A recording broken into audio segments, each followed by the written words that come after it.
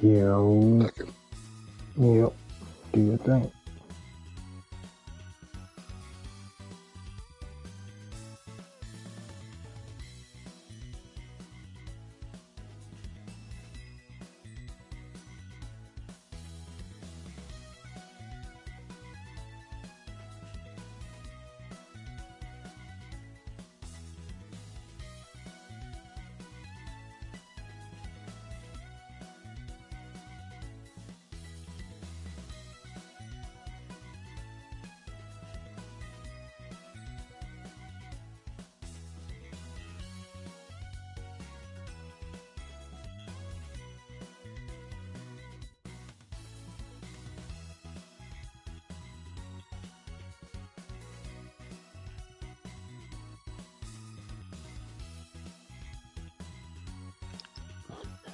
Yo.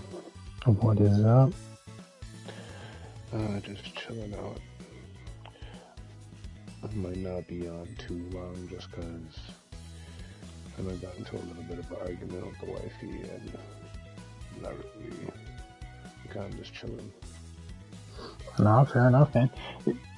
Just want to let you know, man, like, if you ever need me to cut the chat and you want to vent it out, I can do so. Oh, no, I appreciate that. I know for sure I really do. So, for context, like yesterday when that person joined the chat or whatever, well, when that person NyQuil joined the chat, essentially, like a while back, me and my girl, like we broke up or whatever, and like I was kind of just in a really bad spot or whatever, and I was just really depressed and shit. And he had called me one day, and like he was one of those people that like you talk to on a semi-regular basis, but like they're always good vibes, always good advice, just always on a good tip, you know what I mean? So I showed him what was going on, and he was just like, you know what, man, come on out to church with me on Sunday, you know, we'll sit down, we'll talk or whatever. And I was like, you know what, I'm like, that actually sounds like a good idea, you know what I mean? So I went with him, and the service was actually very fun. We had a great time, everything was cool. But like after service was done, I specifically told him that, like, you know, after church is done, I kind of just want to go home because like I didn't really know anybody, and I just like I was just like drinking all the time and shit like that. So like I wasn't really. I had gotten to a point where I kind of like didn't really want to be like sober, you know what I mean? So after I was like, after it's done, like I just want to go home, you know what I mean? Oh, 100%.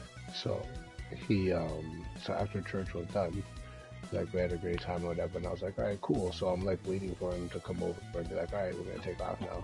And instead, he comes over and he brings over all these people to introduce me to, and they start talking about like some restaurant shit, and he's telling me about how he wants me to like be some general manager of like some restaurant place, and I was just like, what the fuck are you talking to me about right now? Like, I told you what was going on. I told you that I didn't want, like he specifically said, like, we'll talk with some people after church. And I said to him, no, I don't want to talk with anybody. I just want to go home.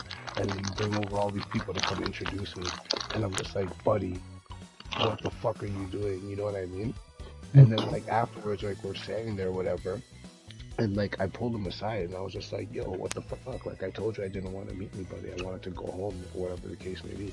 And he was just like, yeah, you know, we're just gonna go for lunch and we'll sit down and we'll talk and da. And I was just like, do you not hear what I'm fucking telling you? I go, I don't want to fucking go anywhere with anyone. Like, are you deaf? And like, yo, it turned into like this thing, and I had to like pull him aside and I was like, yo, bro, if you don't fucking take me home right now, this is gonna be a fucking problem right here. Like, I go, I'm gonna fucking embarrass you in front of this entire fucking congregation. And he literally was like, all right, and then he drove me home.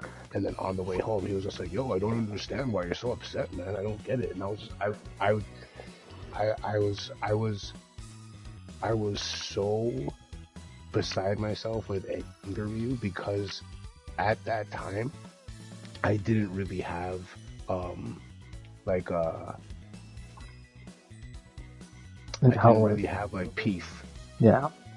You know what I mean? I didn't have peace. So when I was talking to him and I was telling him what was going on, and it was like when we went, and at first I didn't even really feel like going, but when we went, and it was just like, okay, you know, whatever, I had a good time, you know, this is actually good, maybe this is what I need, you know what I mean?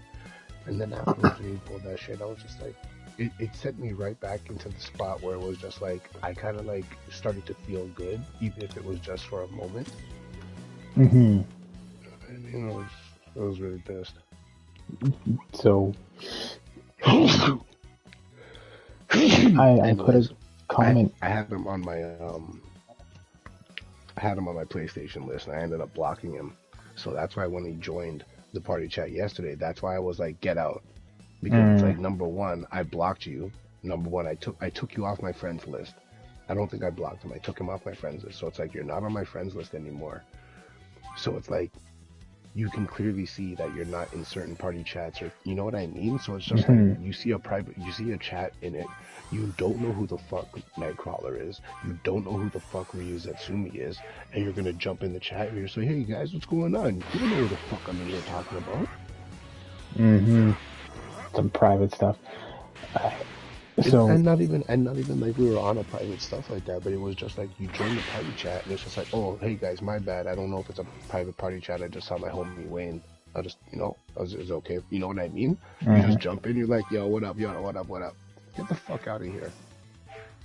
Yeah, no, understandable. So here's the funny thing, because I messaged you on Discord saying, oh, I had something similar. It went from similar to when you described it to exactly the same thing, almost one for one. And I'm not like, okay, I'll tell you this. So again, mobile shop days, right? I bumped into an old friend of mine, like old coworker at this point, back in my like Telus days and everything. And I'm like, yo, how you doing? We're talking, catching up and stuff, introduced him to my wife and everything, and he's there with his girl and everything, and I'm like, okay, cool. And he's like, hey man, we should go out for dinner. I'm like, alright, cool, sounds good, let's go for it. We go for dinner. We go to like a sushi joint and everything. We're sitting there chatting, laughing, having a good time, and he's like, yo man, how's work been going? Freedom's always been an on and off thing with me. Never really, there's like months in the end where I was like, I enjoy the job. Months in the end where I'm like, I need out. This was during one of those out phases. I'm like, work's not going so good. I want to grow, but I'm not growing. Like, hey, I'm thinking of starting something. I have some friends. You should come by and meet them. I'm like, okay. Like, but what's your business about? Don't worry about that. Come meet my friends first. We'll chat. We'll get to know each other. I'm like, okay, cool. My brain, I told him flat. I'm like, my brain's flipped. I'm now in business mode. What's the business about? Wouldn't tell me. She's like, just come meet. Bring your wife. Come meet. I'm like, I don't bring her in business deals. That's not a thing. Like, that's not. What does that have to do with anything? Yeah. Her being there is not going to add a difference in presence. Her stuff's good. She's on the same mental state I'm in. She doesn't need to be involved. So I'm like, okay, fine. Talk it over with the wife, and she's like, I don't know what it is. Maybe you should go. I'm like, maybe I should. Hear him out. I owe him that much because he did train me back in Telus. He's like a former mentor kind of thing. I owe him that much respect. Go hear him out. Go there. Told him in text 3-4 times. Look, man, I just want to know about the business. I'll get to know your boys later. I just want to know about the business. If it catches my eye, I'll get to know them. If it doesn't, we move on. Plain and simple. Because you want to separate certain things, right? You don't want friendship and business in the same category all the time. Absolutely. And so, I get there, and it's like him, his girl, his friend, his girl, his other friend, and his girl, and it's just me. I'm like, alright, cool, what's going on? Like, it's stuff, said hi, exchange pleasantries, all this stuff. And then there's like that awkward silence. Like, the air knows, like, what's going on. And so I just cut it. I'm like, alright, what's the proposition? What's going on? Well, tell me more about yourself. I'm like, pump the brakes there. Ask 2 more times. What's the business about? So-and-so told us a lot about you, so we want to get to okay, last time. And I look at my former friend in the eye, I'm like, you tell them right now. If they don't answer the question, I'm leaving. I'm not even going to pay attention to what they're going to say. I'm not going to hear anything about it. Like, oh god, I'm rusty. But, yeah, so like, what's the business about? Like, before we offer you the proposition of it, we want to get to know I'm good. You have a great night, I'm out. Like, I get it. You have a business idea. I understand you want to protect it. I don't know what it's about. So I have nothing to lose to not give you any information. Couldn't not be a part of it. Yep. Yeah. And so, like, it was one of those things, and then I sent a message like, look, man, I'm sure it may seem awkward because you stuck your neck out there. You tell him no hard feelings, but, like, you know me. You know me better than anyone. We worked together for years. You should have prepped him better of, like, hey, he is about business. When we talk about business, he flips his mindset. If it's a social call, then he's more social. If it's a business call, I need the facts before I start warming up to you. Mm-hmm. And haven't heard from him since. So when I told you, like, this kind of, by the way, they were members of his church. That's why I said it was very similar. They're like friends in his congregation, basically. Yeah, I'm just get bodied twice. Oh my god. Okay. But yeah, so I was like, so after I heard that story, like, wow, it's almost like a one-for-oneer. And this is what terrifies me more, because this plays into Crawler's situation, where Crawler's like, we're all like a pea in a pod. We're almost very similar in everything we go through in life. That's very true. Forming connections and shit. Because, like, my situation wasn't like, I'm not gonna say mine's like a one-for-one yours. Like, yours, I would say, yes, you were in a, I don't want to use the word worst spot than me, because that's not the right term. You know what I mean? Like, I'm not saying mine was better than yours. It's more of, you were in a state that had you in a situation of, like, I'm looking for, friends. I'm not looking for handouts. Yeah. Exactly. And mine was a situation of, I'm looking for a stepping stone to move forward with my professional career. I don't mind making friends, but I'm going to keep them very separate till one locks in strongly over the other. Like, now that I have this new job, I don't mind making friends. I have a good job going. I can build, I can grow in it. It's an amazing career choice, everything like that. So now I can work all the social stuff of, like, rebridging friendships and everything like that, and getting people to talk and everything. But yeah, no, it's like, if Crawler came on a party chat with me and be like, hey, Ryu, I got, like, this awesome business idea. I don't want pleasantries. Give me the facts.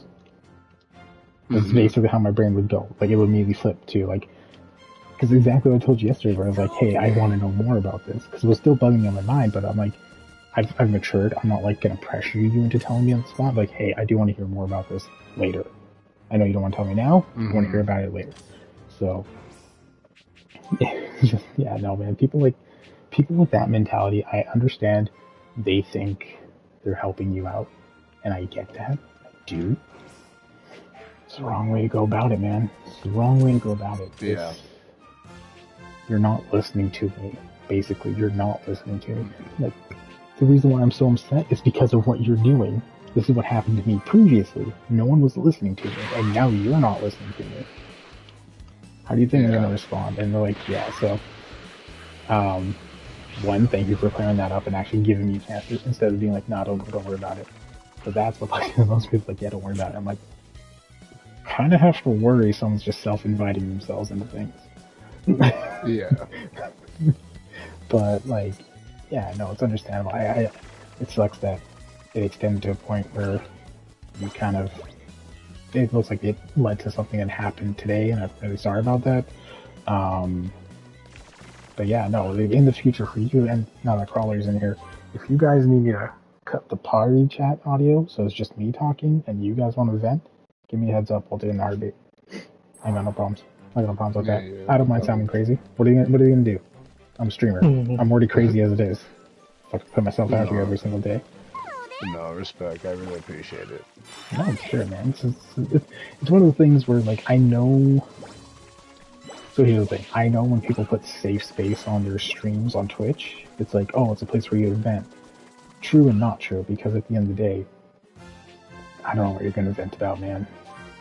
I don't know what you're gonna vent about, and that's what worries me. Because what's the first thing that's gonna come out of your mouth? And if it's something along the lines of, oh, I wanted to, and it's like, not gonna lie, it's a Friday night, and I don't know if I want to I'm not trained to tackle that. So Friday night, it's kind of wondering or something more along the lines of, yo man, my girl broke off with me. Okay, we can rip on that for a bit. You know, it's one of the things that's pretty. Yeah, so that's why like people in party chat that I chat with, I'm like, sure, I can respect that. You can go ahead and do that stuff, but just let me know ahead of time before you go off. No, for sure. So what do you do on RE4 then? Is that like your de-stressor? No, like, well, yes, because it's a game where it's like, I don't care if I die, I can pause it, and headshots look amazing, and I have infinite ammo, so... Those death animations look amazing too. Let's be real. Some of the death animations Leon goes through is like, oh, someone spent some time on that. Yeah, and that's being said because that's after Dead Space. But, like, no, I just... Like, it was one of those situations where it's kind of just like, I don't have a problem with you, but you know that the last time that we spoke, we were not on good terms. 100%. So why you're approaching me like, hey man, what's going on? Long time. You know what I mean? Like, I'm a person where it's like, the one thing I can't stand is the misuse of the word friend. I do not put that title out there on people, and likely I don't. But I call you a friend, it's like, yo, you know this reputation in your heart, and you mean it.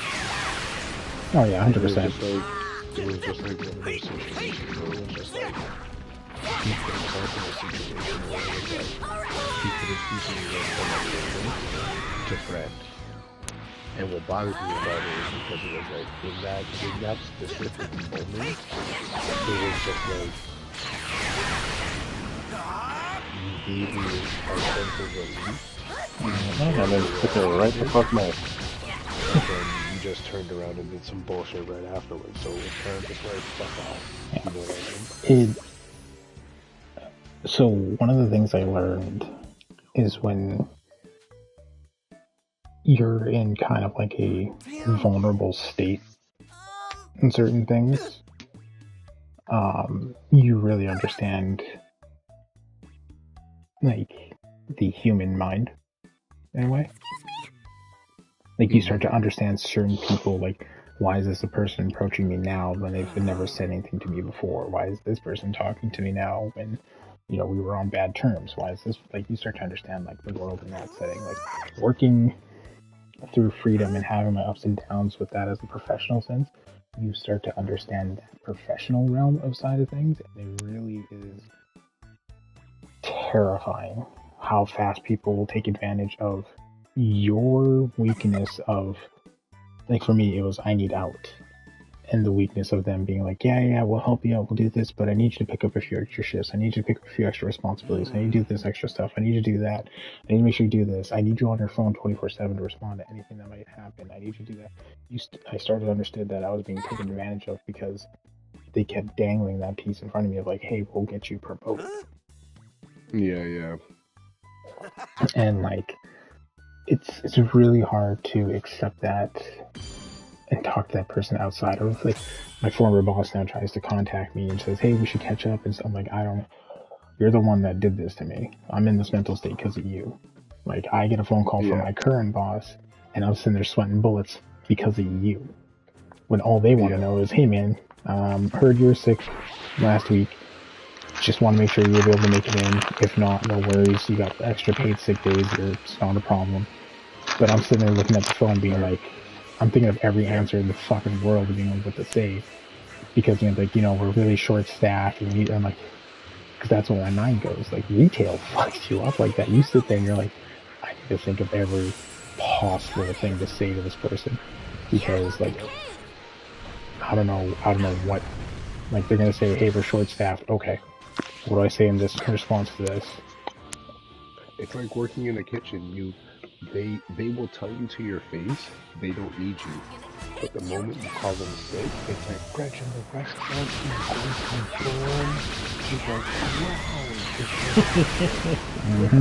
You let it burn.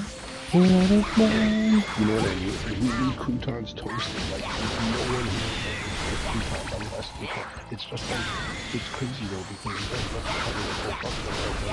You know what I mean? So it's just like one day, once I realized when I was like, nah, let me tell you something. I could go back and work at Moxie, but the only reason why I wouldn't is because some of the people that let's just say I left a bad taste in their life, they wouldn't be comfortable working with me. And they wouldn't be comfortable working with me because I've done their job and I now know how shit they are at it. Right? And when I say shit, I don't mean as in I'm the best. I don't mean as in I'm perfect. I mean as in I see what you did. You got yourself into a comfortable position and now you're just gonna ride the fucking waves. You're never gonna fucking move anywhere. You're never gonna take on anything more. You're just gonna stay where you're at. You know what I mean? And Oh it's yeah. like it's the type of those are the kind of people where it's just like it's whatever. Like this one guy I used to work with at Moxie's. Yo, Louis, I'll never forget. This guy used to leave my stations as a sous chef. Okay, when I used to come into work at nights, I had gone down to like 2 days a week. I found another job. Louis, I'm going to work at night. If you saw what my station looked like when these guys wanted me to start work, okay? If you saw what it looked like, and I used to get so pissed because when I worked during the day, I would leave my station fully stocked and clean, ready to go for the next person. So it was just like, I don't understand how that was the standard when I worked in the morning, but this is what I'm coming into in the evening. Yo, let me tell you something, Ryu, My I was dad working at this trained here other when he was a breakfast spot, kid, huh? and the guy came, the same sous chef, he came in the morning to talk to my buddy Graydon, who wasn't there. And so he walked in and holds up his arms like, yo, what up, what's going on, man? And I looked at him, I go, I don't know why the fuck you're so happy to see me. No, And he gave me and that look like, are you serious? And I was just like, are you fucking crazy? Do you not remember how I used to leave my station looking? Now you're gonna come here with wide open arms like it's all love? I go, what the fuck you want? Graydon's not here. like, so for me, my I think situation I was can handle this. my manager would always like to leave early. Always. Always like to leave early. And unless he was forced to do a closing shift, he would always leave early. And even when he did a closing shift, he let the new person close by themselves and go home. Because that's smart. Because he's on salary, right? He's like, well, here or not, it doesn't matter, I'm gonna get paid. And so, so whenever there's a situation where like, it was funny because this one coworker I had, she would always look at me really weird because every time they'd be like, all right, I could send someone home early today. I never jumped at it. And she's like, why do you never ask to go home early? And it's because I'll say yes, and then something will magically come up where I have to stay. Why you can't? Yeah, so there's just no point in me ever asking to leave early. And even if I did, it was, and I tell you, it's like pulling teeth. It's like pulling fucking teeth. Oh, man, I can't. Do you really have to go early? Yes. What's it for again? It's for this. You really can't just wait. No, I need to go. Man, because like, I had this important thing that I had to do. If it was important, you could have took the day off. Like, this would be the conversations between me and my manager, and it was just like everything out of the fucking book was just like, are you sure? Like this is, and then when I come in, like, you have workstation, I have escalation files because I was part of management. They were never done by him. They were never. I had to deal with it. I'm like, I can't even make this call. You have to make this call. Like, it's your job to tell the customer. To make the call. Yeah. Like, the extra work is I have to call you to tell me to make this call. When you could have just done it. And it would have been fine. No one would have batted an eye. So, like, it was just one of those things where, like, I'm not gonna lie, I did the quiet quitting thing. I did the minimum of what my job description was, and then I called it a day because I'm like, wait, man, I'm not dealing with this extra stress. And it was infuriating. Yo, listen, how you go out at a job is usually a representation of how you were treated. Like I believe that 100%. Like I know there are some people that keep it professional no matter what, But for the most part, I believe if somebody quits in a very shitty way, it's one of two reasons. They're either they're a big piece of shit, or they're like, fuck this. And they hit a point where they're just like, I don't care for the professionalism anymore. I think I can handle this. I've seen that happen. And I've seen that shit happen. And when it does, that should be a I left in a professional well, I didn't. So I was gonna leave in a professional manner until the new hire. Well, man, when I tell you, it was okay, so just fresh off reading all the policies, and there's a policy where if you have a disability, you get a full 30 days for an exchange or return, as opposed to the standard technical 15 for any tech company. Every tech company is like 2 weeks, right? Doesn't work in 2 weeks, bring it back. If it works after 2 weeks, you're hooped, kind of thing. And so that was the same situation. This customer came in.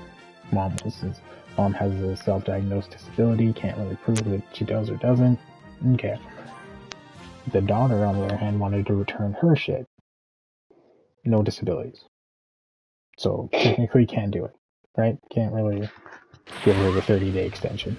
Right when I was about to tell them, hey, I can return your mom's stuff, but I won't be able to return your stuff, this new hire came out of the fucking gate straight to my face like, so you're gonna give them a refund, right? Like, you're gonna refund everything, like, as loud as possible for them to hear? And I'm like, are you fucking serious? Like, this is your second day here. Wow. This is your second day here, and you're telling me how to do my job? Called up the acting manager. I'm like, get your new hire straight. I'm not giving these customers an answer. I'm just gonna go home. Today's my last day. Sorry, not sorry. Nice. And he's like, no. He's like, no. He's like, what happened? I'm like, your new hire is telling me how to do my job on a return. And he's like, because he knew I was quitting. Because I got the job and everything. And I gave him I told him, like, I'm giving you a 2 weeks, my 2 week notice, but my 2 week notice is very flimsy. You slip on a dime. Don't. Because it's true. I'm not gonna. Because here's the thing. Because at the same time, you and him have established. You know exactly what type of shitty fucking relationship it is. You know that you're on your way out. So it's like, listen, I'm only giving you this as like a courtesy. It's a courtesy. Like a courtesy. You know what I mean? I'm giving you a 2 week notice as a courtesy, but understand that if you even blink, if your breath smells one day when you come in to work, that just might be it. Mm-hmm. Oh, and here's the best part. This is the manager that took over after the shitty manager got fired for fraudulent shit. Nice. Right? And so he's already shitting bricks because everyone else quit. And then there's me and he was looking at me like, hold, man, you're gonna hold the shit together, right? Like, you my boy, Blue. And I'm like, alright. I'm holding nothing together for you, man. Getting out of here as much as everyone else. And yeah, I'm like,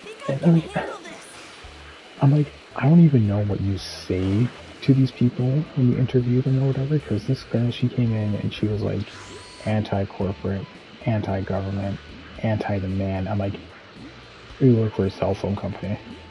The most corporate of corporate. Like, the most corporate of corporate.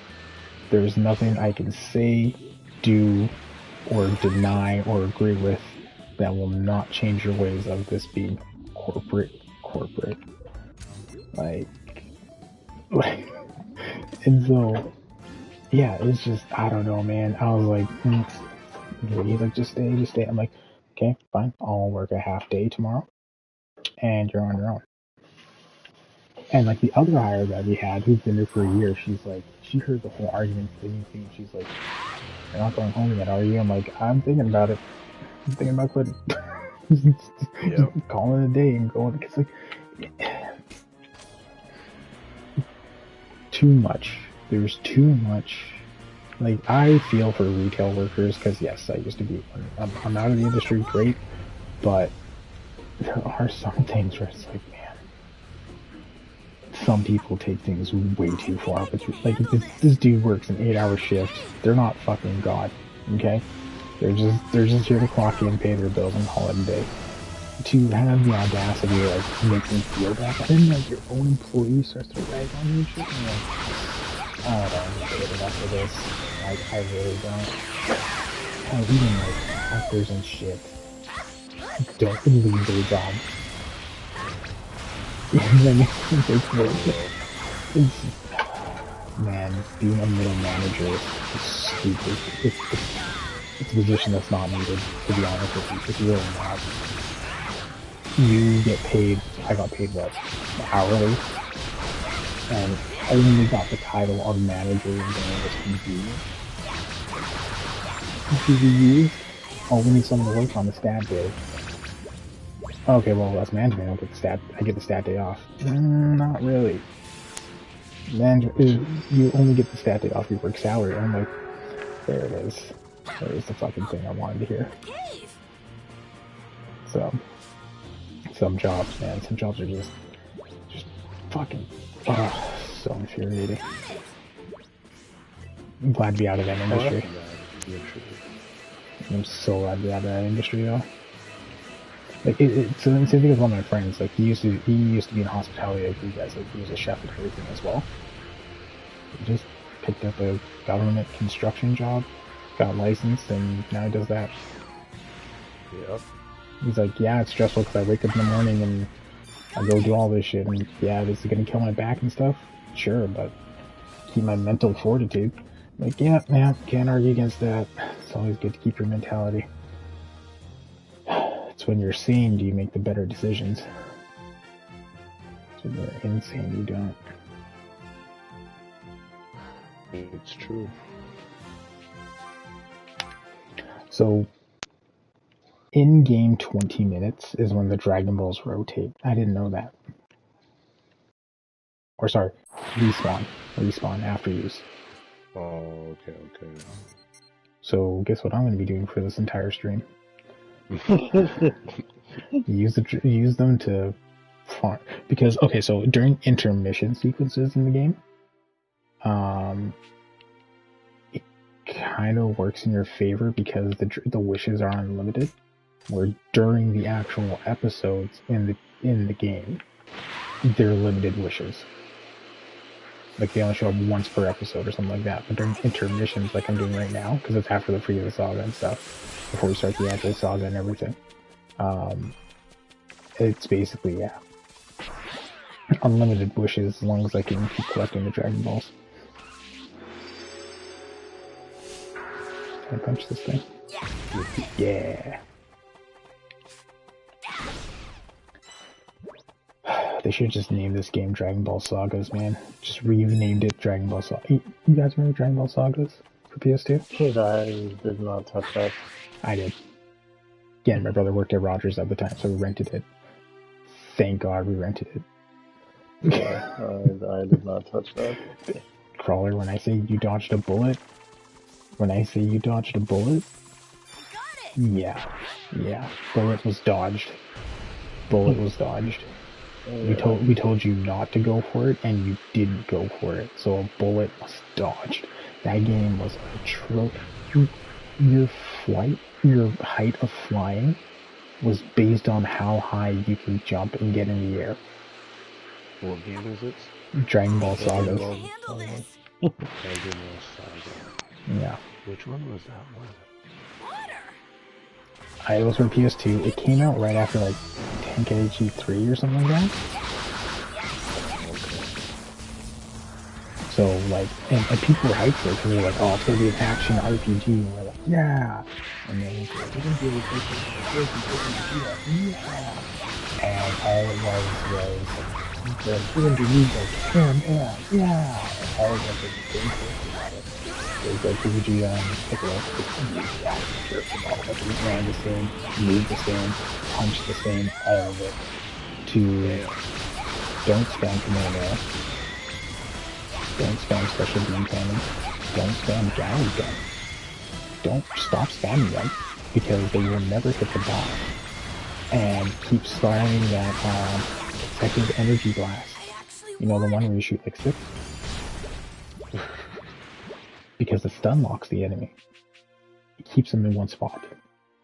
And just rinse and fucking repeat. Rinse and repeat. Keep rinsing and repeating. Oh, your eardrum shattering? Don't worry about that. Just rinse and repeat this. And you get a couple of things for beating the game. You know, you get some things for unlocking and beating the game. Not worth it. Not worth it. When I tell you it's not worth it, it's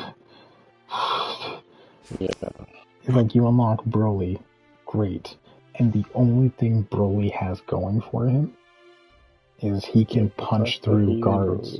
He can punch through people guarding, and everyone likes to block in that game, no matter what. And your supers and your ultimates do not do shit. They do not register enough damage. Think about what I just said. It's not that they don't do enough damage. They do not register enough damage.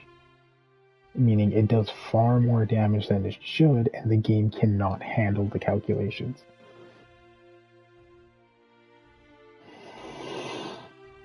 Yeah, that game was an utter mess.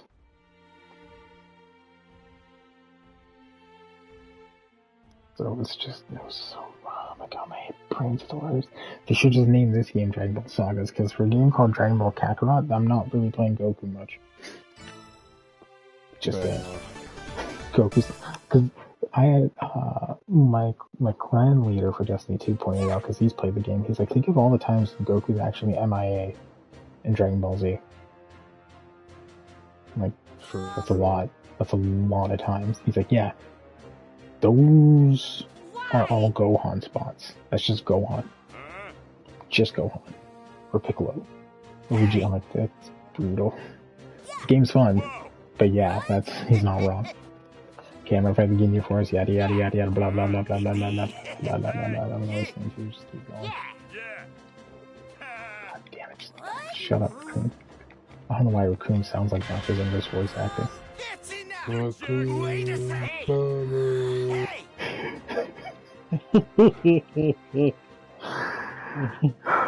Raccoon's gonna need that short hat and a short bus.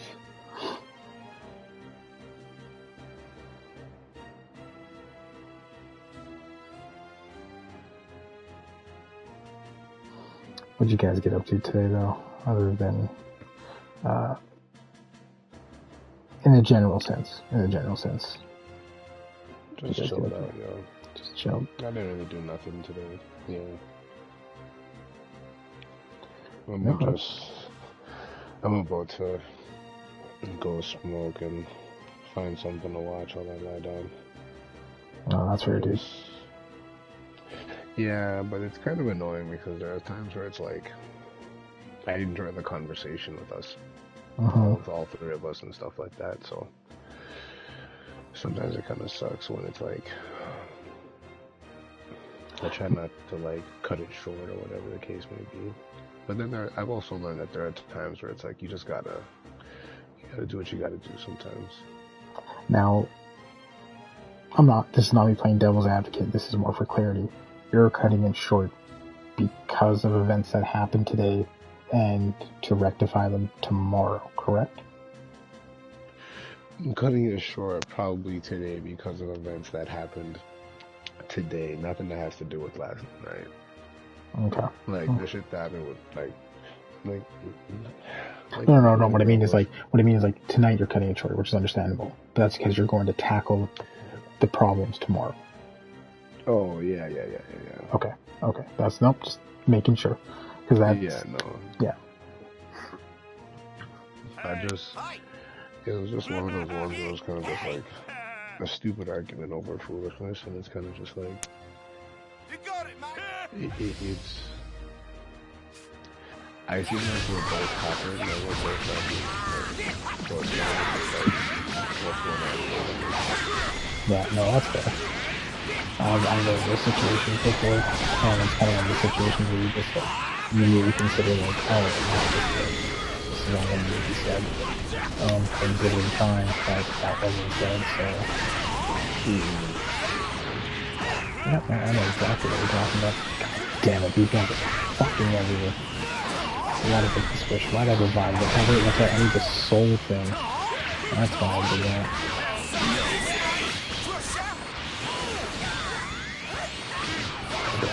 Goddamn you thing. Goddamn it, Raider. Fucking that pickle.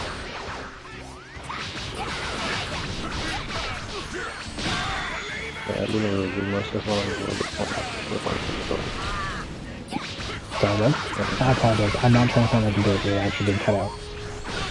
Yeah, I know. It's been doing that the whole damn time. It's been like listening. Like when you go no, I was just on the road with one of the girls. Had a little key in the middle of Question for you, Carlos. This is a question, and I think there is going to be a laugh out of this first. Question for you, Carlos. Since this choppiness has happened, have you disconnected on the internet?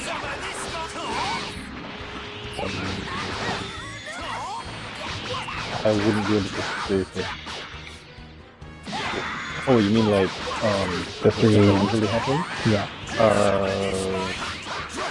No, because it didn't happen last night. Because that means they're fixing it. They're running tests and they're fixing it. So it was your internet service provider. Yeah. Okay. Yeah. Yeah. Because choppiness comes from downloads and bandwidth connection. Okay, that's cool. Yeah, the other alternative is going with a wired mic and seeing if there's a difference. If it's a wired mic, then it might be your headset, but I think it might be the connection. Okay.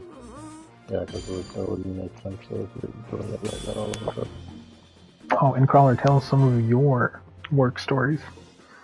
Oh, man. Alright, well, okay, let me just get this out of the way then. Well, yeah, like I said, I rode with one of the girls.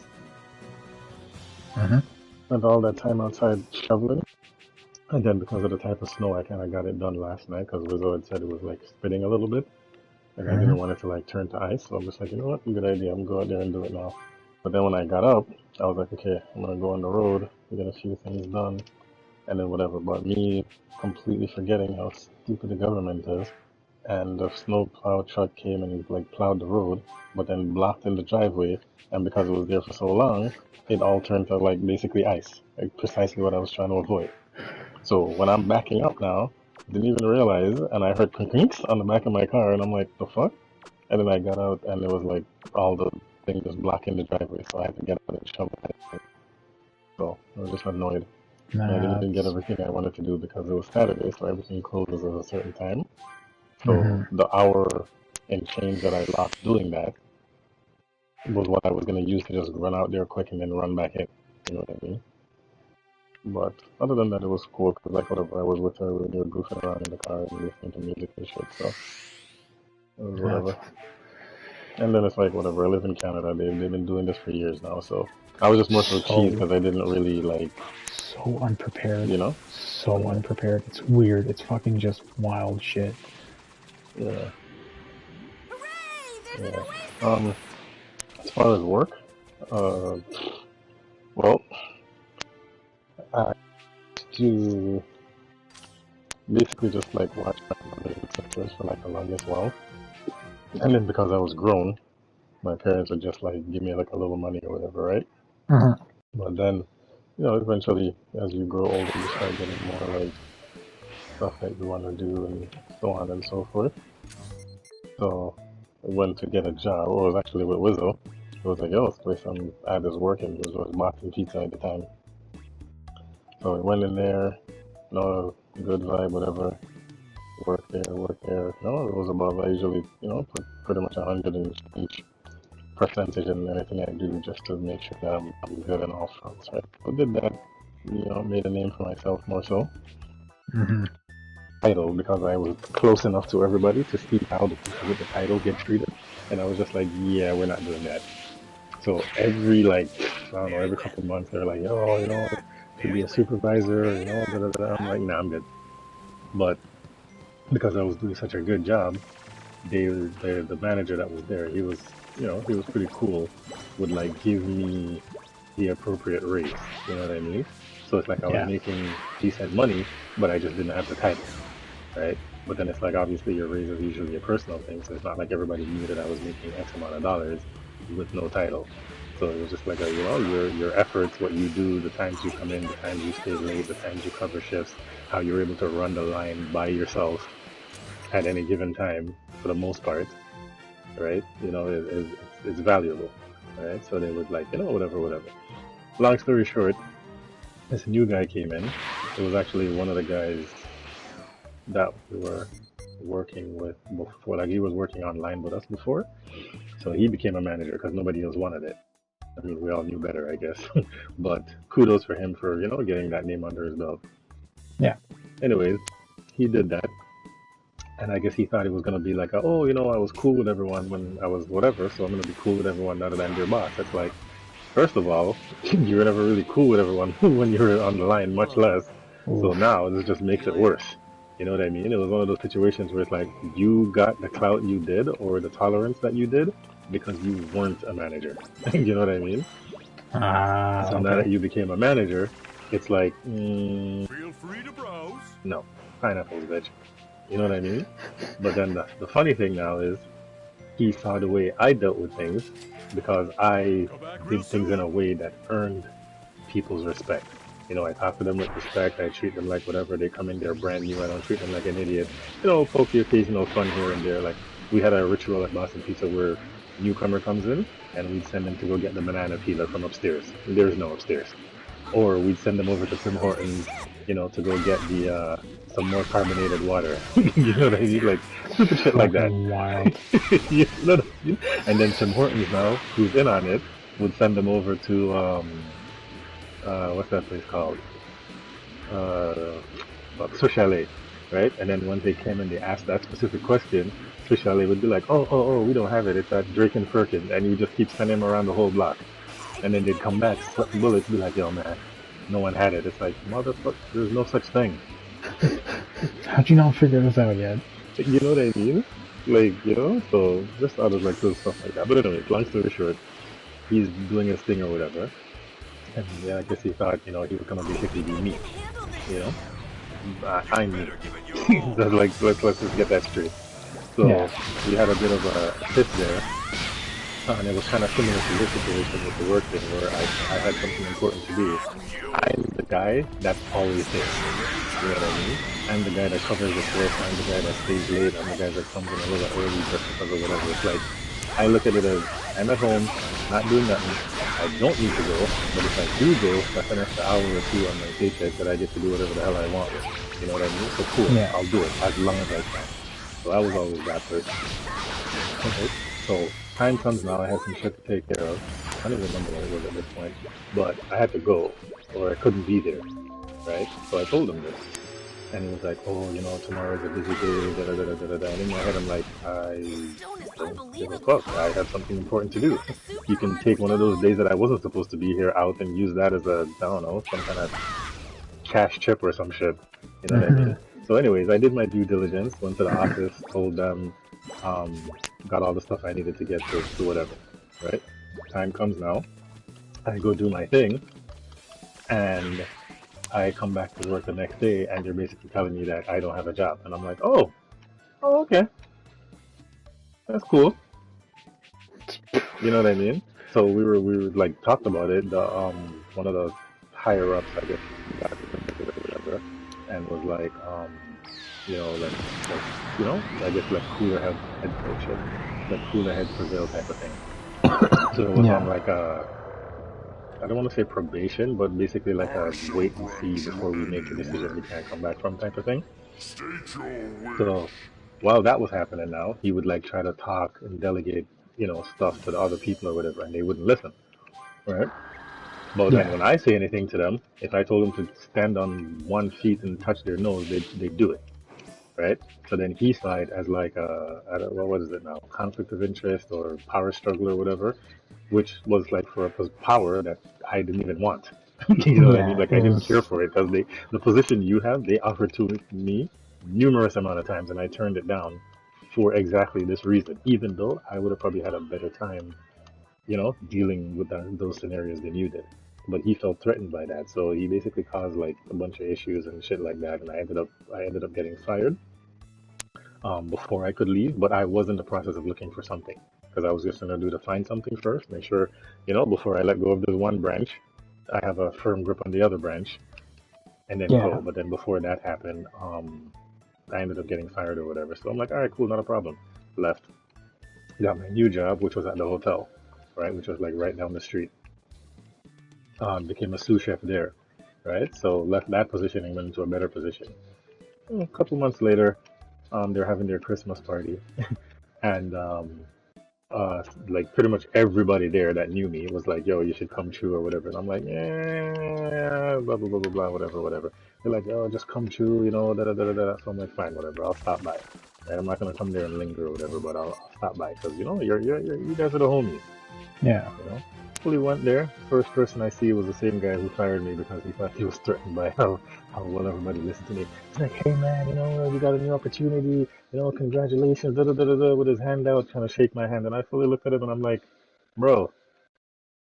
And I don't like I mean we all have our vices, whether it be good or bad. I don't like stupid shit. Like there was no need for any of what you did. So the fact that it happened and my brain can't conceive why it happened pisses me the fuck off. So I just said, you know what? I bit my lip with you. Like I literally made the motion to bite my lip and I just walked past him. Like, yeah, man. No, I it's just walked past him because there's like one thing I've always learned, one thing my grandparents have always told me, pick your battles. You know what I mean? yeah. And no Some matter people how just cheesed you get, no matter how cheesy you get, always try to be in a position where you're making the best decision possible for that scenario. I think I can handle this. You know what I mean? Oh, Sometimes it's 100%. just a while out, but other times it's just walk away. You actually gain more doing that and have more of an impact than you would if you just, let it slide. As hard as it may be sometimes. So I was always like taking that kind of thing. So that was one instance. The next one, I was with the same job at the hotel after years and years and years of working there. I had another position again. And again, I worked the way that I worked. Everybody liked me and everybody, listened to me and all of that stuff. But again, I knew what the management had to deal with. This time around there, it was different. I had more to gain than lose from taking because my daughter was about to be born. So I said, okay, at the very least, even if I was to leave or get fired, I'll at least do that with the title of manager under my belt so that if I have to go look for another job, I can always put that out there.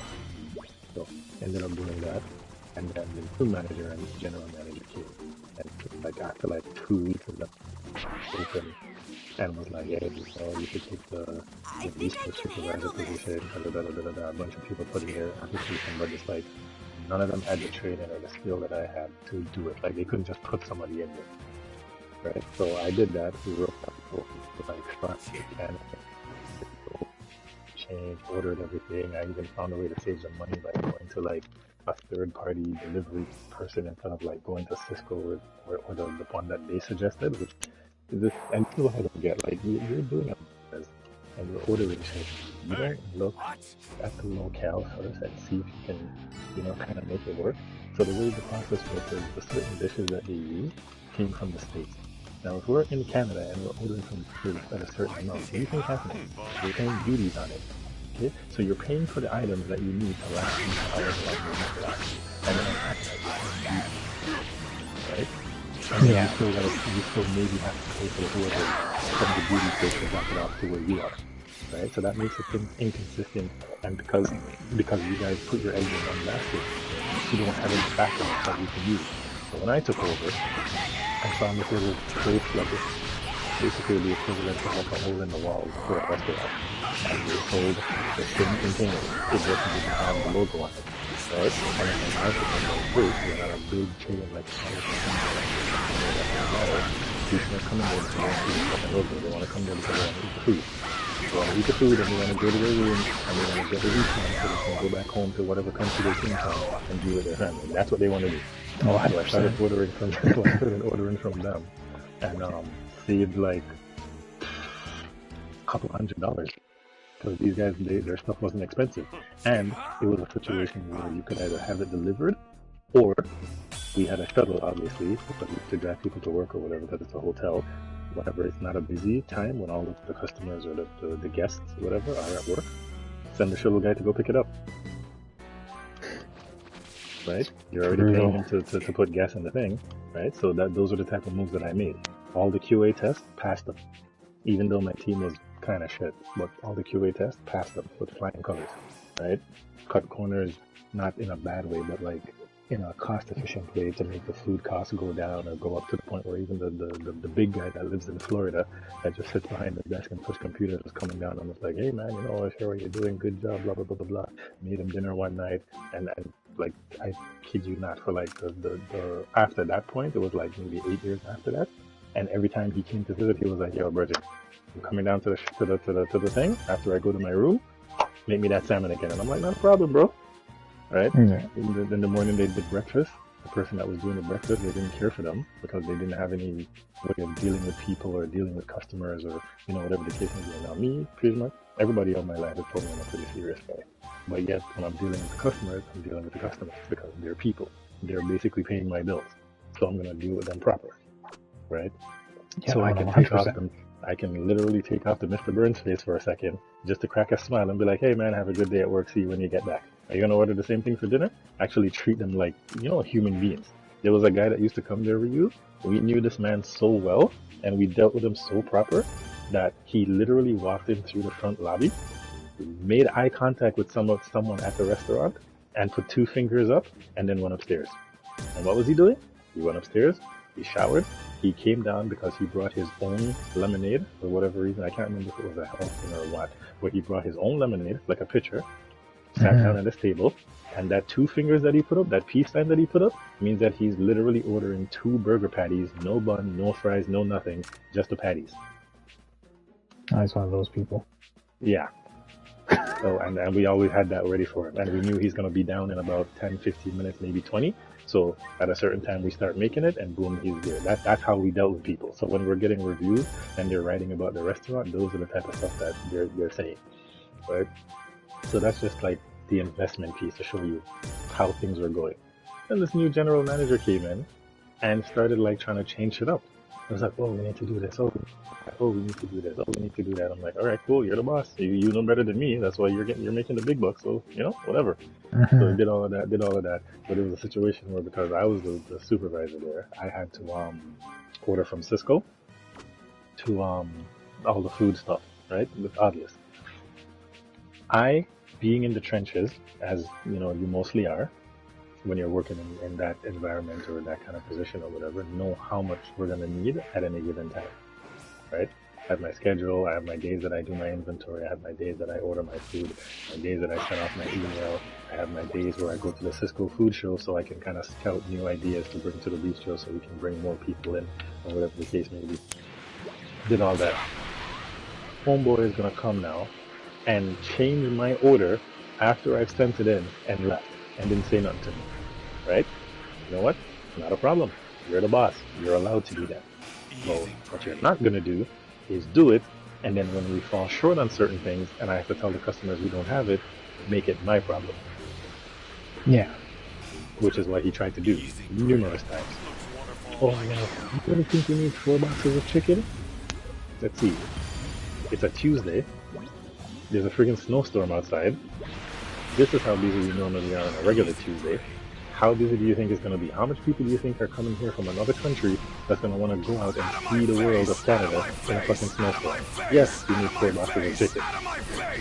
Oh, the food cost is full. Oh, da-da-da-da-da. And I'm like, hey man, just let me know what you want to do and I'll do it. Well, you know what? Let's just go ahead. Order comes in, only 2 boxes of chicken. Where's the other 2? So because of stupid shit like that, I ended up quitting. And I went to go work at the keg. And then while I was at the keg, kind of similar to your situation with the phone thing, I wanted to move up, and it was like a Sue, type of thing. You know what I mean? Like there was never any definitive action plan of we usually hire the senior person first, and okay, nobody else wants to do it. So what's the deal? Yeah, So I am, like the yeah, store I worked at was shit. No one wanted to run that store, man. You dealt with yeah. like the homeless, the crazies, everything. And like after that manager got fired for fraud, I pretty much just asked him straight up, like, okay, what are the chances of you getting promoted? He's like, well, we won't consider you right. And I knew what he was trying to say. He's like, we won't consider you right. I'm like, okay, cool. That's all I need to hear. And I left. He's like, wait, what does that mean? I'm like, that's all I need to hear.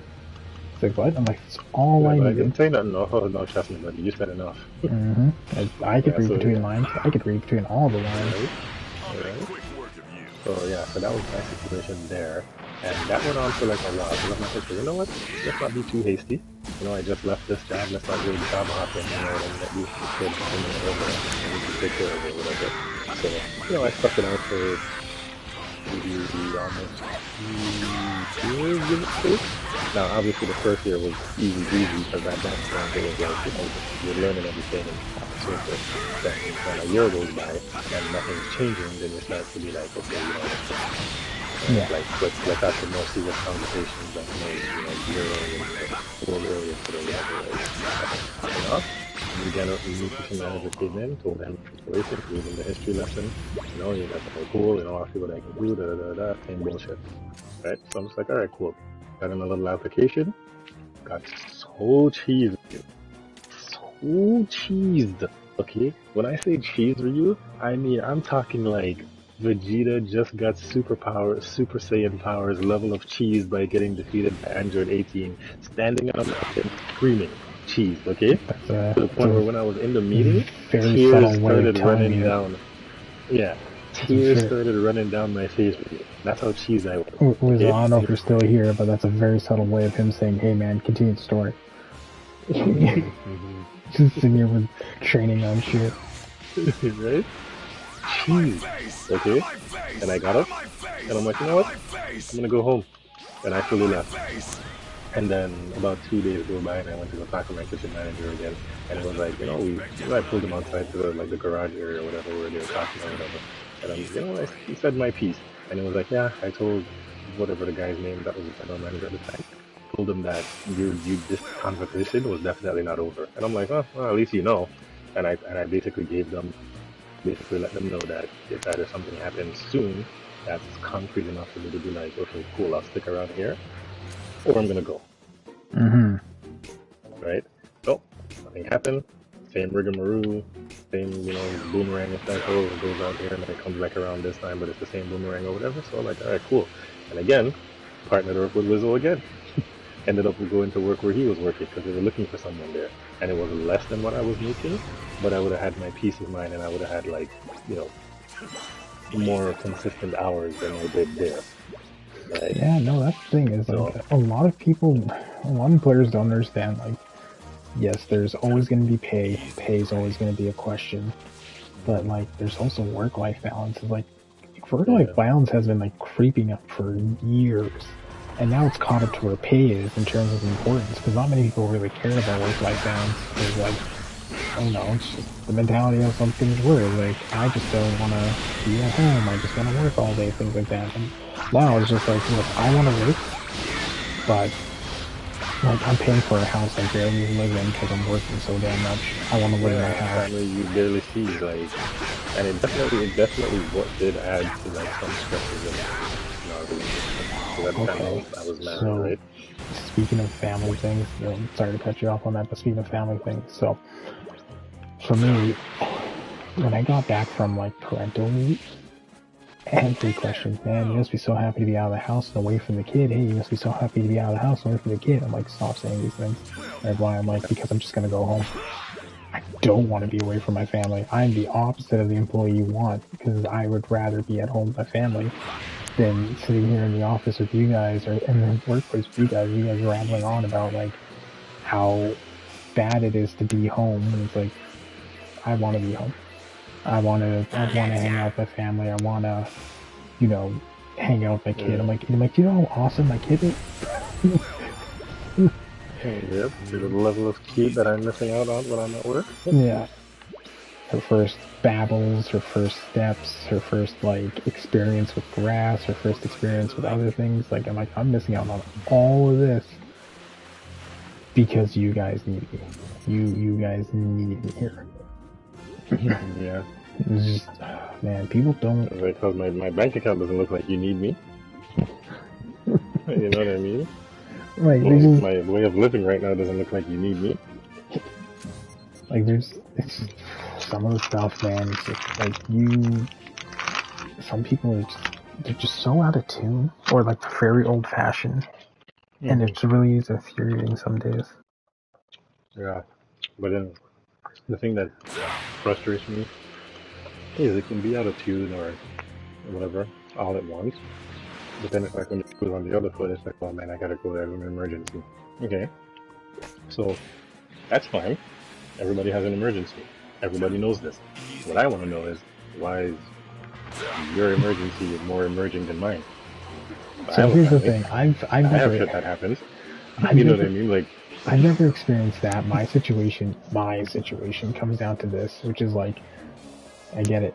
You got an emergency. You have too many emergencies. There's too many coming out of that. Out of that side of your life, and like either you're messing up on something, or like, you know what I mean? Like this doesn't make any sense. Out of my face! Out of my face! Out of my face! Out of my face! Because like I can understand emergencies. I'm an understanding person. I get that things come up. But when it becomes a consistent, it's like, then why'd you come into the office? Like, you know? Yeah. There's no point coming to the office if it consistently happens. Well, that's because it's not actually happening. You got away with it one time, and you're like, well, this is the best way to do it. Then I go to emergencies. Well, that means it doesn't drop you. You need something more flexible. That's all we're going to do. And that's what people don't understand.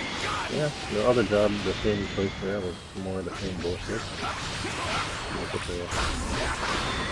That's the point where I'm putting to this, and we and Wiz both actually, because we ran it back again. And we were working on this next job together, and when I said it was a place to be, it was a place to be, and then like COVID happened, and then it was pretty much like downhill spiral from there.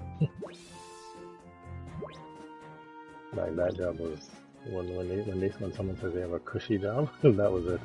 Everybody came in, did what they were supposed to do, work, they're getting paid properly, you're literally live 5 minutes away from your house, your boss is mad cool, sit down on friggin' break talking Dragon Ball Z and all kind of shit with him, G.I. Joe, whatever, you know what I mean? Like, it was blessed. And then COVID said, oh, you guys are having too much fun. Yeah, so what do you mean you're happy with your jobs and your work-life balance? Nope. Speaking of Dragon Ball Z, did you guys see the video I sent you? I don't do that. I haven't checked it today. Wizzo, it'll put a smile on your face. Just go see it, Crawler. Go see it. Trust me, it's the biggest nostalgic hit. Fucking love it.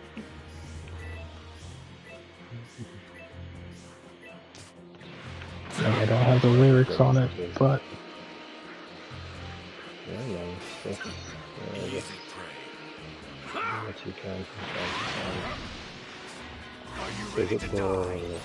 it's like a minute long.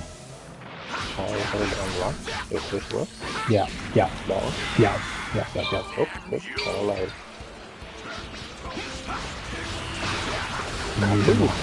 You need volume. You need the volume. 1 second. Okay, hold on.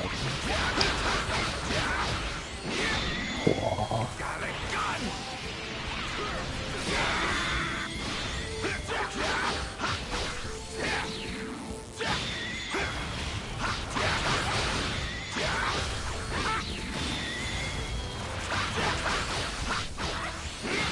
Oh. You actually held your own against the mighty Vegeta. Out of my face! Is working the water boiler? Out of my face! Out of my face!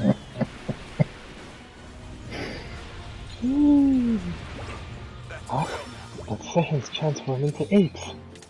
Like, nah, Frieza.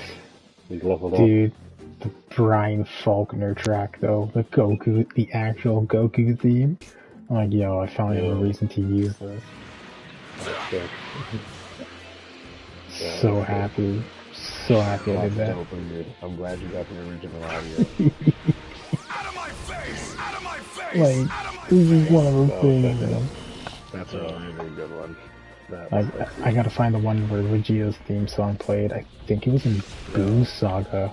No, it was the final Flash on Cell. Out of my face! Like, yeah. The Hell's Bells? The whole piano riff and everything. That theme song. I have to do 3. So here's the problem. So here's one. I don't know if I told you guys before. These. Oh, there's no time limit, but I should probably do them anyways. Side quests have a start and end time. I don't know if you're aware of it. My headset just disconnected itself.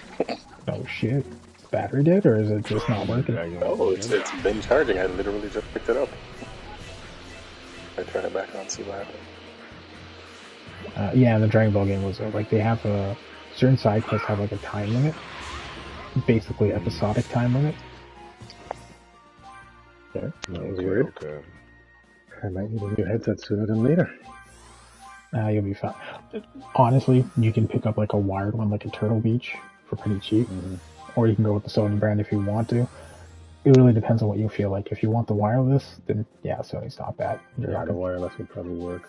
You're like breaking $100 at best, which is not bad for wireless headphones. Because most of them can go up to like $300-400 for no reason.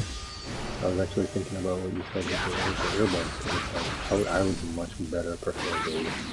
Because even with these ones, I have one of the things, the whatever the thing is, over my ears, and I'm not, because it feels like I'm too immersed, and I can't really feel that around me. Oh, 100%. The earpiece would be better because I can just go running. You know what I mean? Especially like when the girls are here and I gotta listen to like the long run. Yeah. Like honestly, when PlayStation releases their buds, I'm gonna use that because it's. I think they're out already. Yeah, because a friend of ours had one. We went to this gathering, met up with some friends, and he had one. I don't know if he got it early or whatever, but I think it is out. But he's like the guy that's like, he always gets the goods, so. Don't test my heart like this. Yeah, just double check. But like I said, he had them. They look good. He had them in wrong, so I was like, the hell, I don't want those. But then when he fixed it, I was like, oh, okay, cool. Yeah, I want my those. god, they are out. Yeah. They're so goddamn expensive. There's no way they're $270. That's fucking wild for $200. $3 after tax, brother. It's fucking three bills and change. Okay, well, I'm gonna keep an eye on it for sales. What's next? No, everything is done already. The next sale. Soul Strong Media is probably the coolest thing. Hey, how you doing? This is the coolest name, Soul Strong. How you been, friend? Yeah, I stream on YouTube now. Part-time YouTube. Part 2. I was like, not now. You mean in addition to? Mm-hmm. Well, honestly though, I'm not gonna lie. I get it. Twitch is a comfortable spot. Honestly, the daunting thing is streaming on YouTube has like that situation where it feels more pressure because you're like, I gotta start from fresh and stuff. It's super refreshing. I don't care about my fuck ups. I don't care about my mistakes. I'm literally starting out again. It's nice. The one thing I was going to tell you, Crawler, is if you want to do the YouTube thing, like I said, you can put it into private mode and just record the content you want. Like I just did I was playing some Monster Hunter Rise earlier today, turned it on for about an hour on private mode, and recorded it. I'm going to upload that as a Let's Play list later in the year. So I'm just recording all the content now, and then I'm just going to post it later. Okay, that's it. Yeah, because I definitely have some stuff that realistically, like, there's just times when I don't want to stream. Like, I just want to play the damn game, you know? So, but if you want to record the content for the sake of like, just to put it out there, just to say, hey, I was, when you didn't hear from me, I was doing this. I wasn't just MIA, you know what I mean? Yeah, and the best part about it too is like, you can schedule when to post it. You can set it up as a private or a public video. So, I do like that. like, I have videos uploaded up to the 18th, so on Sunday or Monday I'm going to sit back down and upload And it another, just does like, it automatically. yeah, and then schedule another week or two for uploads and just go from there. Yeah, because I noticed recently, like, I saw on my YouTube, and it's Reeves, and I'm like, I know for a fact I did not miss that many streams, okay? Yeah, no, it's on my own stream. The beautiful part about it is, so just today I got a comment from a guy who had like 1,800 subscribers. He's like, yo, this came into my recommending list and I'm not complaining about it. I'm like, this is amazing. And even shorts too, like Lizzo, for example, if there's like a 5 and 16 that you wanted to clip and then you want to post it, you can post that shit onto YouTube as a short. Just be like, hey, there you go. Yeah, just a little snippet. I tried doing that one time when I got my Horizon Dream Drive, and I was basically just talking about it or whatever, because I was doing the Amazon thing. So I just did a little short, and I was like, oh, that's cool, that's cool. I did some stuff with the Dead Cells as well. And then even with Rise that I'm playing Rise now, I usually, when I was doing to the story, they show the monster trailers or whatever. So I usually just record those and I just upload those from like the system. Yeah. The first one I did actually with Magnum Malo got like, I don't know if I was reading it right, I said it got like 60 something views. I was just like, oh shit. I just did that just to do that. I've had one. This is not a brag or a comparison. I finally had one hit 2,000 views finally. Yeah. So for a short, yeah. So it was like, and like the analytics, like I think I've had like 10,000 views overall and stuff. I was like, this is crazy. Yeah, man, it's pretty sick. I still think my top one was this one back in the day when Evil was more, I guess, and I did like it was a clip of this Canada versus the US fight in Ultimate Marvel versus Canada. Ultimate Marvel versus Capcom. Nope, Ultimate Marvel versus Canada. That is the Canada. I would read the shit out of that comic book art. Yo, that was crazy. I posted that, and that's still like the top viewing thing on my thing. But then I was just doing that for fun too. Like, even I'm debating kind of to start. What I did was, I think the base name is still War 29, whatever I put it as. But I changed I guess what appears in chat. If I pop in your chat now, it'll say Nightcrawler. Okay. But then the underlying, it still says that, and I wanted to change the whole thing to Nightcrawler, but I don't know if I can do that. But it's all good. As long as they know where to go, and it's all good. So, what was I going to say here? Because I don't want to start over, but I might need your guys' help on a Let's Play coming up. Not in terms of like joining in to play, but making decisions if it needs to be done.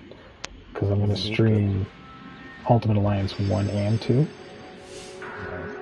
And Ultimate Alliance 1 and 2, in 1, the choices affect the end game, and 2 is Civil War. So I might need your guys' help on that. Worried about that.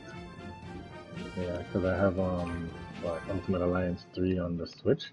That game was hard to get, bro. It took me almost a year to find that shit. Yeah. Well, at a decent.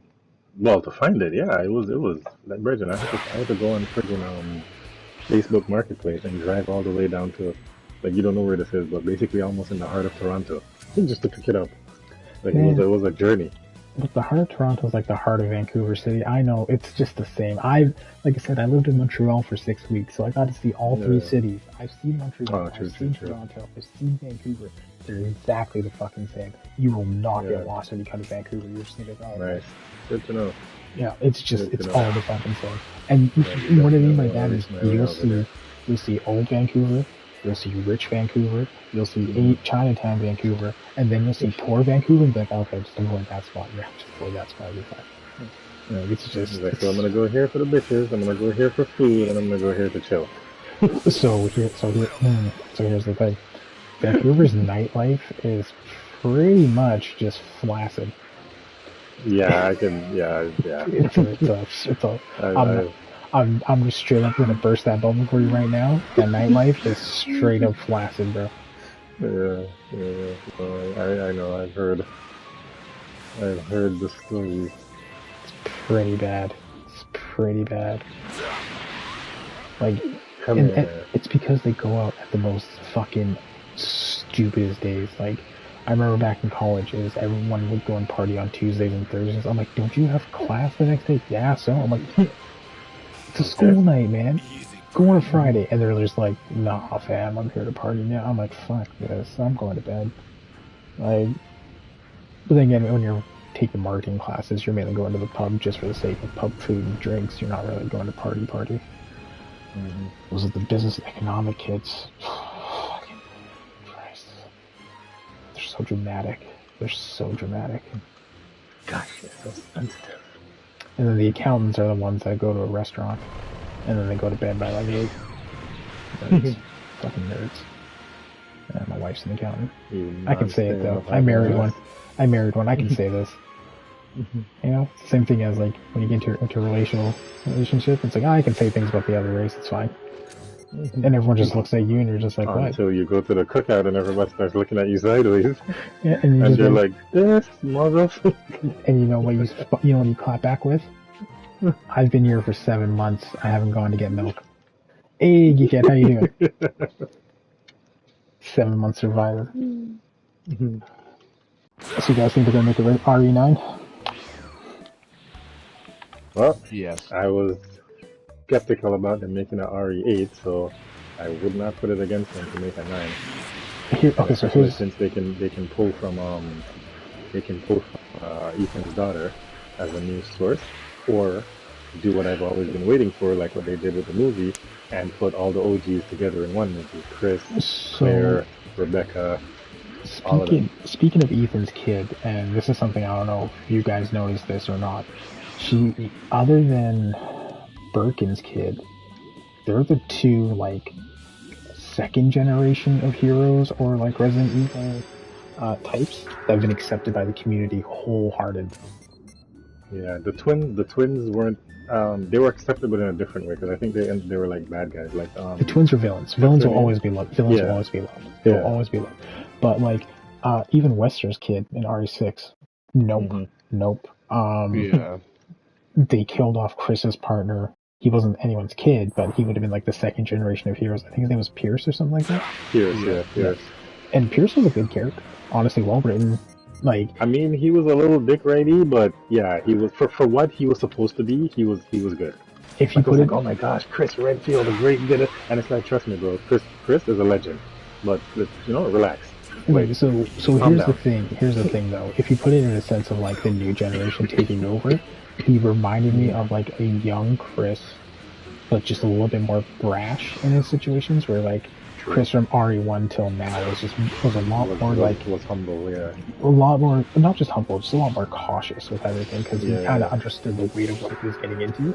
And Pierce was one of those like oorahs, right? Like there's like, and that doesn't mean he was like dumb or anything. It's just like, he was just like he knew what the risks were, but he's like, I have enough training now because of Chris Redfield and all these people to deal with the situation better. Yeah, man. I just want to see them together. Like I love in Vendetta. Oh, sorry, not Vendetta. Yeah, Vendetta. Vendetta had Chris and Leon together. When they put them in there, and I love how in was it Demolition? The one where he had Ada in it. It wasn't. Kabini, how you doing, good sir? He had Ada.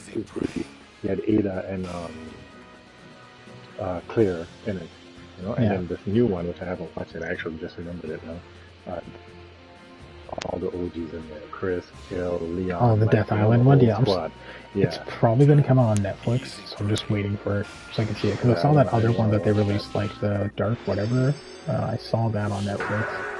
So the TV show, the IRL one? No, not the IRL one. The one that took place with Leon. Like the live action movies are bad.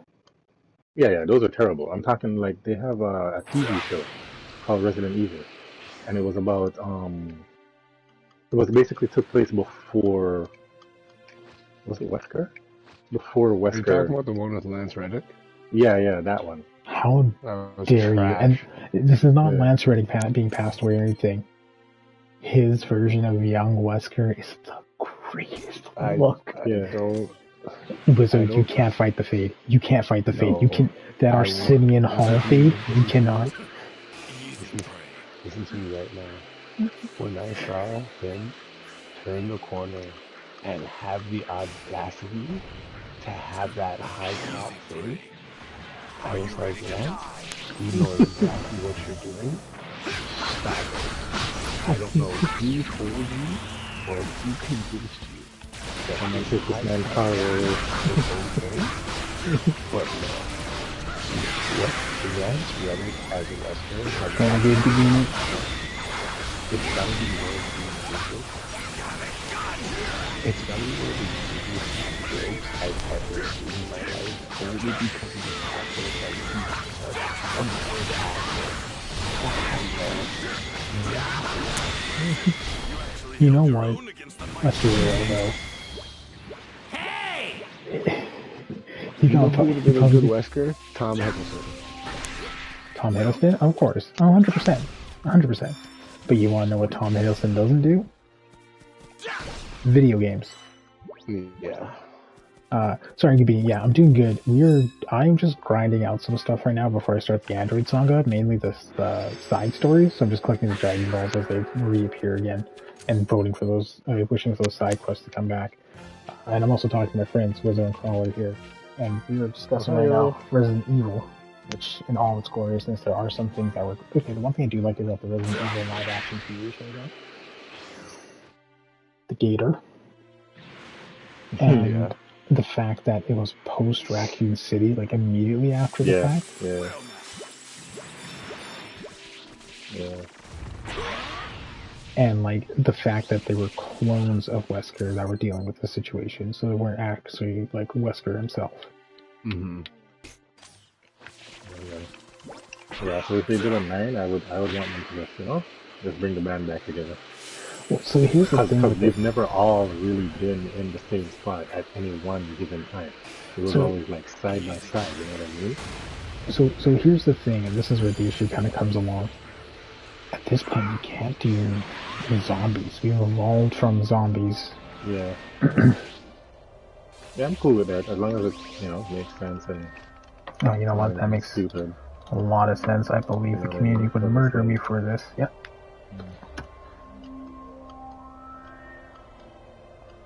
Thank you so much for the grammatical error. Thank you. But yes, like, it's gone past that point, right? Like, you can't have, if you wanted to start with, like, an introduction to it, because if they may go second generation, there's no way I see them not doing it, because that makes sense in my head. A new generation of heroes, right? Yeah.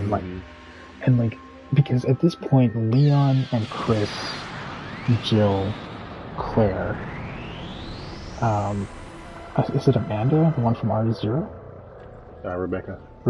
I don't think it's Amanda. They're like plot device. You know what I mean? Mm-hmm. You're going to insert them in the story, and they're so overly powered in what they do. Yeah, they're just going to take over. Yeah. They're the living tribunal, basically. Like, they have that situation. But, like, that's why with Ethan it was very refreshing, because you're playing a jobber, basically, right? No one knew who the fuck Ethan was. He was just All I know with that man is that he showed up in Louisiana to rescue his friggin' wife, wearing church shoes, some Banana Republic pants and shirt, and was completely unprepared. And I'm like, why, bro? You know the Deadpool movie? Remember Deadpool 2 where they're holding auditions? Yeah. And then just that random guy shows up. I think his name's like Thomas or something like that. That's Ethan. Yeah. That's Ethan. Tom. Yeah, that's Ethan. It's Ethan in a nutshell. Everyone else has powers, background, origin stories. He's like, I just saw the ad. Yep. They're like, okay. Tom. Like, yeah, man. I was like, bro, what are you doing? Like, you can't even bring a crowbar with him. The Silent Hill remake, Silent Hill 2 remake, just going forward. Kind of excited for that. I think you guys did play Silent Hill, right?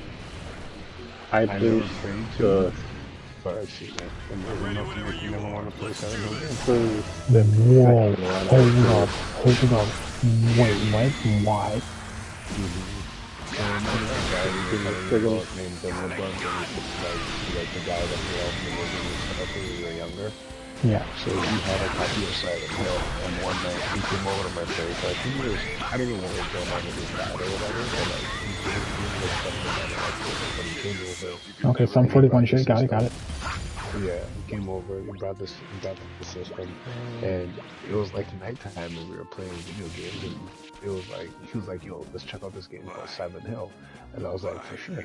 So he turns it on, and it's pure darkness, we're playing in the dark, and he's just going through the level, and just pure craziness is happening, and I was like, what is this game? And I was just like, No, nope, I will never for play the Silent Hill game. for context for you, this was at the time where I guess you would say both me and Rizzo we just started like tapping into the video game side of our identity. I don't I guess even is think what I you would was there say. yet because I don't even think Right. I had a PlayStation at that point. Yeah, no, at that time you didn't, and neither did I. But I remember that story because I was supposed to be there too, but I wasn't. But I heard the story, like that's how terrifying the game was. Like the story was legendary. But yeah, Look, man. like like, you always had that one friend that usually gets everything first, and then you kind of like live vicariously to them. Oh He was yeah, kind my of like dad, that my for uncle us. works in Nintendo Kid. Yeah, Yeah. understandable. Yeah, yeah. You know what I mean? So, yeah, so when that happened, it was just like, yo, it's like, what? This guy called me the next day, he's like, bro, and we got to this part, and it was so intuitive, you had to use like a friggin' lighter to light the bush on fire, and it go through, and I'm like, yo. But yeah, Oh no. I did 1 and 2, and then that was it. I didn't go any further than that. No, and that's fair. Like for me, Silent Hill 2 was fun. I honestly didn't. Look, I didn't hunt for all the endings. I got the one ending I got. I didn't care what it was. Don't really remember what the ending was. I think it was like the one where James goes into ops himself. So it was kind of a dark ending. But I just like it for the fact that like now that I can experience it as an adult, and like now there's like very different analytic videos and all these things about the story and everything, you appreciate it more because the team. Keep in mind, right? Resident Evil was a full-on Capcom team. Like these guys had support and everything. The people that made Silent Hill 1 and 2 was literally the people that were like, "Hey, we're gonna fire you in like 7 months. So here, you can work on this project." Come on. For Konami. They think about that. You're being told you're going to get fired in 7 months, and then you make one of the most influential horror games in the fucking genre. Right? You're not going for straight up horror like Resident Evil did, where it's like you're fighting a fucking zombie. You're going for psychological horror, where it's like, hey, you looked at your dead wife's photo too many times. So guess what that means? The final boss is going to look like your wife, but it's going to sound like this chick that you were flirting with so many times in the story. Like, it's just like one of those things, like, and you would never consider that as like a gameplay option because you're like, huh, okay, guess that's a thing. Cool. And so, like, just the fact that they're remaking it and they're bringing out newer ones, it's hard to, because the one thing they kind of fell short on is they never really explained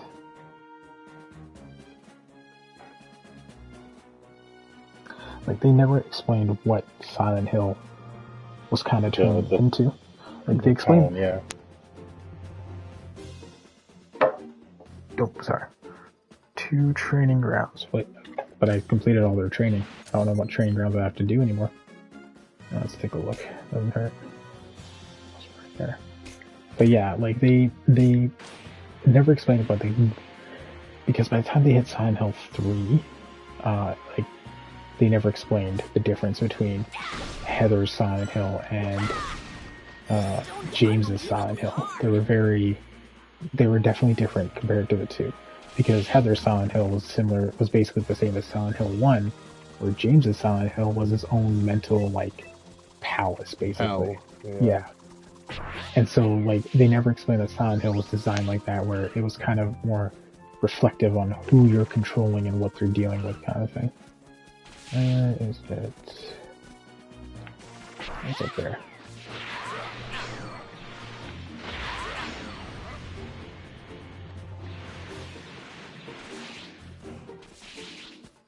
Yeah, I got the training grounds all done, so I don't know. I mean, they're just there on the map. So it was just one of those things that, like, that's what drew me in, because it was different from the Resident Evil, where it's like, Resident Evil has main. I like the whole mystique of the fog and the friggin' the fucking radio, which terrified the shit out of me. The radios are really good. The radio is a really good radar, man. It's a really good I was radar. like, what? It's like you got to the point where you're going through this thick ass fog, and your only indication to anything is when you hear the static, and you don't know what direction they're coming from. I was just like, yo, buddy, like, those nurse, the nurse mannequins, but, love it. It's a real question though, would you?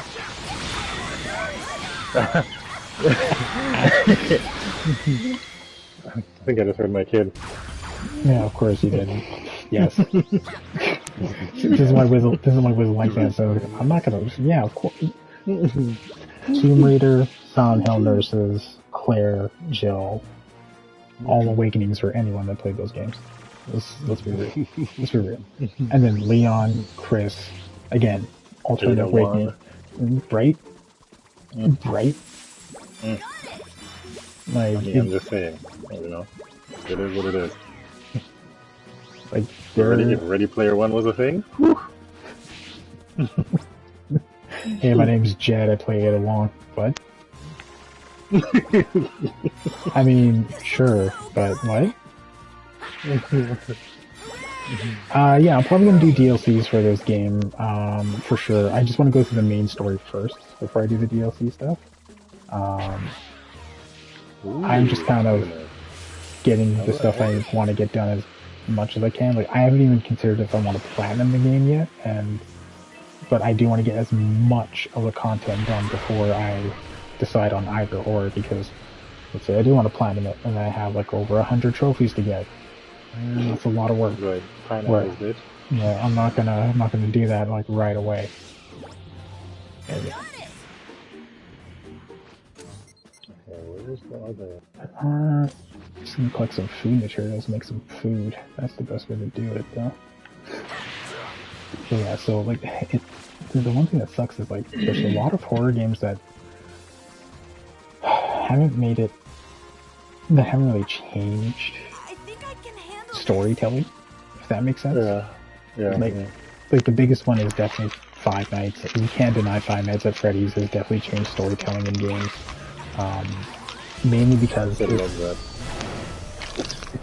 more Dark Souls-esque than anything else really. Like, you're reading in between the lines, you're connecting pieces like the same in, right? So that's why it's very different in horror games. So horror games are not really exactly like that. Like, you find the folders, you find like folders 1 through 5 in the first like 20 hours of the game, and that's explaining the premise of why this is happening. And then files like 6 through 10 are with them explaining this is why this is happening, this is why this is happening, this is why this is happening. And then you find file number 11, which will probably hint at a secret, because something else is going on somewhere else. You're like, oh, okay. Maybe, just maybe. So it was just how Five Nights at Freddy did it, was like, you essentially, you're basically just like, going through your work stuff, and then you're trying to read, like, there's article clippings posted on the walls of the pizza place, then there's like mini games they brought into the second and third one to kind of explain the story further, and then like they started doing more plot dump stuff in like the actual games. So yeah, and then you just do what I do. You pull up a YouTube video when you're bored, and you sit there and you see that it's like 9 hours worth of content. And you're like, well, I work an 8-hour shift. Let's go. I love watching the videos where it's like, it'll be like an hour long, like, oh, why I think, Dark Souls 1 is better than Dark Souls 9, you know what I mean? But it's like, I love watching Well, it's 9. Well, cooking, if I'm eating dinner, like, what? That's some of the shit that I love that. I love that shit. I think that actually is so amazing when I see people do that. like my situation is never a gameplay comparison. It's definitely a story comparison. Like, why does Dark Souls 1 story feel stronger than Dark Souls 2 story? Or why do the enemies in Dark Souls 1 look way more terrifying than the ones in Dark Souls 2? And like, just to compare and contrast, and then like some people will just be like, hey, this is one. Some people bring up good points where it's like Dark Souls 2. The reason why the enemies look more humanoid than monster is because this is pretty much the era of man. Man's taken over at this point, so a lot of the enemies are humanoid compared to monstrous things because it's human beings at this point that's kind of taken over. Where Dark Souls 1 was riddled with humans, monsters, dragons, creatures, just everything everywhere. I feel like they kind of did that with Resident Evil 2, where it's like they stepped away from the zombies. It was like they didn't know what they were doing, meddling with forces they don't understand, and this happened. And now they're being more purposeful in in what they're doing. Whereas like with I think 4, I guess kind of touched on that, and then 5. And then 6, because now it's like they're doing it on purpose. So here's the thing. 2 was only bolstered at the fact that Resident Evil 3 was Nemesis. And the reason why I say that is because, yes, okay, Mr. X, Tyrant. Okay, you saw a Tyrant in Resident Evil 1. Doesn't really mean anything, really. It's just a mutation of the zombie. And before I arrive, the strongest. I'm trying. But like, yeah, like, it's when you see Nemesis where you're just like, okay, the story's taking a deeper turn at this point. The story's taking a way deeper turn at this point.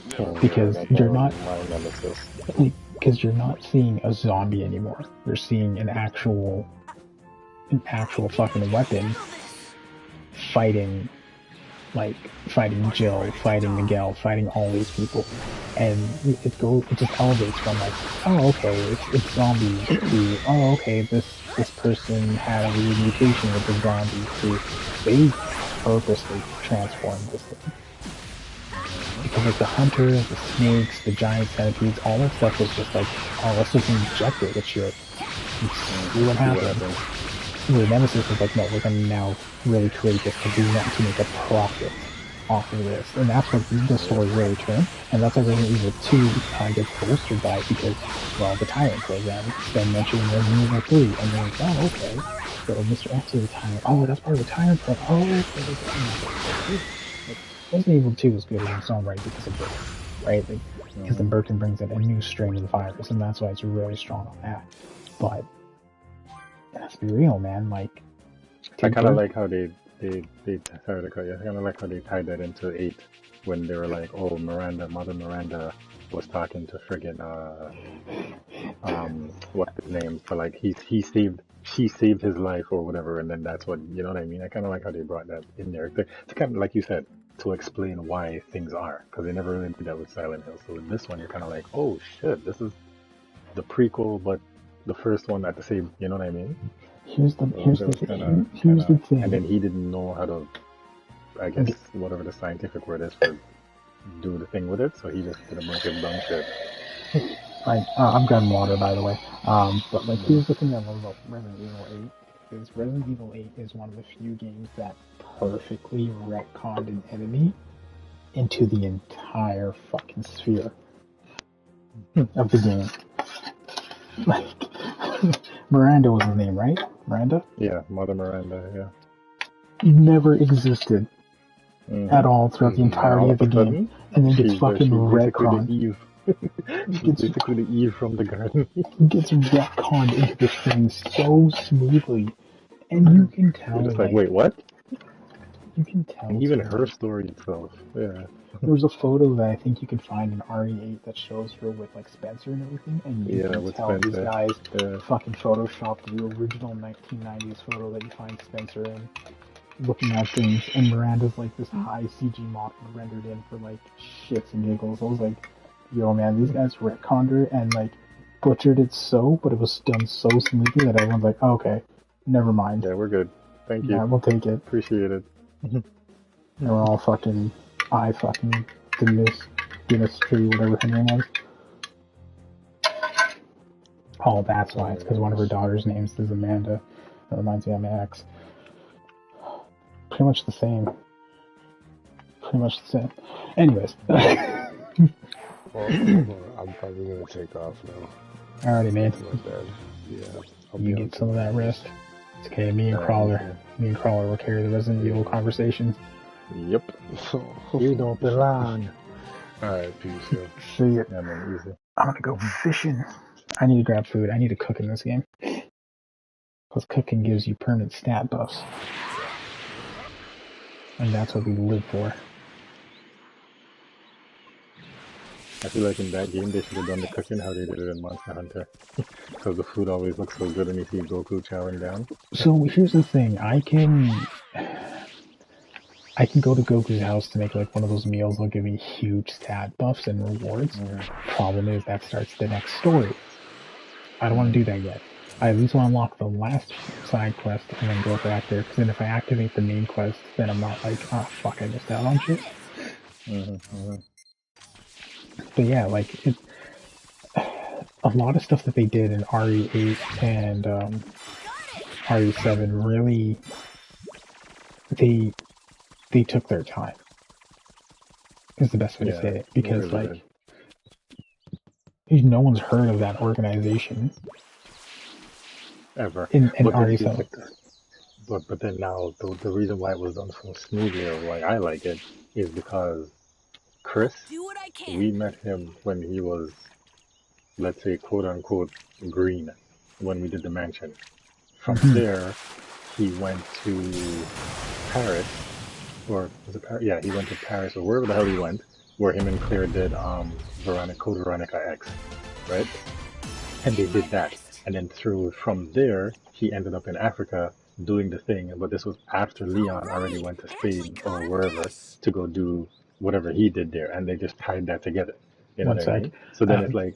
Gabini, yes I have. I've played Xenoverse 1, I've played Xenoverse 2, I still kind of play Xenoverse 2, I just played it recently, I unlocked like Ultra Instinct and all this stuff, and I'm trying to get Beast unlocked as well. But yeah, go on, I was just saying, Crawler. Yeah, so then now, it's like, what I like is like how they leveled them up. It's like you started as this guy that was oblivious to, you know, what was really going on, and then now you're doing like basically Black Ops mission across the globe, doing this, and this, realizing that the issue that started in your backyard is global. You know what I mean? And then Leon went from doing what he's doing to surviving that thing to ending up being special forces for the president, and then now, even in 5, they're like, oh, these look like the guys that they mentioned in the Kennedy report. And we all know he's talking about Leon, because 4 would obviously happen before 5, right? So he submitted the report, and because him and Chris are basically in the same field doing the same thing, for most part, just different ways, he would come across a report like that says, yo, look out for, you know what I mean? Like, I like, and that's why I want them to bring back the squad. That's why I want them to bring back the squad, yo, because then it's like all of them now just say, yo, we've all gone separate places over our careers, and it's brought us back here. So, but here's the thing. Here's the thing I like the most, and I don't know if you picked up on this. Yes, they all know each other. They're aware of each other. Yeah. They have very different values and viewpoints on how to deal with this. Yep. And that's why it's a good dynamic. In 6, they kind of showed that too, when they were trying to body Ada, and Chris was like, why are you protecting this woman? And then he was like, yo, I know Leon. If he... No. I don't really care what the hell it is, but I trust him. I know that he's making the right decision, and he's not like something like that. It's like something's going on that he doesn't have time to explain right now. I'm just gonna let him do his thing because, you know, that's the level of trust I have, knowing that, you know what I mean? That's why I definitely like that. And like Chris is like, I also have my own targets to go after, so... To go after, yeah. So it's like, while you're doing this, I'm gonna do that. And I kind of like that about it too, because while Jill was doing that, Leon was across the town doing this. And then while Claire was looking for Chris in Paris, while that was going on in Raccoon City, Chris was already there from his mission from the mansion that brought him over there to go seek more. You know what I mean? Like, I like that. I like how they do that. There's like a nice intricate web they weave. That's when they take the time. Yeah. That's why I don't mind when they don't rush it, yo. I feel like I can sell these gemstones from the catfish.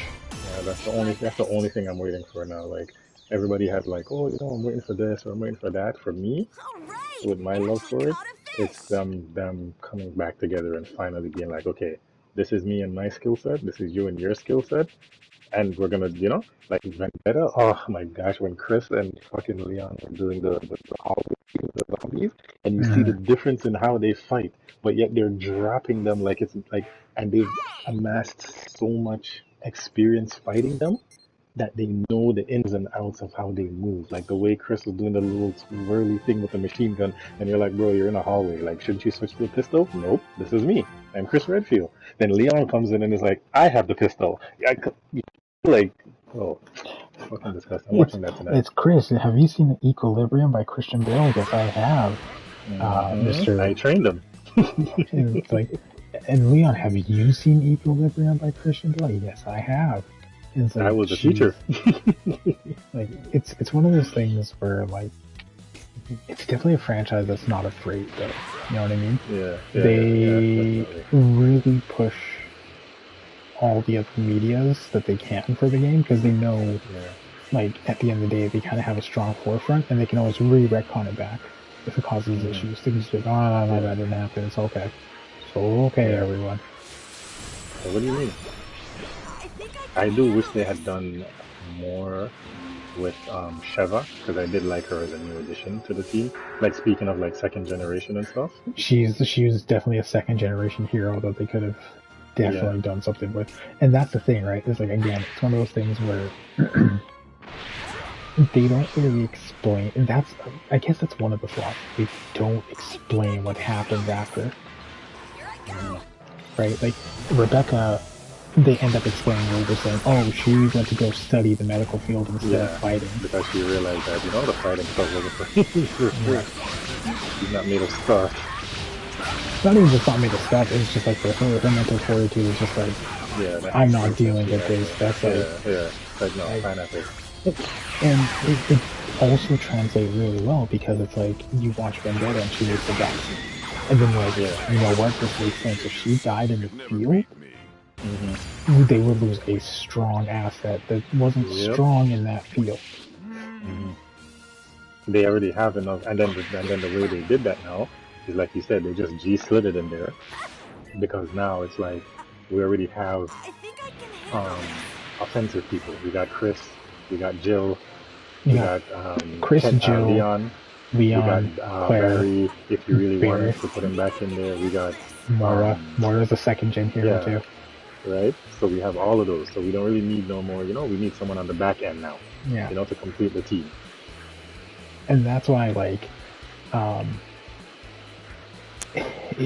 I feel Resident Evil is one of those games where they're like, okay, we'll continue the second generation stuff.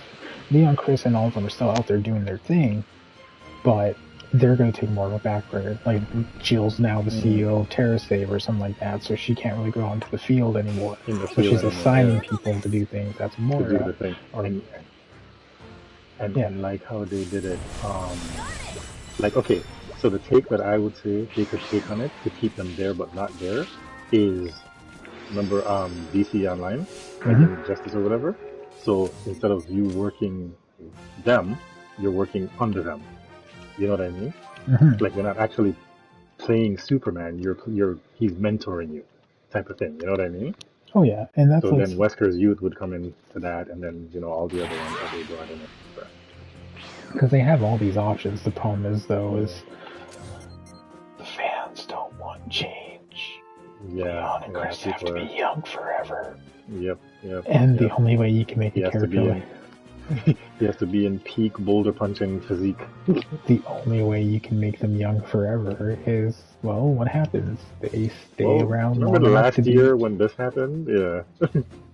Well, remember that time when they disappeared for a month? Well, this is what was going on. Let's make a 10-hour game out of it. But he didn't age. It's just that this is the time that was, So yeah, they keep doing that. But yeah, hey man, at the end of the day, as long as they make it good, I really don't care. But I would like to see them push it back a little further though. And give some of these new guys a shine, or add them with them. Like make Chris and Sheva team up again, because that was sick. And then to make it worse, it was him and it was them versus Jill and Wesker. You know what I mean? Like it was like, what? Yeah. Like, what's wrong with you guys? Well, and that's the other that was thing good too, is like So the only problem is, and this is the pressure when it comes to like hyper-fanism, is you're only going to push the developers to be like, okay, you want these guys to be here forever? Boom, they're now villains. And people are just like, you can't do, logically it's the only way they're going to live forever. You have to let this happen. You have to let them be villains. You have to let them take a serum that makes them live forever. And people start questioning, why'd you do it? Why are you taking these things if you're against everything? You can't just sit there and be like, oh, okay. You can't accept that. Because that's where the issue is, right? It's... And that's why, like... It's gonna be... They need to let Resident Evil kind of move forward now. Grow up. Change. All that stuff. It's just like... With Dragon Ball, right? It was supposed to be Gohan. Gohan was supposed to take over after Frieza. Like... Yeah. Frieza was supposed to be Goku's last battle, and then it was supposed to be Gohan after that, and it would be Gohan in his adventures, and nope, didn't happen. And now we're stuck with like 80% of the fighters being like, Goku and Vegeta will solve it. I think I can handle this. Like that episode of Fresh Prince. Pass it to Will. Yeah. It's just so dumb. I think I can handle this. Because like, what are they gonna learn now? What more can they learn? Right? So Goku's already fighting gods, Vegeta's already fighting gods. Vegeta has basically become a god. They both have. That sunken ship. Got it. Like... That's why I'm kind of confused that they make a new Naruto. Boruto's kid, apparently that's a thing. I haven't really looked on it on myself, so I'm just saying things. I haven't fact-checked it.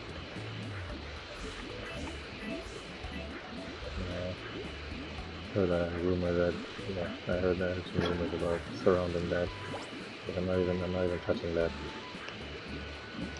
Okay, so where's the next Dragon Ball?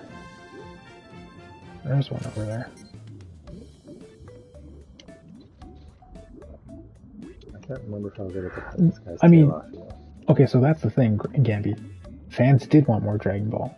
But Akira had it set up to be Gohan as the next hero, not Goku. Like, pass off the torch. Or if you're talking about the original Dragon Ball, that's a different story. But, like, that was the entire thing that Akira was gonna do.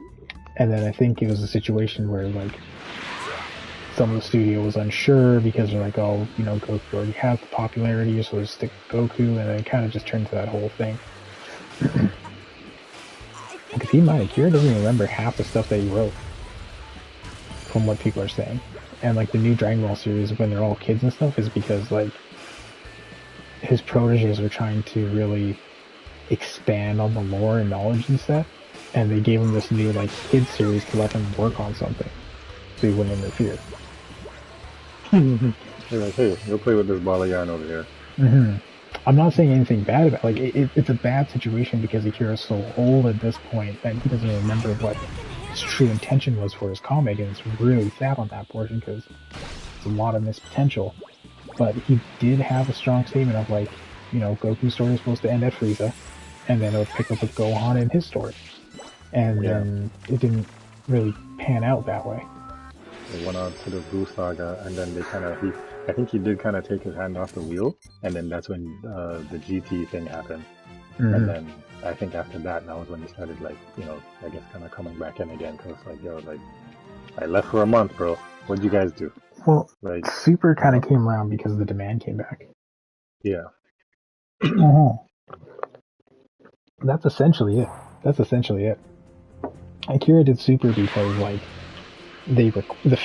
Super was a request by fans of being like Dragon Ball needs to come back because whatever valid multitude of reasons, Naruto lost its way, Bleach is done, this is done. It's like Luffy can't seem to find the fucking One Piece and just things, whatever he can do. But like, all in all, though, you can kind of tell, even reading the mangas and everything, that Gohan was supposed to carry the torch. And it kind of sucks that just turned him into a mascot, yeah. Turned him into like a pacifist fighter, yeah, which is kind of brutal. especially for the potential that he was he was supposed to have. There we go. Some people hate Dragon Ball Super more than GT. So the reason being, there's multitude of reasons. My personal take on it, so it's not an official thing. I'm not saying I'm a fucking Dragon Ball whiz or whatever. Is GT technically had a definitive end. It ended the entire series. Like, Goku was done. He fought the ultimate evil. He flew off with the dragon to go do whatever. To rest, basically. To rest is basically what he went to do, because he was done. He didn't have to fight anymore. Like, and GT, you guys got this. GT brought in some, because it tied in a situation where it tied in with what the title was, Dragon Ball. The Dragon Balls. They took the main thing that was the title for so long. They're like, okay, you fought the great evil that came out of it. This is the end. It was a very anime. You guys abused the power of it, so here we are now. It was a very anime cliche ending, and to be honest with you, and that's fine. I'm not saying that's bad. That's fine. The only thing that reason why people don't like Super is because Super is really just, it's hyper correcting a lot of things. Like, a lot of things are being corrected in Super. Like, they took away, when a Saiyan is near death, he gets stronger. That gets removed immediately. That's no longer the case anymore. It's just keep training to hit higher levels and keep pushing past your limits, basically. And so, all of that's kind of tying into that portion. The whole designation of Kais in their galaxy doesn't make any sense. Like, why is there North Kai, South Kai, and East Kai in the West? They completely just removed that. That doesn't matter anymore. They went multiversal, which is a smart take, because now you have an opening to keep them fighting if the show keeps making money. And they basically gave us the one above all. Xenos, yeah. Yeah. Because he's the ultimate Kai, or whatever you want to call him. Snapping his fingers and wiping out universes. Like, okay. And then the Grand Angel's the living tribunal. So it's a lot of these things that come into context with it, where GT was very contained in its own right. Like the Baby Saga was, because an ancient civilization that survived a Saiyan attack. Just like find them all the way on Earth and said, hey, this is what's up. It's like, okay, cool. They probably could have just turned that into an arc and just be done with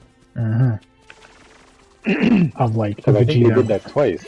They did that in that Unknown movie. They did that where the scientists for the truffles or whatever made that stupid robot. And then now with babies or whatever. And that part could have been sick, because it's like, they freaking came and kicked you off your own planet and like trampled you underfoot because they were just physically stronger than you. So why the best way now to humiliate them is to make something stronger than whatever. But it's like, I guess that's the way they brought it out, or And that's fine, because what did the ending resolve into for GT? Vegeta's now the new protector of Earth, because he's technically the strongest in the universe. Yeah. Hey, you know what? That's actually a really amazing line, and super. It's super underappreciated. Goku's father being a brilliant scientist and an amazing warrior at the same time isn't far off the fucking tree to make sense. Like, but because so here's the thing you gotta keep in mind. Yeah, they turn to Zarus, but Saiyans are also fucking like martial art geniuses. So it wouldn't be far off to assume someone else is like would be born to do a little bit more with that than anybody else. Just like, hey, I learned a new martial arts move. I learned this new cool move to like fucking fight things, right? Like it. And even the whole Prince and the Pauper motif, where it's like, Vegeta has been primed to be the greatest of them all, but it turns out that freaking Goku hit every achievement before he did. You know because he's just a grunt. He's just a warrior that's knowledgeable in how to fight. And you're gonna Cinderella him because it's like, he's great, but all you're good for is cleaning the floors. I think I we're gonna focus on, you know what I mean? So that's I always like that dynamic. Mm-hmm. And it's not that They're that Vegeta sucks. It's just that so little finite thing that makes you you or whatever. He just has more of it. You know what I mean?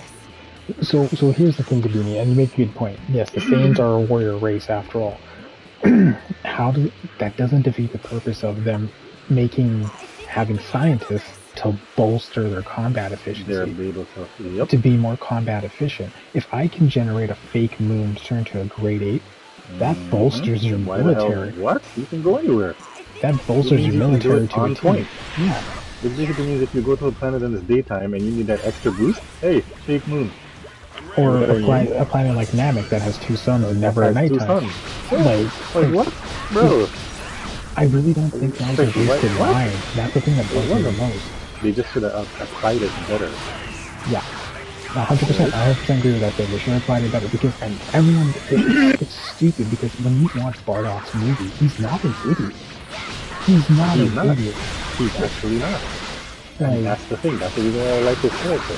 Because it's like, he basically doing what Goku was doing. So in his era, let's say in his era, it would have been King Vegeta that's like, yo, you're the best, whatever. But really, Bardock is going to be the one to rise up and be the strongest.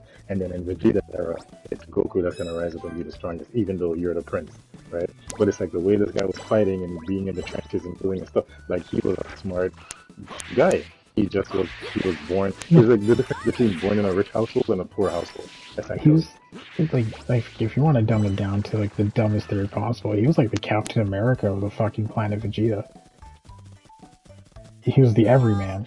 Sorry, you tripped out there, or my mic cut or whatever. like Bardock is the Captain America of planet Vegeta. Okay.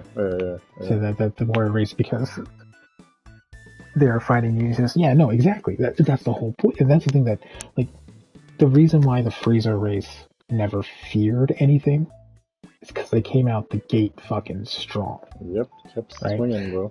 It's a similar concept of like. It's a similar concept between a gorilla, right, and a fucking bear. A bear just comes out strong.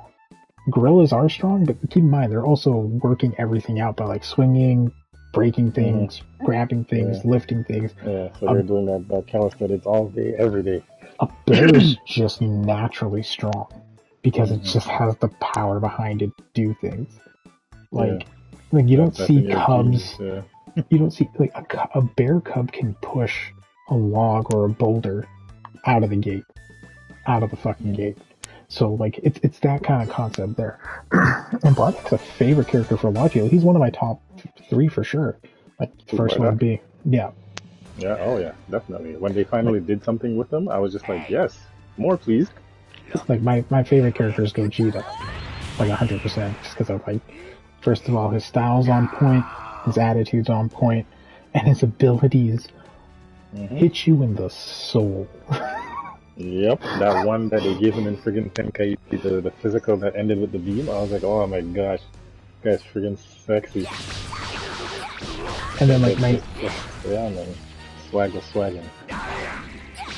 And then like my second favorite character is Perfect Cell, only because of the smugness. Like he takes the Vegeta personality to like 100.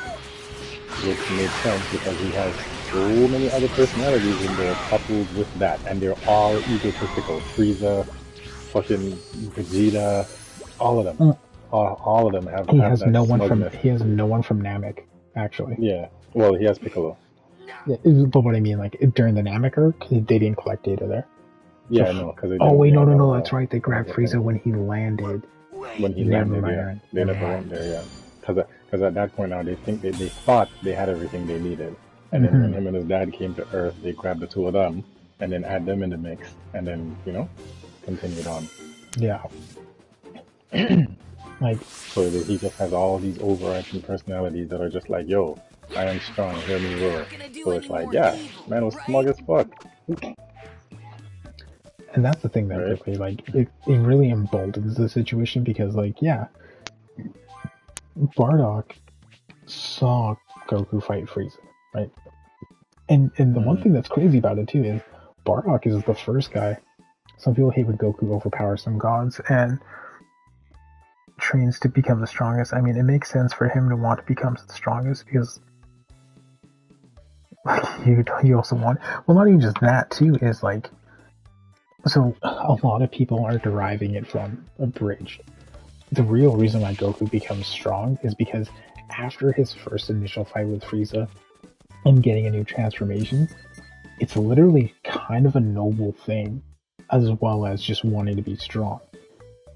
He now knows there's tyrants out there that just want to fucking destroy everything. So what does someone do that wants to protect his family and the planet? They go get stronger. They get good. Yeah. And that's all it is. It has nothing to do with Goku being like, herder, I want to fight the strongest all the time. No, he likes the fact there's strong people out there because he always wants to test himself. That's his fun personality as a martial art. Yeah. That's the Bruce Lee mentality, right? Like, I'm gonna go challenge the dojo, I'm gonna fight you because you're strong. I want to see where I stand. But like in actuality, he wants to be strong because like I don't know when the next fucking Frieza is showing up, and I don't want to be caught lacking. Yeah. Even just to jump in there for a little bit, when they did the whole I don't know if you watched Death Battle, but when they did the whole Goku versus Superman thing, they were like, the reason why it was a good fight is because Goku is the type of person where he wants to test his limits and overcome them, whereas the reason why he would never really win against him or whatever is because Superman has no limits, which brings us back to the analogy with the bear and the gorilla. You know what I mean? Yeah, like, yeah, that's true. It's just one of those things again where it's like, what's the best way to put it? Superman, yes, doesn't have limits only for two main reasons. No one's mentioned it. No one's talked about it. But he has a limit. Goku, on the other hand, as a martial artist, always wants to push his limits. Even if he thinks he's hit him, he wants to go higher. Like, you gotta take a page out of Baki. This is a page out of Baki through and through. Like, I know it's newer than Dragon Ball, but it's literally one and the same. Why do they fight? They want to get stronger. Why do they want to get stronger? Because they want to prove that they can deal with the strong and they can be the strongest. Enter Yujiro Hanma, strongest fucking dude on the entire planet. Pickle, strongest fucking dude of the ancient world. Like, it's just one of those things. And yeah, I mean, as you're saying, Bardock seeing the future is a good concept. I don't know why Akira decided to move in the Broly movie. Are you talking about like the Super Broly movie or the one like Dragon Ball Z Broly? Like, because that's the other thing that bugs me the most. Is Dragon Ball Z Broly wasn't really developed as a character. Yeah, and it missed the mark. In my eyes. I don't know if it was the same for you, but that's where it was in my eyes. They missed the mark. Or Dragon Ball Super Broly is way more well defined.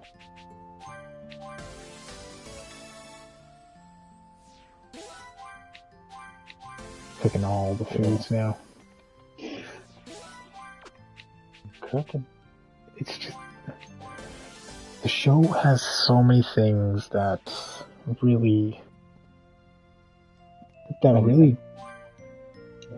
can be explored further. And even something I thought they were going to touch on a little bit more too is in the flashback with Broly, or sorry, not Broly, Bardock. They finally, for like the first time in like how many episodes, introduced a female Saiyan. And it's like, you guys could have touched on that a little bit more too, because we know they weren't all like Namex, they weren't asexual, right? You know what I mean? Like they were talking about mother and father and all that shit or whatever. They could have touched on that. So it's basically a bunch of like Amazonian women essentially that know how to fight as well, but they'll still. They could have definitely expanded on that a little bit. Okay, so I'm gonna touch base on this because you're being asked a good question. Would you be satisfied if Vegeta beat? No. You wanna know why? You wanna know why Vegeta beating Frieza is pointless? It stunts his character development. Yeah. What does he have to do after that? He stopped his planet's killer. Great. That's it. He's gonna find a cave and he's gonna be chilling. Not even retired. He's just like, he's gonna be like, I'm the strongest there is, and then go about his day. he's gonna get bodied by the next fucker that sees him. Right? Yeah. Like, keep in mind, the in-canon situation is Cooler's still kind of around during that time. You really don't think he's gonna fight the murder of his brother? Like, it's fucking trope 101, man. But it would stunt Vegeta's growth as a character, like 100%. In my honest opinion, it would stunt his growth if he beat Frieza instead of Goku. I agree. I would have liked to have seen it happen just because of the rage that he was carrying against him.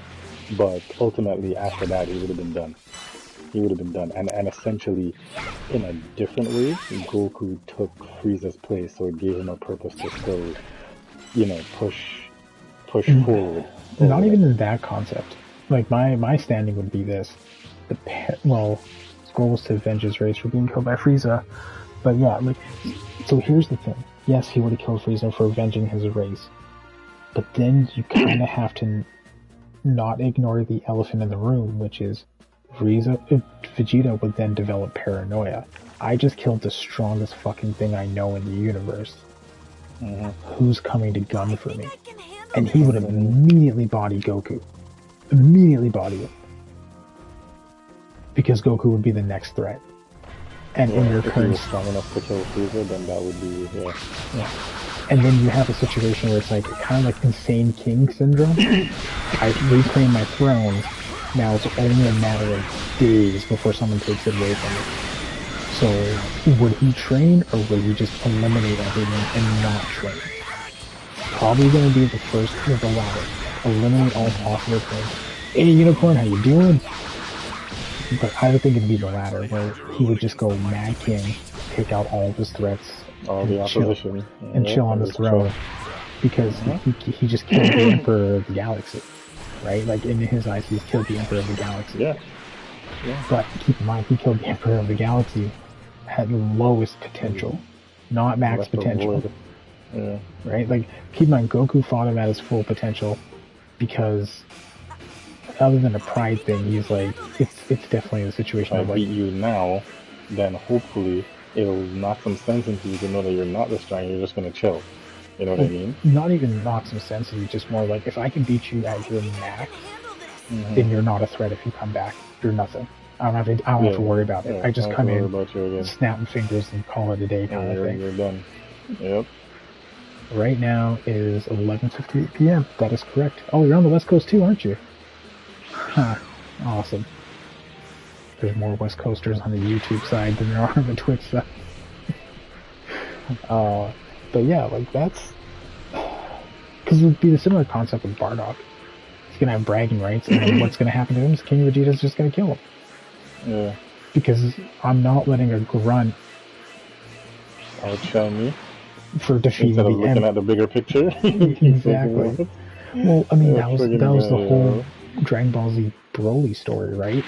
This thing is too powerful. Man, he literally had an atomic bomb. It's way too powerful for us to have here. It needs to go. And it's like, you didn't even give him a chance, kind of thing. Yeah. And he kind of went insane with his power because, well, he had no outlet. Yeah. He was a hurt kid at the end of the day, man. He really was. It's like, he basically gave this hurt kid a stick of dynamite, bro. And be like, here, go play. And you made his like, father... He's definitely blowing something up. You made his father just as vengeful, being like, yeah, go ahead. Go play with your new toys. I'm not going to stop you.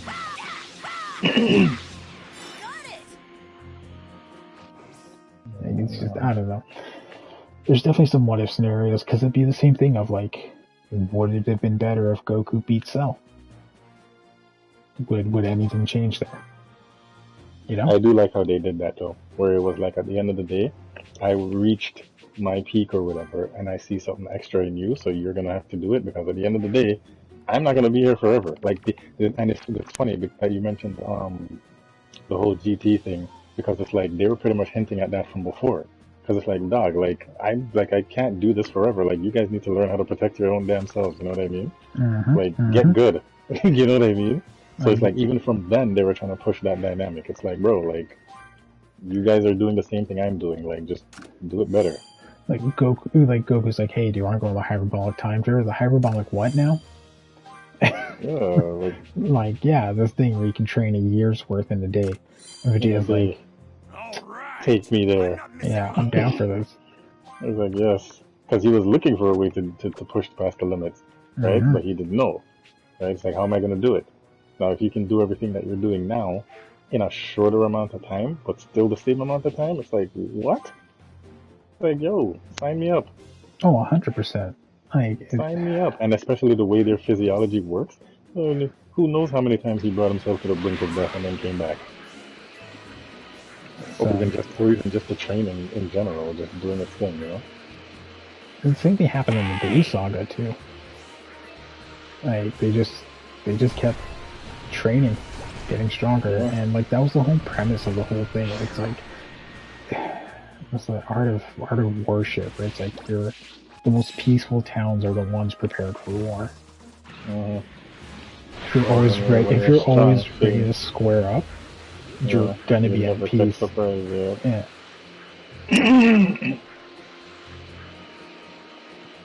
Because like, actually, you know what? I think I think I can handle this. I think Budokai 2 really touches on that base, actually, where like, what if Tenkaichi Budokai 2, the one that had like the fucking sphere of time shit, that one touches on everything we discussed. Like, what if Vegeta beat Frieza? What if Piccolo beat Frieza? What if Krillin beat Frieza? Like, what if Piccolo and Krillin merged? Yeah, and it's like, and I remember that mission now. You play as Vegeta and you're just constantly fighting every single fucking person. Because you're exactly like the Mad King. The Mad King syndrome. I beat Frieza. I'm taking the hell out. No one stops me. I'm the strongest in the universe.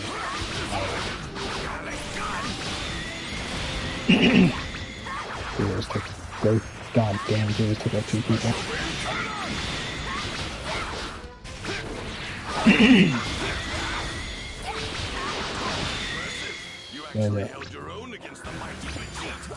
So yeah, it's definitely like a lot of what if stuff on that, and they could potentially, like, that's what I was thinking they were gonna do with Super. With like what if scenarios. But they didn't. They went into the Saiyans of the clone universe to feel a tingle up their back and turn to Super Saiyans.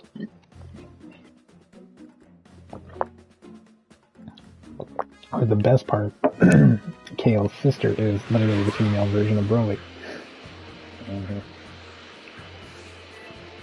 And something that fucking pissed me off the most is because yes, they now have their own version of Broly, but the minute they see Kale, they're like, oh, we don't have a person like that on our universe. Fucking serious? Because they wrote off Z Broly doesn't exist anymore. He's right off. It's not canon. Perfect. I think this is the last wish for side quests. I'll probably go wish for some food on the next run, and then we'll continue the story.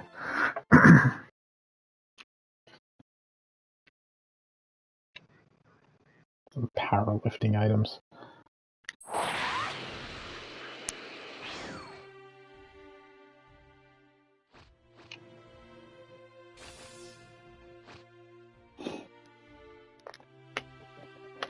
Alrighty, where is the dragon bowel? Oh, it's right there. That's not that far. But yeah, I mean, if Ultimate Alliance 1 was like on sale, I'd tell you to get it, and we can go ahead and go through the story together, figure out some shit, argue about what to do, what is morally right.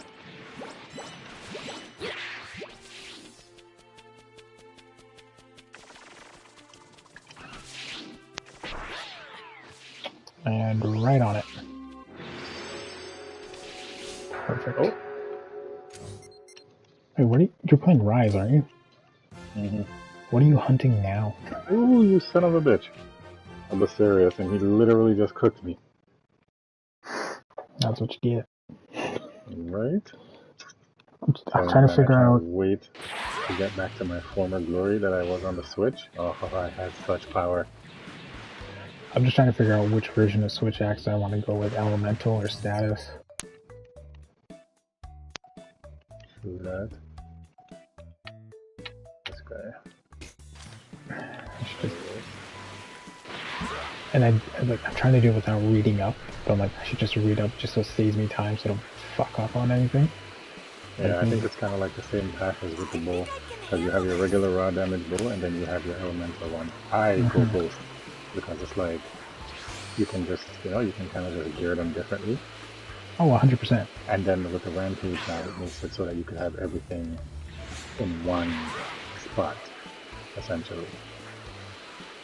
And so you have one bow and then you can put whatever element you want on it. You can make it how you want it type of thing, so that was pretty sick.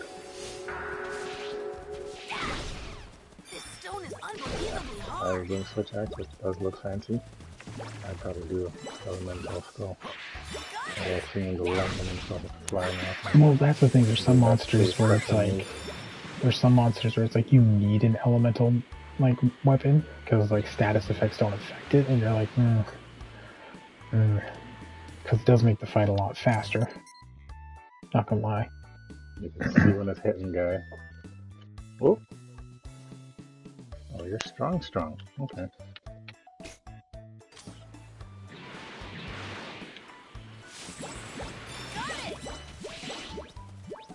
Hey, got some mangoes. I think I can handle Oh, you this. bastard. So, that's an interesting take, because I know they had a movie with Vegeta's brother being sent out there. Yeah. And he came back not even strong. Nothing. He did nothing to improve himself. I think I can handle this. Which is funny, because it's like, a Saiyan's job is to quickly improve themselves and clear out the planet as fast as possible for sale and everything. Well, it kind of comes back to what we said with the whole scientist thing, right? Mm-hmm. So it stands to reason that there would be some lazy motherfuckers out there that didn't want to fight. Or Like fight, some, you know, some or get good. passive Yeah. Saiyans, yeah. Because he really got hitched. Mm-hmm. Yep. He got hitched on the planet that he was supposed to take over. So it was one of those things where, like, yeah, it was definitely I think I can handle this. definitely different. Okay. That's done, that's done.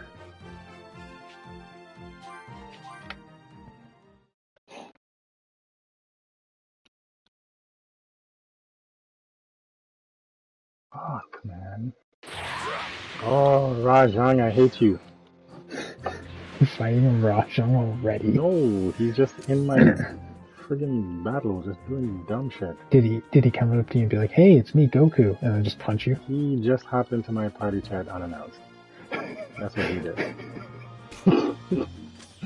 If you know, you know. Oh, of course. You haven't posted it literally yesterday. I honestly thought, like, something happened where Wizzo was pissed, and I was like, oh god. So I got an explanation, man. Banish that motherfucker like a Balrog. Shall not pass. I didn't even get a second to breathe. I was just like, oh! I was too afraid to ask questions, really. So I'm glad he was able to fill it in for me. Mm-hmm. Some context. No, whatever. And I'll be honest with you, like, I know Caller was talking about, like, female Saiyans, that should be a thing. They ain't gonna address that shit, bruh. There's no need. There's no need. They're never gonna address who was Vegeta's mother, who was Tarba's mother, who was Broly's mother. They're not gonna address that. And, like, oh, he got blitzed. Like, Hold that. what happened? Break your face. Ooh, break your face again. Wait, Crawler, can you hear me? Yeah, I can hear you. Okay, because I said I couldn't talk to you because of network situations. Oh. But yeah, like, as I was saying, like they may not address that situation because it's like, as much as it was relevant in this situation, it was only relevant in a storytelling situation for Goku. Like Goku's mom was like, it was the stereotypical like the mom's the emotional support pillar, and the dad's just like a, hey kid, heard you got a A in PE. Keep up the good work. Basically, just keep up the good work. You doing your push-ups? You eating your vegetables? You listening to your mom? Basically, that's what it was. That's basically what it was. So, again, is it an issue? Not necessarily. Is it anything world building like? Not necessarily. And that's not saying like, oh, mom should not be an anime or anything. It's just doesn't contribute to anything in the overall situation. Yes. Well, I feel like it'd be a little bit different because it's like they're still warriors. You know what I mean? They're still part of the warrior race. It's a little different on Earth with like the Chi-Chi Goku dynamic. But at the same time, it's like it's not needed, obviously, because they've gotten years of success without it. But I'm just saying, it would have been nice to see because that was another part of it that was never. There it is. I was waiting for you to say that. So Really the only oh snap, we got him again. The only female lead that would have a very impactful part in Dragon Ball altogether, Broly's mom. Everyone else is irrelevant. Broly's mom would be the most impactful character in like the entire like mythos of Dragon Ball Z and Dragon Ball in general. Because it's an explanation as to why Broly's so unhinged and powerful, and as to why he just doesn't trust a lot of people and trusts his parents wholeheartedly. Everyone else, Tarvis, doesn't matter.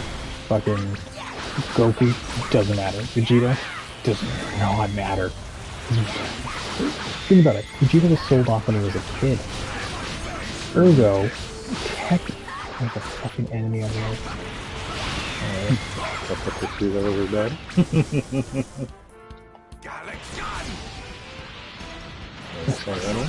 Guys in the fucking How are you doing that when you're flashed? Like, what? So, now here's the thing though. This is banked off like their history. They've stated there was a Saiyan stronger than everyone else. They've stated this. This is the thing. Yeah. Like, got destroyed by his own rage. Like, technically, this is like their version of Jesus. Let's be real. Like, that's move right. Like Broly. So Goku is Sun Wukong. All right, because this Journey to the West that Dragon Ball is based off of historically. Yep. Journey to the West. Broly is literally Jesus, and Vegeta's very akin to like King Arthur, in a sense, where it's like it's his rightful place in the kingdom to rule the kingdom and stuff, but he's not ready to rule a kingdom. He still needs to go out there and train. He still needs to be, Jason and the Argonauts. That's where I think he's more. He still needs to go out there and prove himself to be worthy of running a kingdom and everything and being a good king. Like it's yeah, because he never really had much of that. Because even when he was supposed to be getting prepped to rule, it was technically Frieza that was running shit. Mm-hmm. You know what I mean? So it's like, what's his dad gonna be like? Oh, this is gonna be yours. Is it though? No, it's not. Like you're paying rent. Also, let's be real. Vegeta technically has the coolest title, a crownless king. That's a badass title. Yeah. I would be called a crownless king. You know how badass that sounds? Yeah. We're the king of. I'm no longer king of the land. I'm a crownless king. I'm just going to destroy it, right? But like that's kind of like their allegorical like versions of themselves. Broly, for all intents and purposes, is Saiyan's version of Jesus. Hey, there's a Saiyan that was crazy strong. He's crazy strong. but he gets consumed by his own rage. Mm-hmm. Okay. Ergo, this No child is control. born. The golden child. And keep in mind, like, technically, the first Super Saiyan, I don't know if it's canon, I have to double check this, was Bardock. That's where the legend kind of came from, because he turned Super Saiyan when fighting those people. Mm-hmm. Fuck. You bastard. You bitch. Yeah, Prince of No One, basically. But, like, his... Again, out of all the character developments, his is way more unique, because Sun Wukong, like, the Monkey King story is exactly how Goku is. He wants to be stronger. That's basically all it is, right? And Zeno is technically his form of Buddha, which is the one person that stopped the Monkey King. So, didn't kill him, just stopped him. So just keep that in mind. You piece of shit.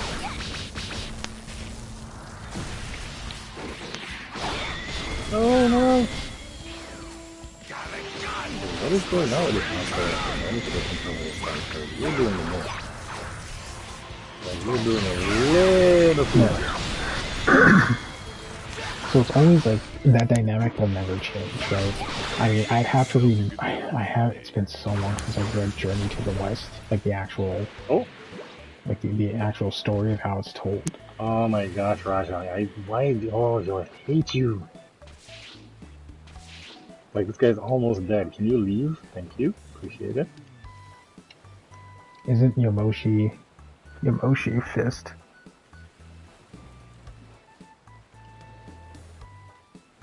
I'm not sure if I'm reading that incorrectly.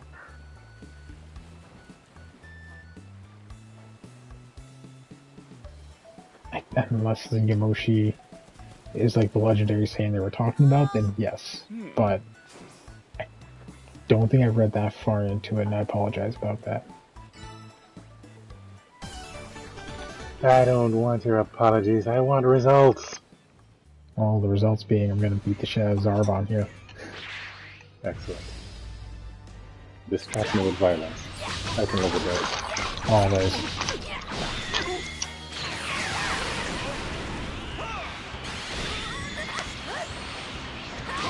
Turn to me, Target and Target.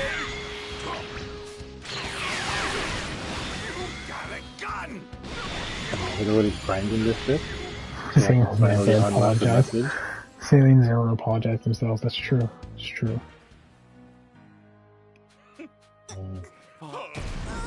There we go. So I can get my friggin' Mighty Bull Feather.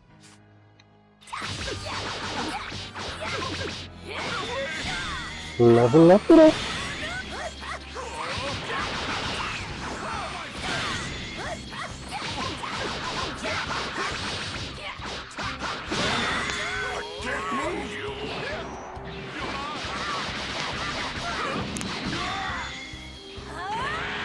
I'm just gonna unlock potential.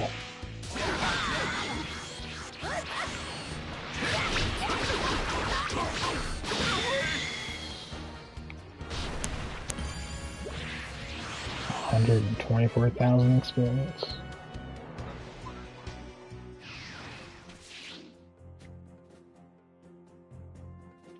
No.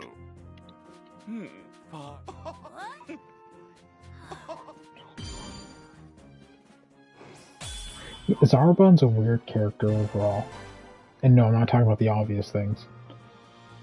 Like, yeah, I think he was one of those alphabet people. He's one of those characters in the entire show that kind of and would have betrayed Frieza if he felt he was strong enough. Oh yeah, for Maybe sure. he wasn't such a bad guy after all. Absolutely. One of those, what do they call them? Those ambitious ones. Mm-hmm. Like those cardinal-looking motherfuckers, right? Mm-hmm. And the man wears a panty and knee highs. Like, I'm sorry, I'm not trusting you for nothing. And post-transformation still has them on.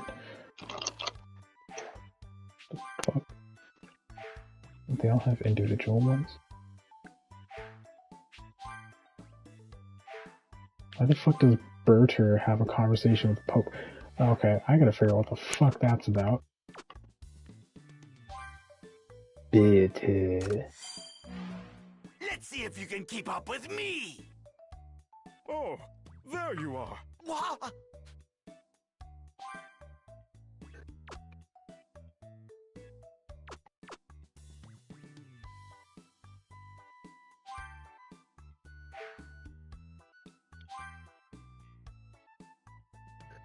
I love it when they ask you to do side quests and you already have the material for them.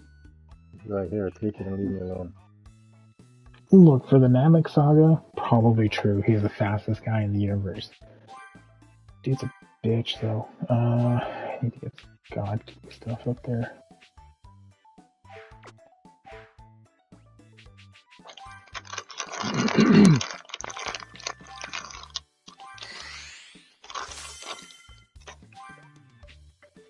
No one's faster than me.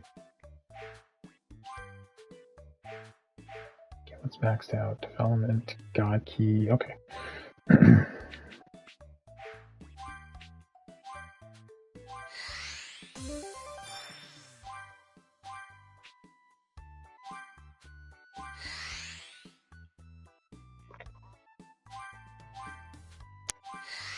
You called me all the way back here just to tell me that?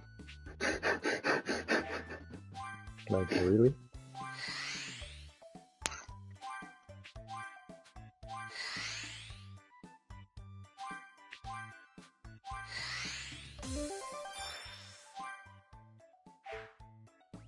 Go.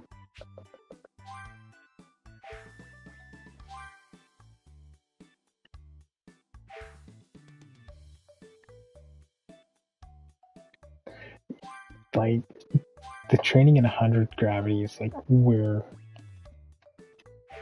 Ooh, okay, make that now. Nice, I like that. I just got my death stench stuff. See if I can get the layered part for it.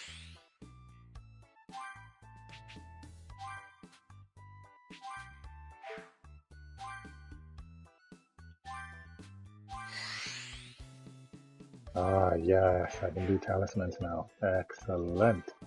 Love it when the plan comes together.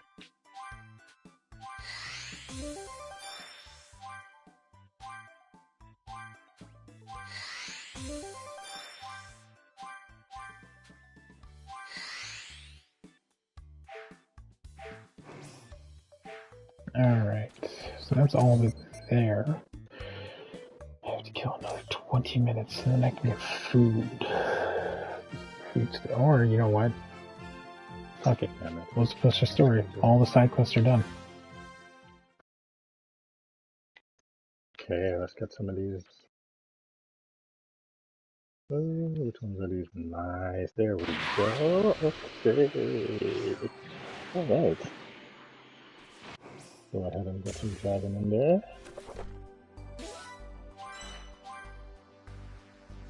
That's it? Fuck.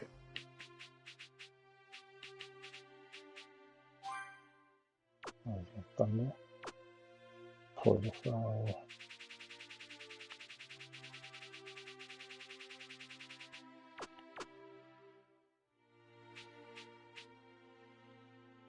I need 50,000 red orbs. I need to collect one more recipe. Oh boy. Rainbow orbs, I need 500 of those.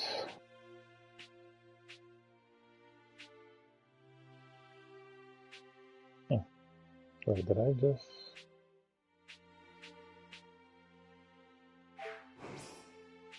What's going on here?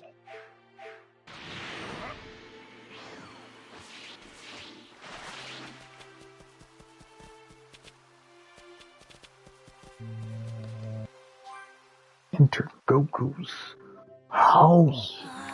Mom's always worried about. Well then, Oh, ready to hit the that's books cool. again, Gohan?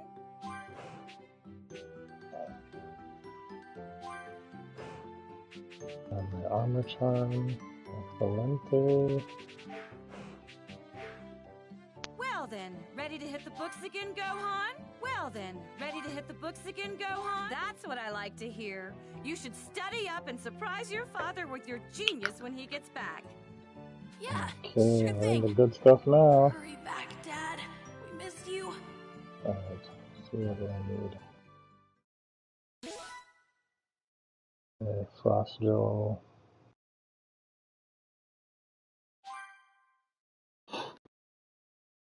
I can only do one. Oh, that's okay. Roughly a year and a half had passed since the fight with the Another two. dreadful Frieza. Oh, there we go. But there was still no sign of Goku returning to Earth. The world had entered a period of peace. That peace, however, was to be short-lived, as a new threat was rapidly approaching the planet. What are you trying to fight now? Now I'm trying to remember how I did the decorations. They unlocked the second part of it, so now I can make the elemental decorations. So I can add more of that element to that weapon. Chi-Chi's only making Gohan study because, let's be real, that's always going to happen for Gohan, is a circle of violence. It's just a mom being a mom. She's also currently the strongest female on the planet. Yep, I like that they gave her that.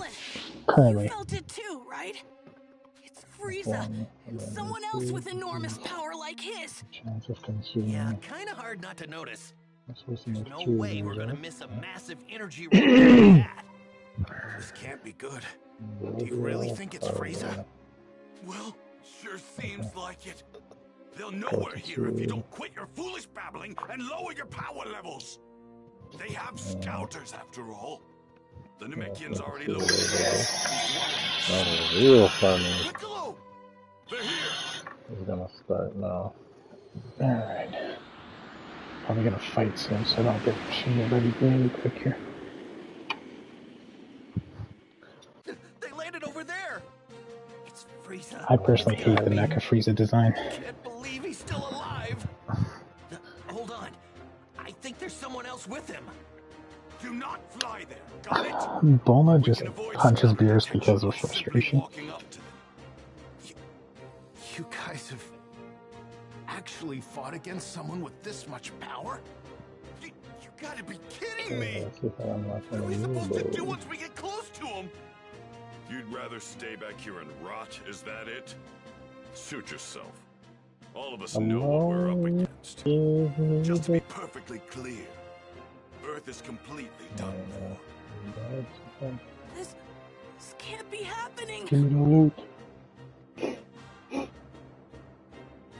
Yeah, I need a block of ice. Oh yeah, no, I You cannot fly or fire ki blasts while moving. What?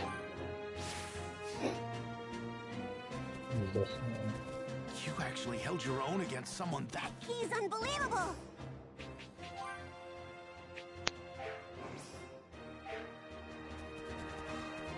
So, this Frieza... Oh no!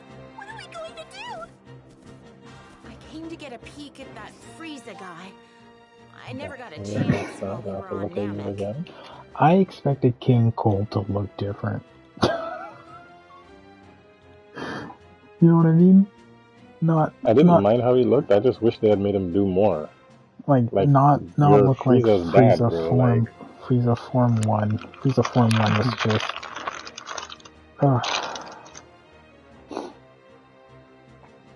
No, it's just upsetting.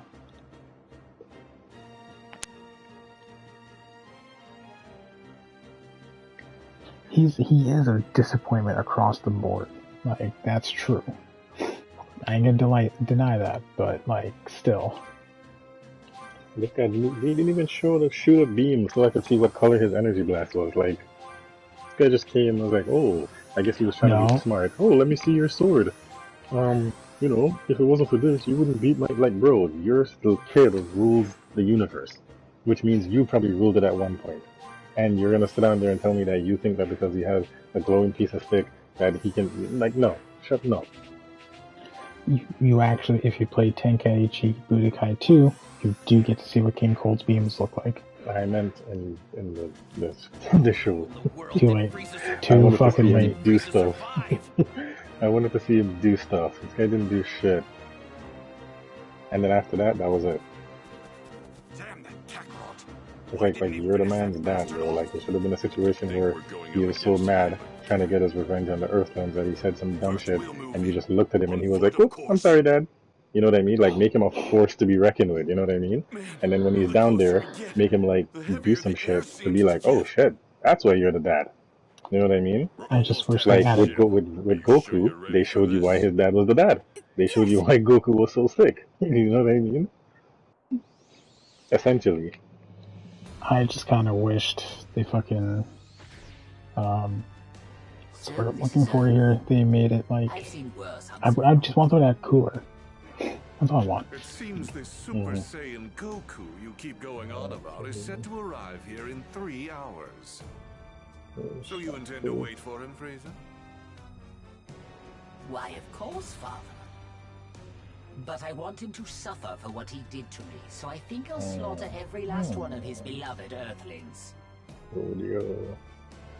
I couldn't care less about the Earthlings, but we do absolutely need to rid ourselves of that Super Saiyan. You know, it's good that they gave some insight here, which is, hey, guys, the insight here is with the two of us, we might be able to take him out. And what brings you here, Earthling? I'm gonna take this one off. I'm here to kill you.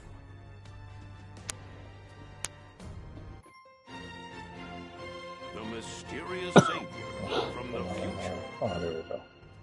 So now I have 5 bolt jewels. What's that now? Here's my thunder You're attack here to with kill me. us, you say? Eliminate him.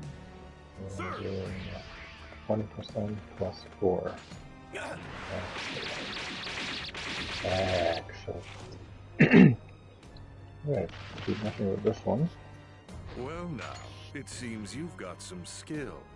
Possibly, but Cooler With was. everything you've got. I just like Cooler's Cooler's final so sick. form. His final form is Unlike fucking Goku, badass. I won't take Yeah, it easy it on you. really was. Okay, this guy freaking went Guyver Goku. and transformed. I was like, okay, I'm here for that. So you're an ally of his. Never met the guy. Only know him by name. Okay, so Oh dear. You do realize that killing my men puts you in grave danger, do you not? Now I have to kill you myself. You miscalculated. A miscalculation? Oh, I beg to differ. Ooh, look at all the Wiping you and stuff. the rest of the filth from this planet would be child's play. I don't have- That's not what I Yeah, meant. it's fine. You're Oh, about to that's find good. out what it's like to fight a real Super Saiyan. And I'm not talking about Goku. There's another one right here. The Zero Thunder. Oh, that's classic. Yeah, you're gonna love some of the armor in this game, though. Oh, this guy's not. Yeah, that's a really mysterious one.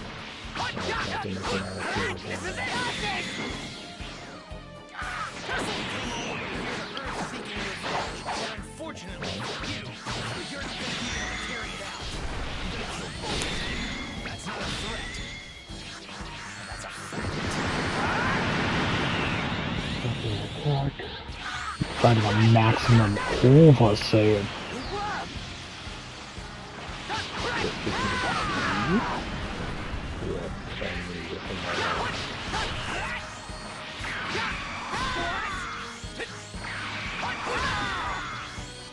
I really hate that attack.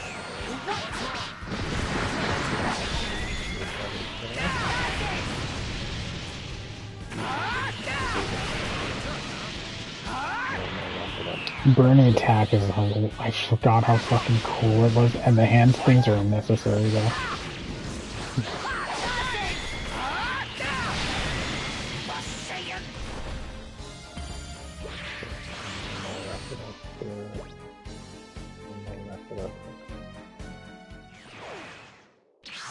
How you call it into? How is this possible? Frieza!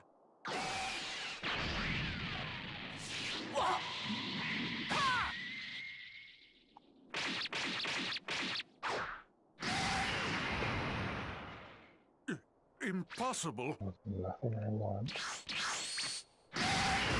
You don't even get to fight King Cold.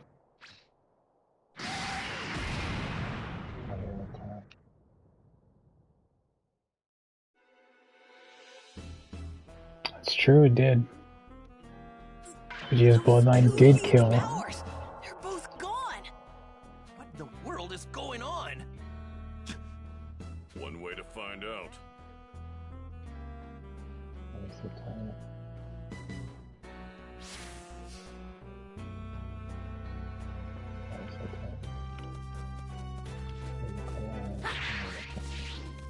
A Super Saiyan. He killed Frieza. Wait a sec. You mean I don't believe it. That power. It's beyond. he saved? I want. That's not Goku. Then who is he? He finished Frieza off almost instantly. Who is he? Yeah, the plate is so bad.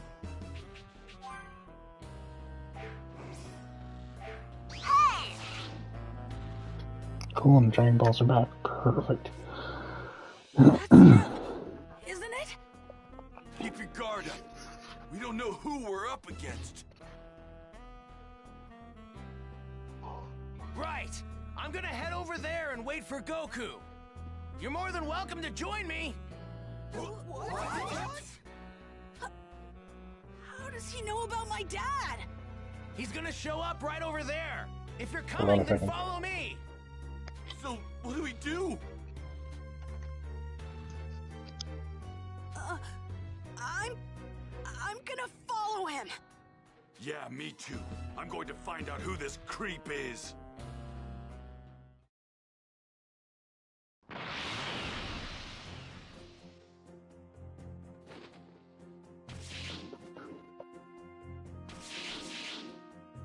That was like the one thing I think he was told not to do. He doesn't seem like a bad guy. No clue who this. I think so too. Damn, he's starting to piss me off.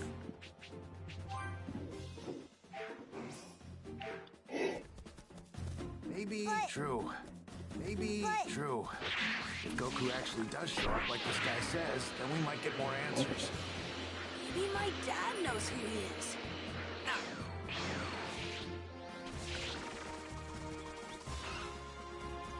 Yeah. Yo, Yeah. what happened?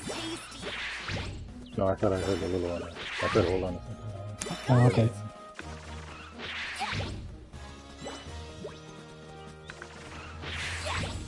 Got it.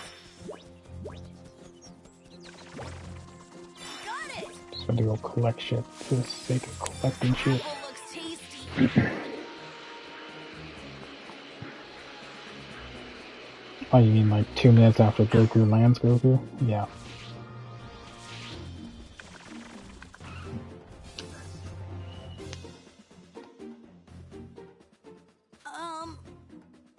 So how do you know my dad? Well, I've only heard about him. I haven't had the privilege of actually meeting him yet. Oh, really? So, hey, how do you know when Goku's coming back? Well, I'm afraid I can't tell you that. I'm sorry. So, can I ask, you were a Super Saiyan when you beat Frieza earlier, weren't you? How did you do that? Unfortunately, I can't tell you that either. Sorry. What's your name? That too. You can't even tell us your name? Well, what about your age? I'm 17. So you can tell us your age.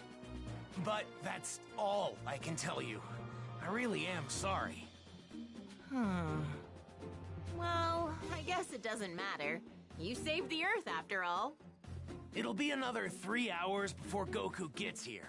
So please, just hang tight a little bit longer.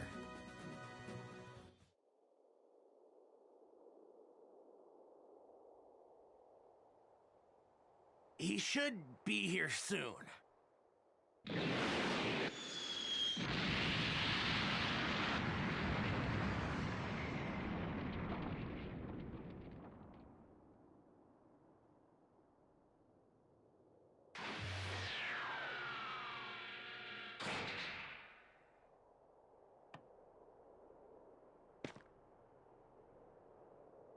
Huh? Goku! Dad! How'd you guys know I was gonna be here? This young man here clued us in. Who is he? Welcome home, You Roku. mean you don't know who this is? At all? Nope, never seen him before. That reminds me. Who took care of Frieza and the others? That was some crazy energy. We've got him to thank for that as well. He made quick work of them by becoming a Super Saiyan. A Super Saiyan? Goku, I need to speak with you. In private, if you don't mind. With me? Yeah, sure. Hey, what's the big deal? You gonna keep us in the dark? Sorry, guys. Just hang tight for a bit, okay? Oh, Goku's like so nonchalant about this.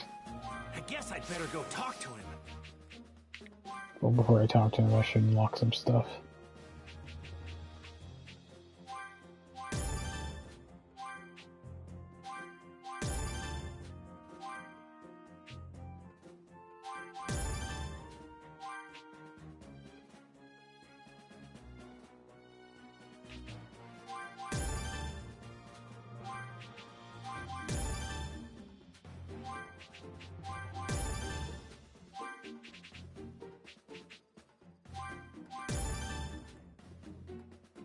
Yeah, that was a wild thing to learn about. Like, what's this? That would be useful.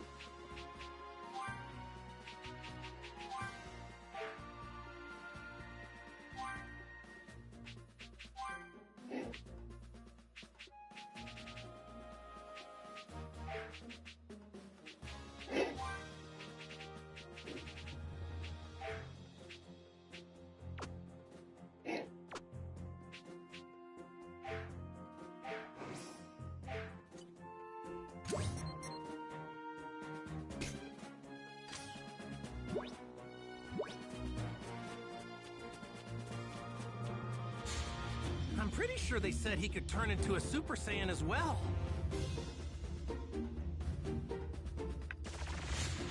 Just who is that guy?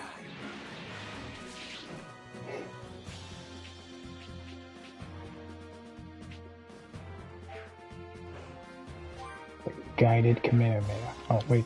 Before I do that, totally forgot to set up the skills.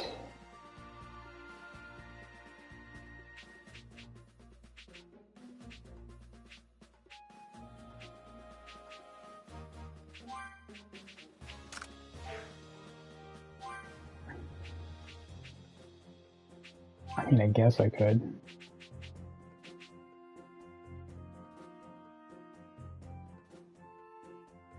But, you know, that would take up my entire thing.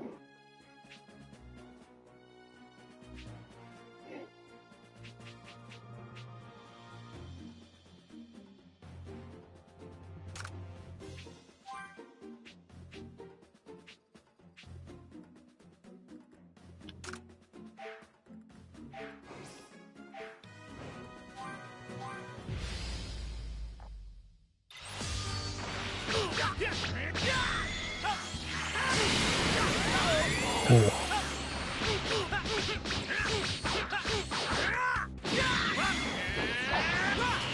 See, that's wrong.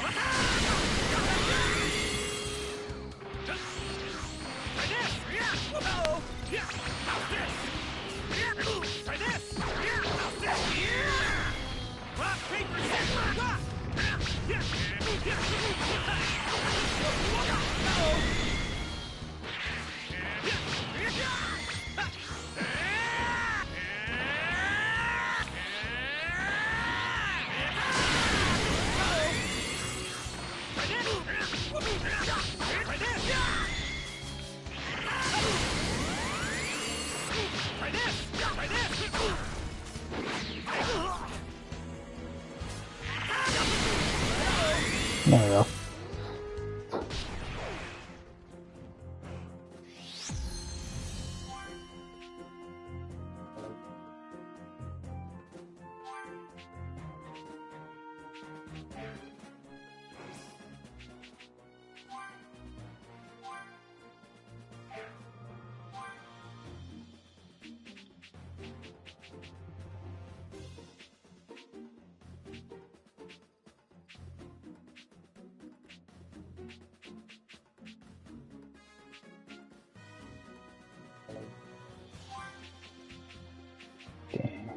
level short.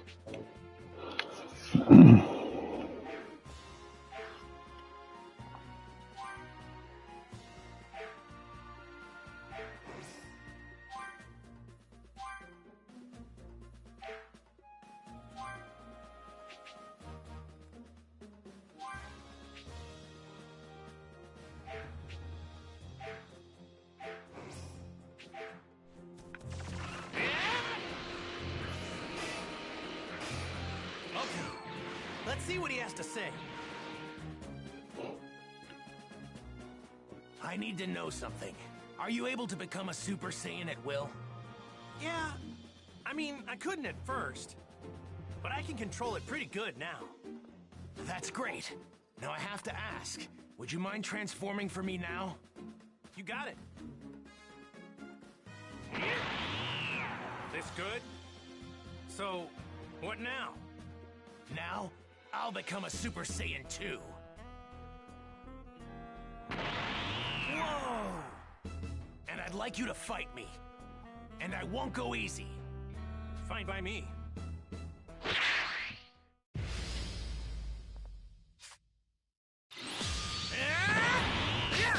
Oh no! What? Try this!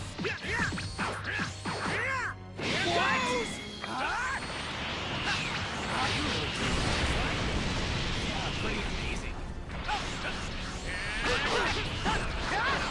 What?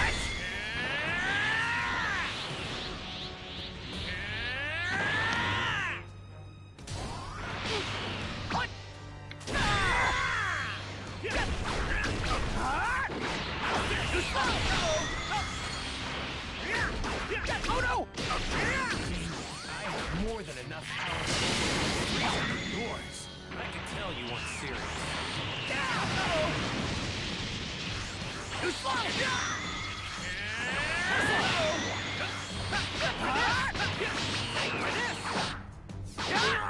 Too slow! Damn, okay. You're incredible, Goku. Oh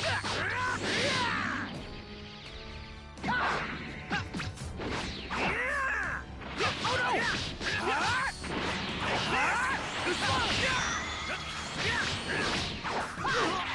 Alright, Kakarot. Round Supposed to 2. defeat him. You only arrived here earlier, but for some reason, well, I wouldn't say that. You know, a little transmission. Instant transmission? Lend me your energy! Killed him with Spirit Bomb. Reason then changed history.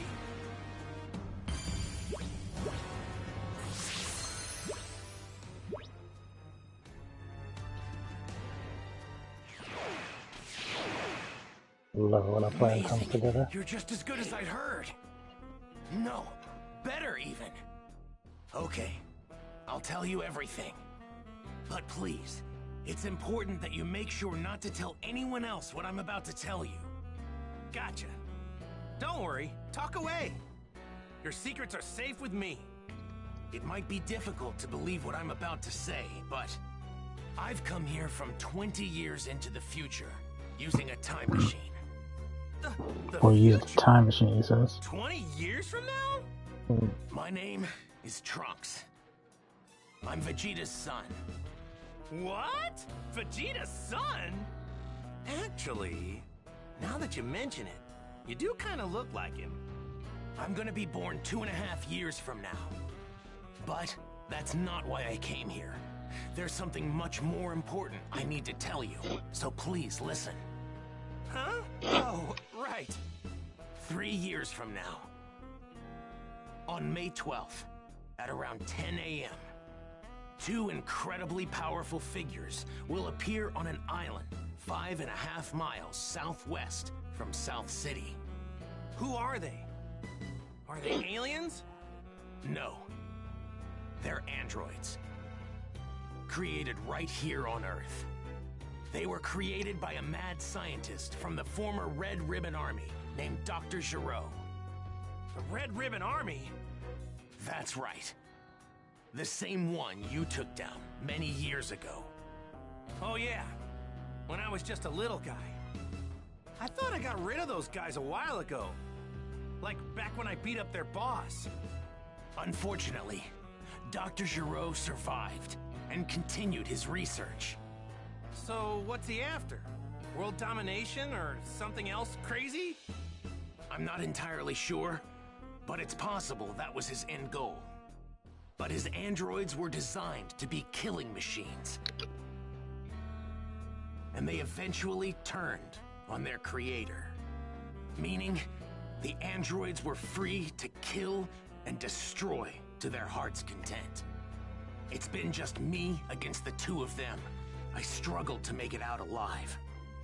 Wait, what happened to everybody else? They're gone.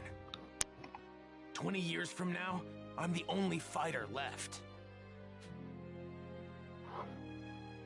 In the fight, 3 years from now, my father over there, Krillin, Piccolo, everyone is killed. Only Gohan managed to make it out alive. He taught me how to fight 4 years before I came here in the time machine. As you know, with Piccolo gone, the Dragon Balls could no longer be used. Meaning we couldn't bring anyone back once they were killed. The android's unquenchable lust for bloodshed eventually turned the world into a nightmarish hellscape. They're too strong. Nothing can take them down. Hey, wait, hold up a sec. What about me? They didn't kill me too, did they? Even you couldn't join in the fight. Not too long from now, you'll fall prey to a severe heart virus. What? Well, this is a pickle. I'm guessing sensu beans won't work, huh? Bastard. Man, this sucks on so many levels. I can't believe I'm gonna die in such a lame way. I really wanted to fight those guys. You're disappointed you can't fight them? Aren't you scared? Well, yeah, I'm scared. But you said they're crazy strong, right? Of course I want to fight them. Oh, I this guy's see. fucking huge. You really are a true Saiyan warrior, aren't you? Why are you so big Here, when for? you start to see symptoms, take this. It's a medicine developed 20 years from now. It should keep you alive. Whoa, really? Awesome! Thanks! Normally, history shouldn't be changed. But I've got to do whatever I can to prevent those atrocities Hello, I don't from remember him coming doing to that pass. before. My mother always spoke very well of you. She knew you'd help us. That's what pushed her to complete the time Nice one. machine. Wait, There we your go. mother? That's what I need you to do. She knows who I am? Yes, she Give me knows that you well. shit. You Wait, bitch. you said she built a time machine. Isn't I that don't know right? how you thought this And fight the was only gonna go. person I know who can do that is... No way! That's a theory. Your mom isn't... Yes, she's right over there.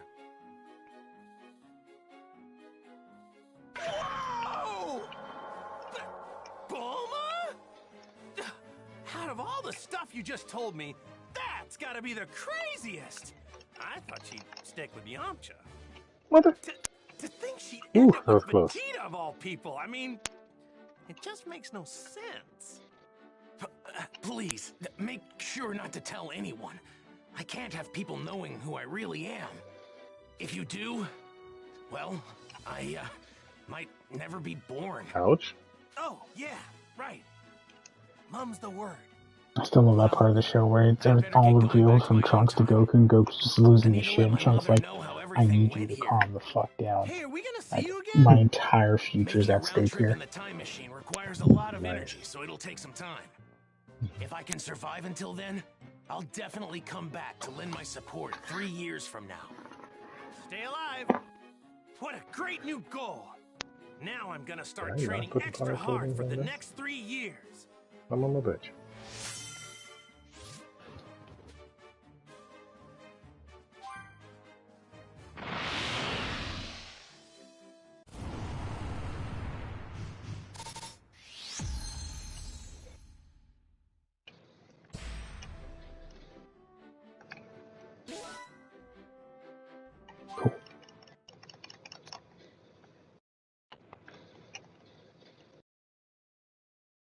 Well, now I just gotta figure out what to tell everybody about this stuff. Hey, Goku. We just saw that guy take off. Where did he go? Oh, him? Yeah, he, I guess you could Break say he your went back face, you home. bitch. Went back home? So, just who is this guy? Well, he's... Hey, isn't there something more important you should be telling us? Don't do that. Huh? Yeah, I was thinking of putting on If the you can't guided find fam, the yeah. words, then allow me to help you. What? You mean you heard? My sense of hearing is leagues above any of yours. Relax, all right? I won't say anything that could possibly endanger him. We're not going in unprepared. If we die, Oof. it won't be for lack of skill. Wait, die? What are you saying? On the Ouch. hunt for the androids. Piccolo explained the situation, being careful to avoid revealing anything that could expose Trunks' identity. The others could do little to hide their shock at what he had to say.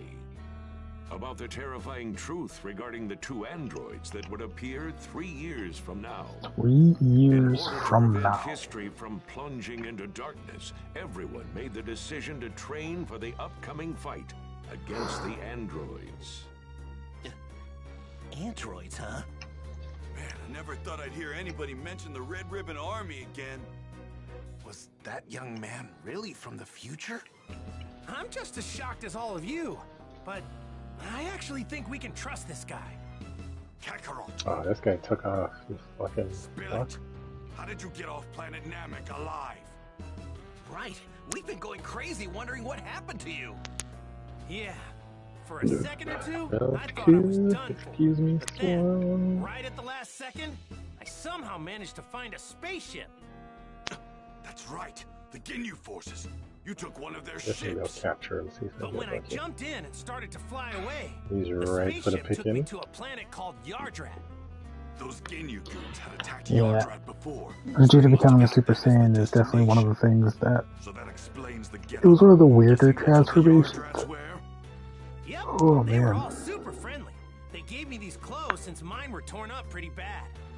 I find it extremely hard to believe that you came back from Yardrat empty-handed. Those freaks may be weak, but they have strange powers. You picked up some of them, right? Bingo! I wanted to learn a lot more, but they really Return only had into the time to teach village. me one technique of theirs. It's called instant transmission. Huh? Instant transmission? Yep, instant transmission. The weird thing is that you have to home in on the energy of a person, not a place. Okay. So you can't warp to a place unless you know someone there. That's one heck of a downside, huh? That's not much of a downside. Professional if you ask hunting me. if I ever seen one. Well, I guess there's nothing you can't do now, huh? All right. I guess we'll all see each other again 3 years from now. So, when and where should we meet? The androids will arrive May 12th at 10 a.m. on an island 5.5 miles southwest of South City. We'll be meeting up on that same island an hour earlier at 9. And don't show up unless you're ready to fight. Tien I'm Shenhan. gonna babysit those unable to pull their own weight. The only other human Earthling that tried training. Super Saiyan, but mark my Hmm. words. I'm surprised he didn't get strongest human. They gave it to Krillin. Beanie, you do not, you are grossly underestimating the power of grind I can do in this game. Alright, so I Telling you guess play we'll see each RPG other for in fun. 3 years. Where we said. Hey, No, not, don't that's show not for up fun. unless You're you talking really about, you're feel talking to you're a guy ready. who almost maxed out We better everyone in get going. Final Fantasy 13 So, Piccolo, for what do you fun. say? Wanna train with me and Hmm. Gohan? I've been dying to fight you again. Sure, sounds good to me. Yay!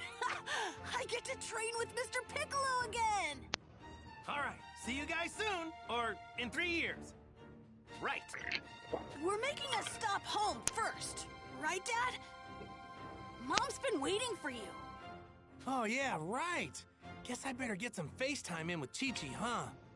Piccolo, is it okay with you if we do that? Fine. But don't waste too much of our time.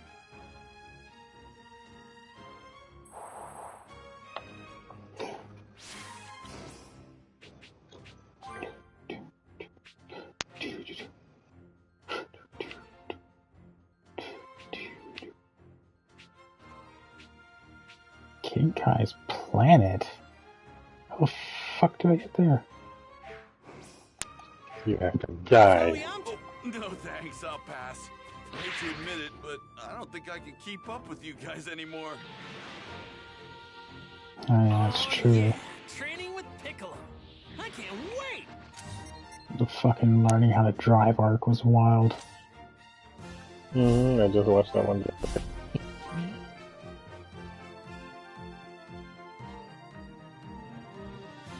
Well, let's collect the Dragon Balls again, because they're available. I hope you're wishing for money. Food. Okay, tell me I needed food. But I didn't want to do that hunt again.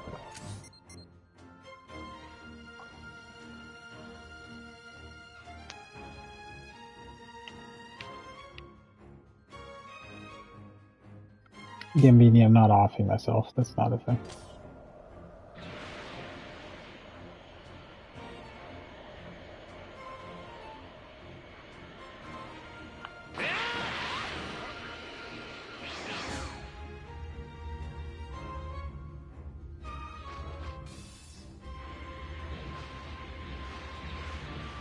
Might cause some trouble later. Best to deal with this now. That stone seems pretty sturdy.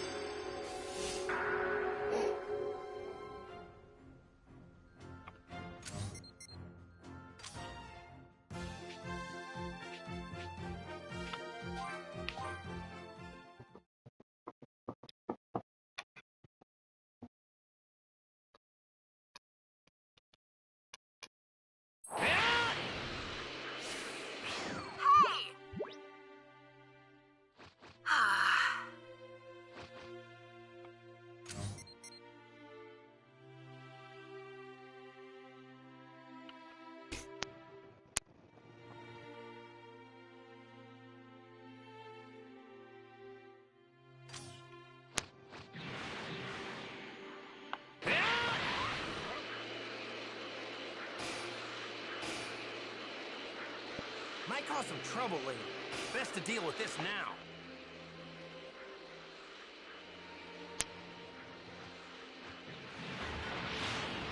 Might cause some trouble later. Best to deal with this now. Hold on a second.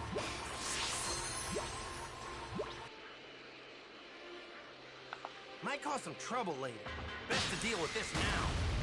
Nice.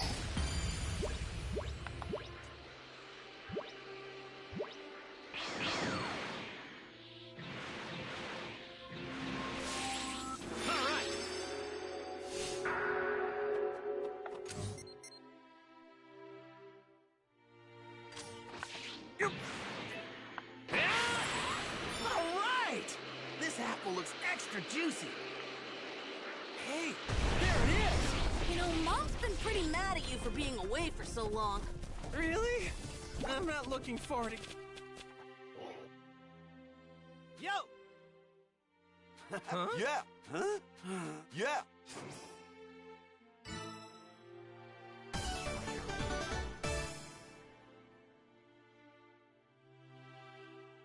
Gotcha. Yeah. All right.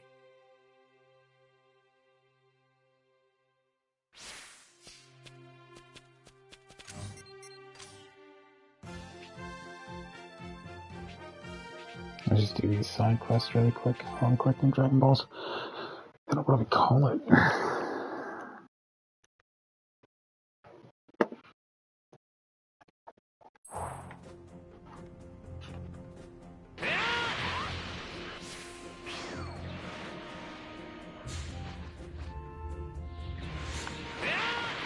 Over there looks like it's got some shops.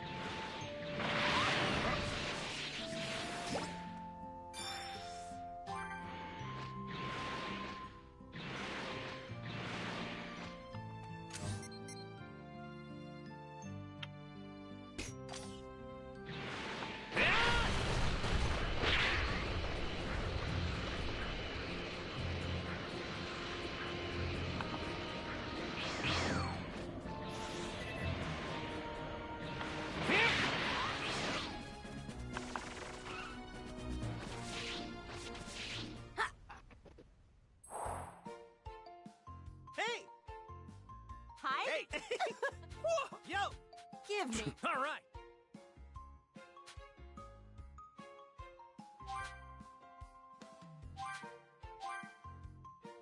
Yep. Yeah. Give me a break. Hey!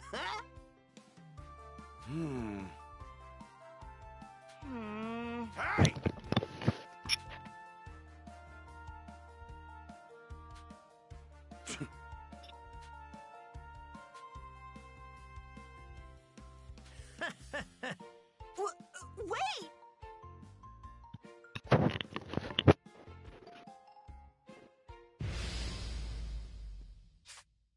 You better give it your all. My power. Jill being jealous is kind of funny.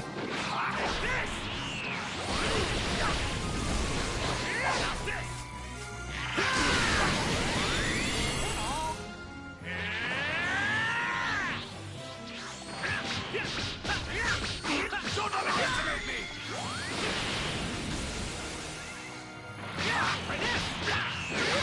Rock, paper, scissors! Got it!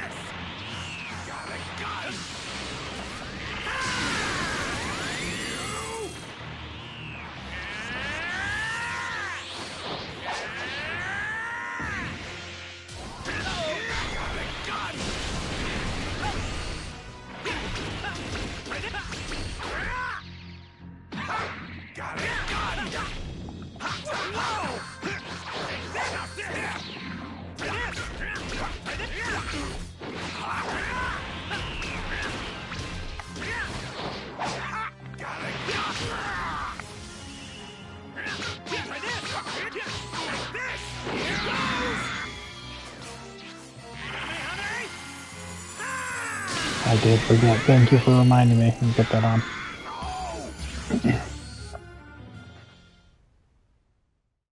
All right. Hey now! Huh?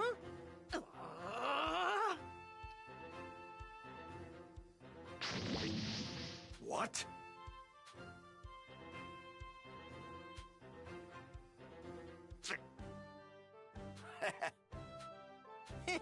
Okay. Nice!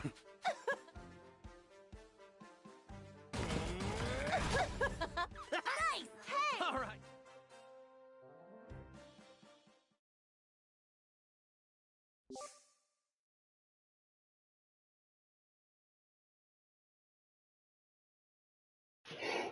Oh god, Earls Jr. Okay.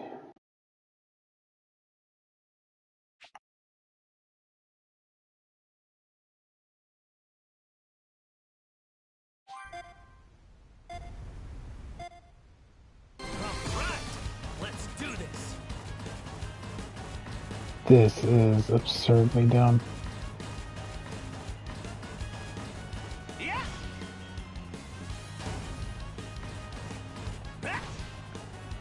Woohoo! Man, this feels great. Yeah. Yeah. See this crawler? So stupid.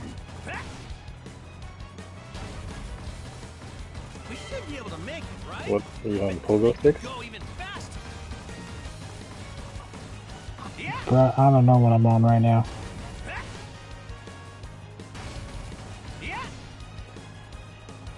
Man, this feels great. Woohoo!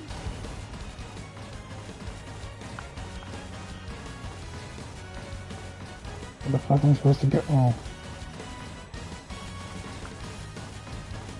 These directions are not helpful. Yeah. Woohoo!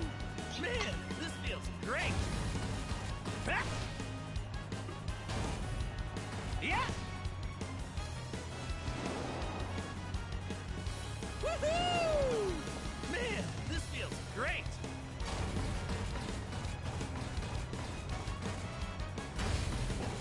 I'm not gonna make the next checkpoint. Man, this feels great. Woohoo! least see Piccolo training under something like that? Yeah! Woohoo! Man, this feels great! Nope. Didn't make it. You really messed things up there. Sorry about that. I couldn't make it in time.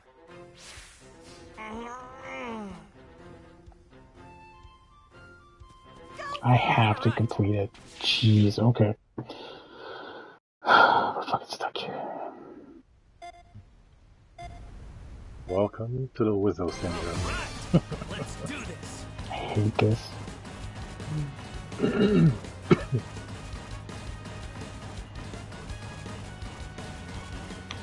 Yeah! Woohoo! Man, this feels great. Ha! Yeah! Ha! We should be able to make it, right? I bet this thing can go even faster.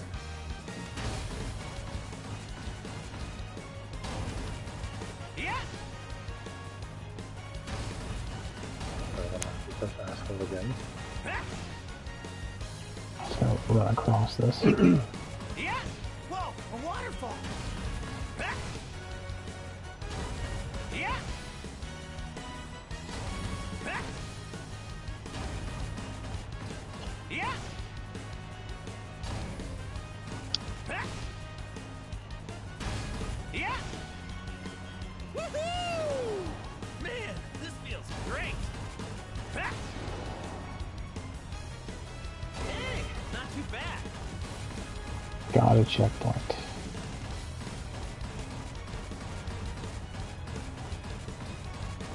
Yeah! Ha! Yeah! Man, this feels great! Woohoo!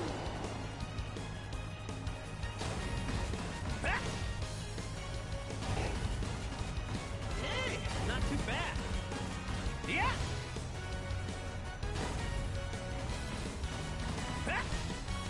Man, this feels great! Woohoo! Yeah! Ha! Yeah! Man, this feels great! Woohoo! How was that?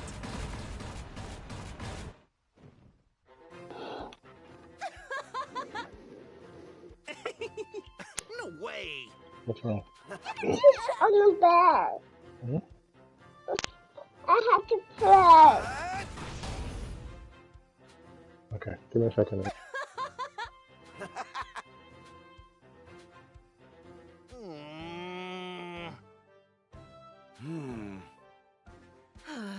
Hey! Indeed. No.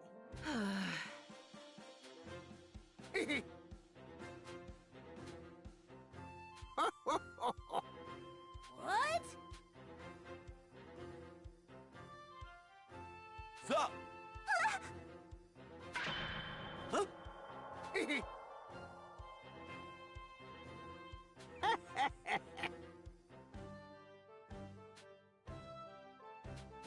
Thank you.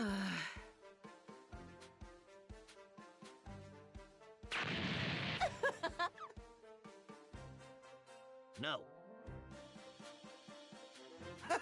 No. Yeah. Yeah.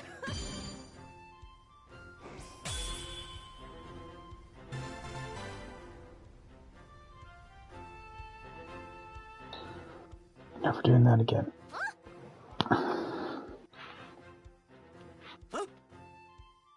Yeah.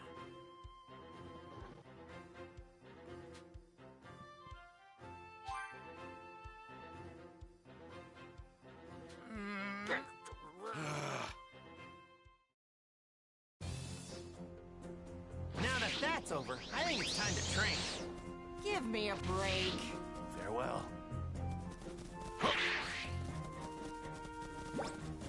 What's this? Yo. Hey, the little one woke up. You all good? Yeah, she just bad dream or something. She came out here, she was like, Daddy, I have to pray. And I'm like, okay, let's pray. Yeah, that's fair, man. Mine, I think she's starting to get bad dreams. It's the worst. I don't like those ones because it's like you can't really do nothing per se. Like it's not a solution that's like right in front of you. Like, oh, you can't reach the bread, I can reach up there and give it to you. You know what I mean?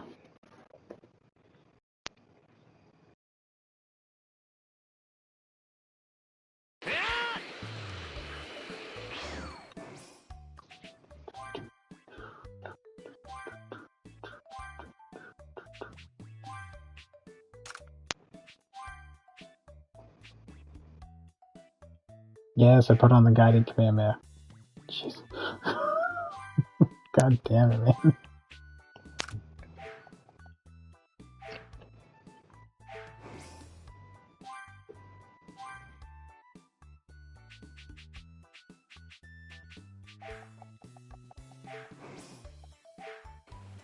Alright, where's the dragon bottle?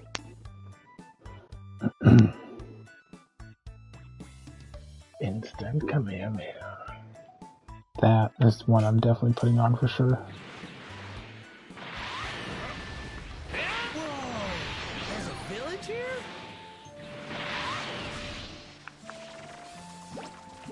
Alright!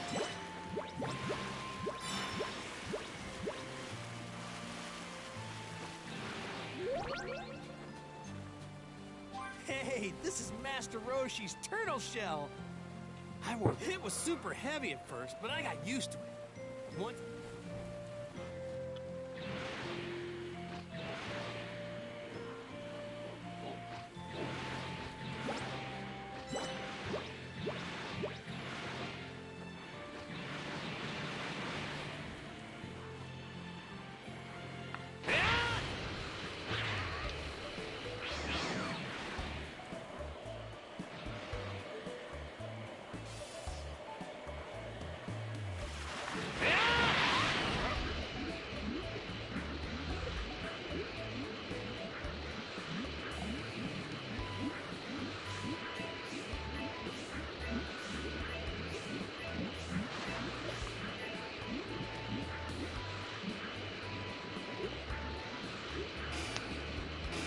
Might cause some trouble later. Best to deal with this now.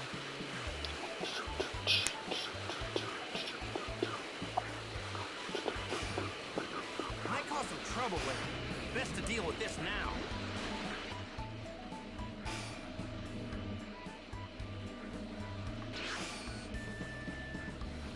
Might cause some trouble later. Best to deal with this now.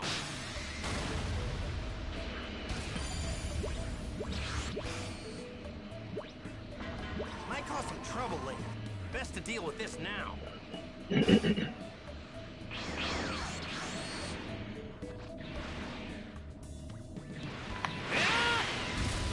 we go. Might cause some trouble later. Best to deal with this now. Yeah!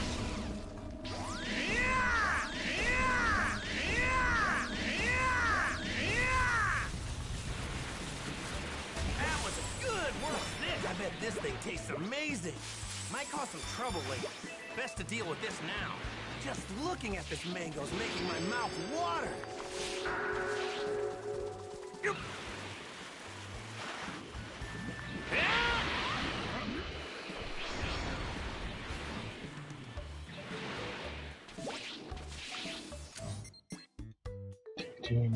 Digital monsters, digital monsters. Just in the ocean there. There we go.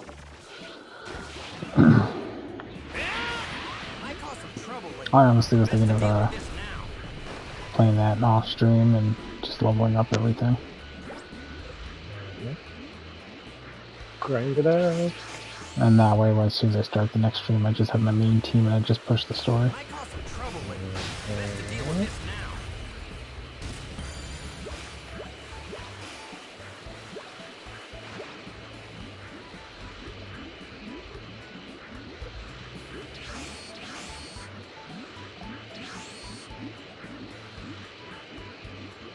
Might cause some Can I trouble hold later. it back Best to deal with this anymore? now. Remix. No, sure it Hit is. him off the top of the head. Might cause some trouble later. Off the top of Best the to deal gun. with this now.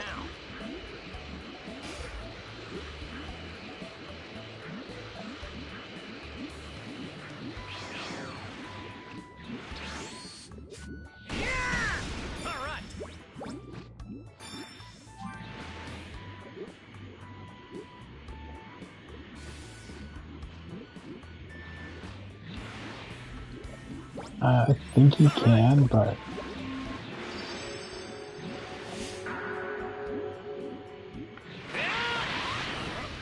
just you can't speed up with Nimbus.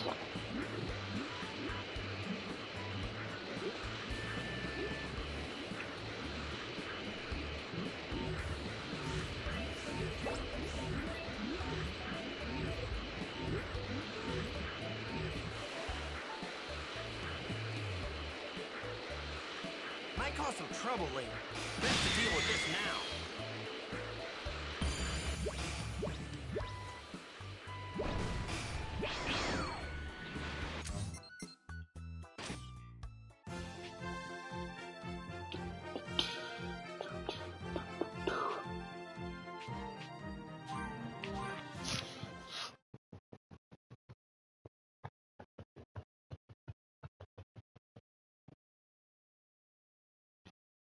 I can see myself getting lost in a city this huge. Whew.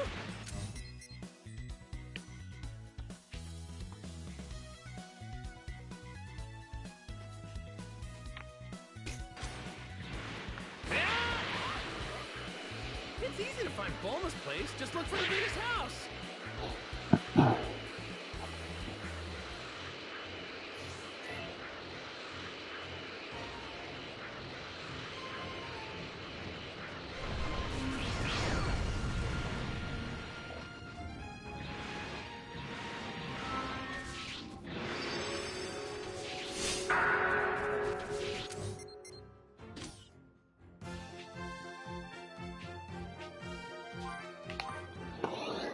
Grab this, summon Shenron, get food, call stream, and then next time we'll pick up with the side quest and story. Oh boy.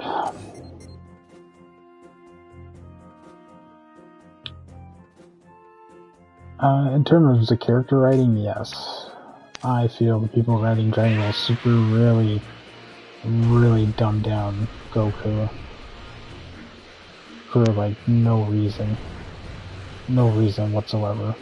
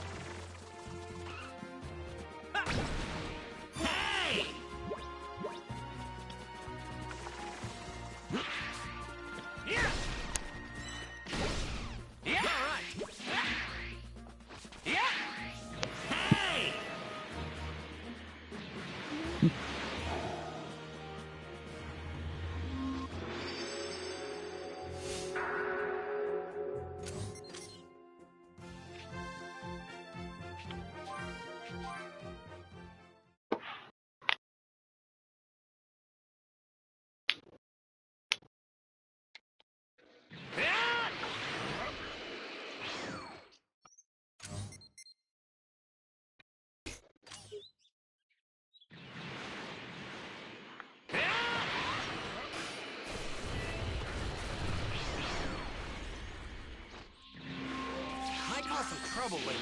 Best to deal with this now.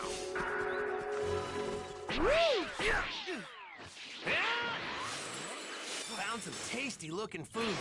We got a keeper.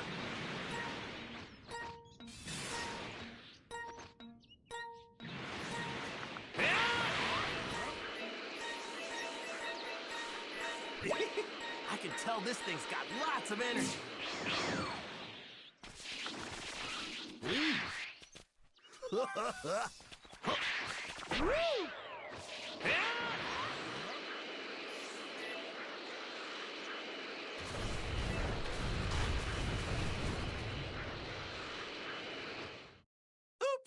Went a little too far.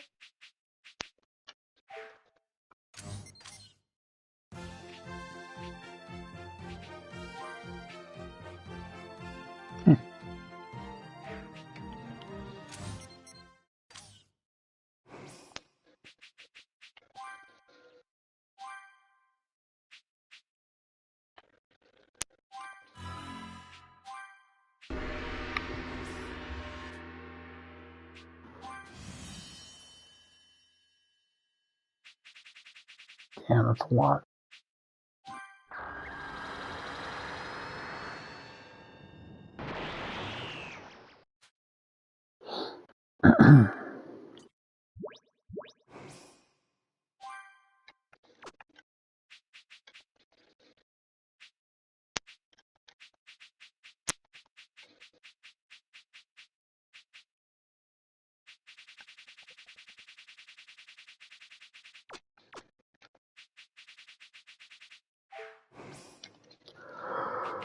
Alright, we'll call it here.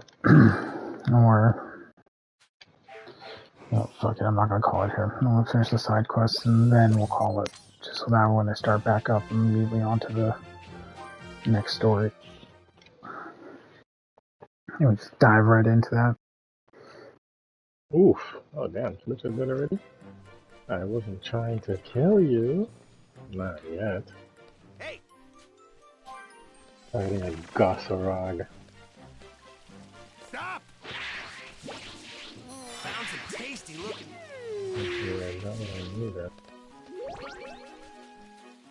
Huh? What's it? We got a keeper. Found some tasty looking food.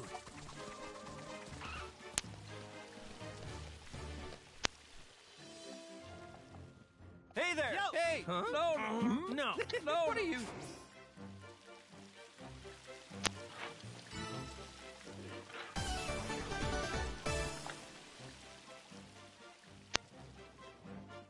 Gotcha!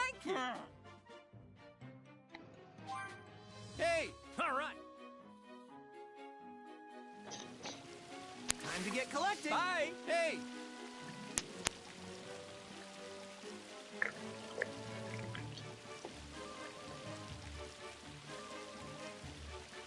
Ho ho!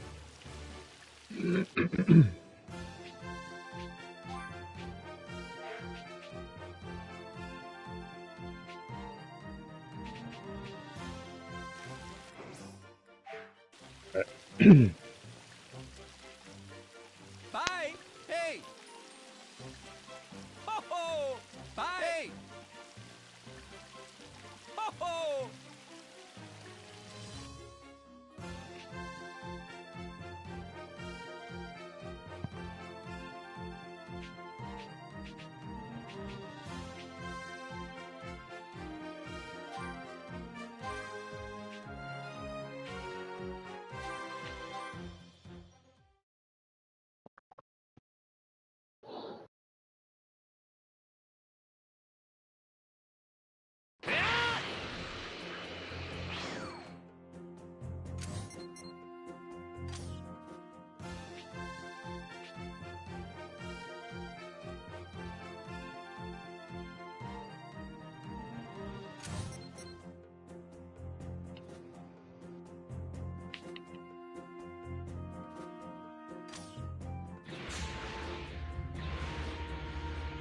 Might cause some trouble later. Best to deal with this now.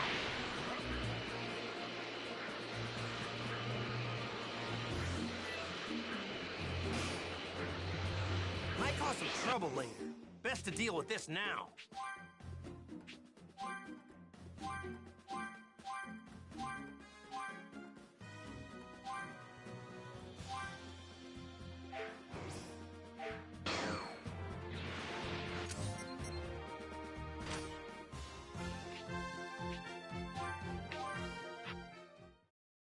Huh.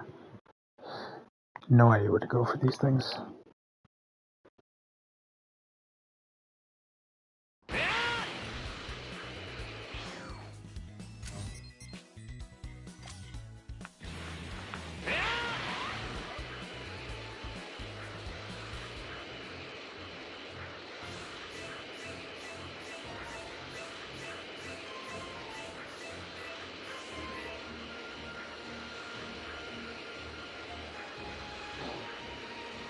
is.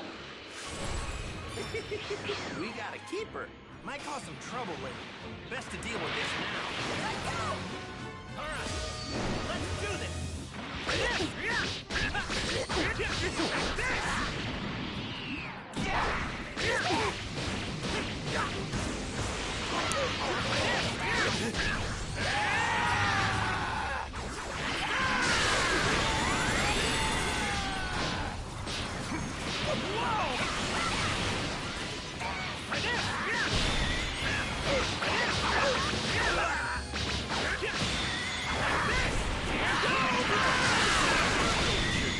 You could never beat me.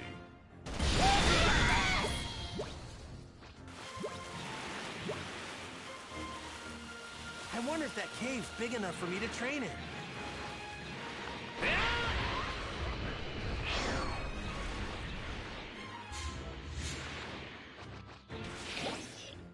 It's like a little one having issues. I'm gonna bow out. Best to deal with this now. Sounds good, man. Put her back to That's a sleep. cave, isn't it?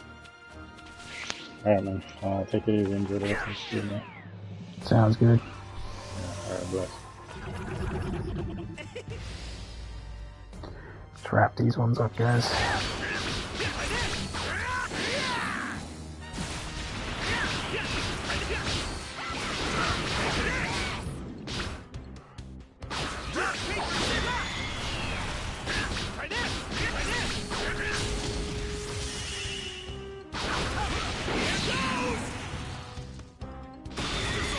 I thought it just crashed on me.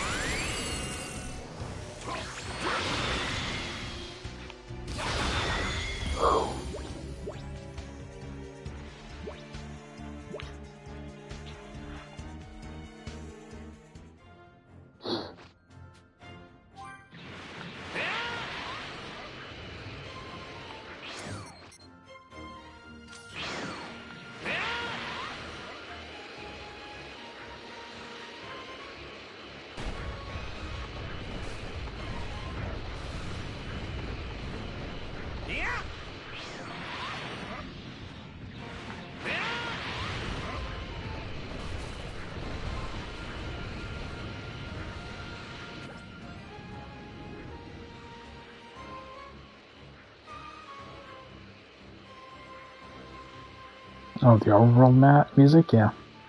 It's pretty chill.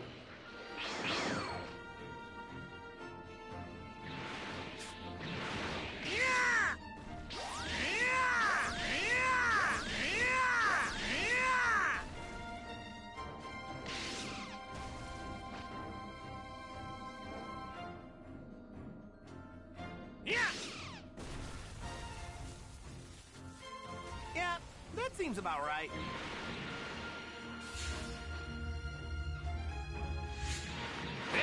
Might cost some. All right.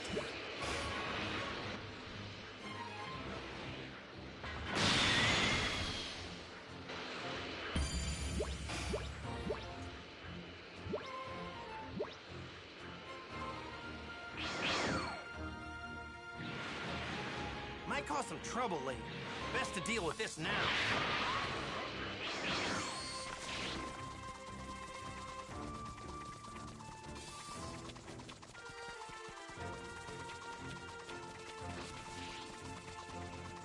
Thank you.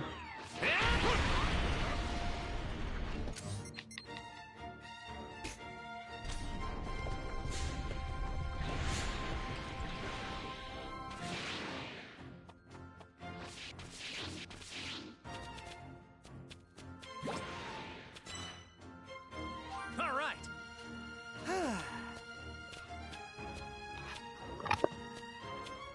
All right.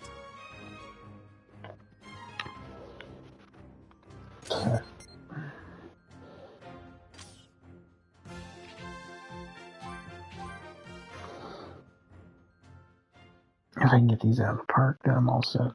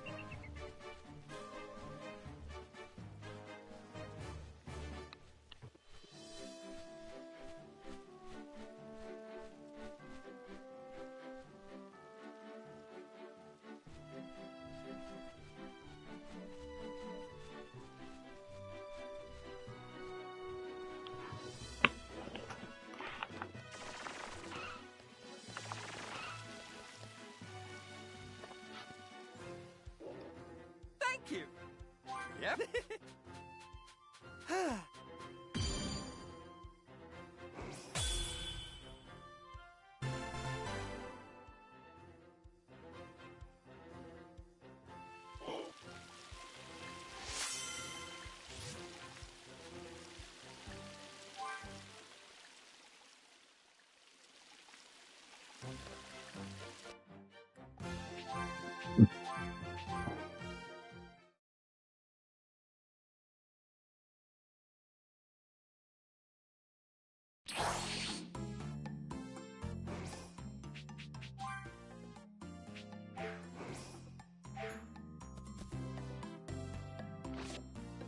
Hey!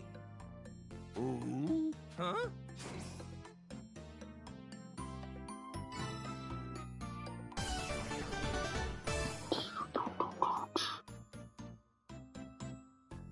Yo!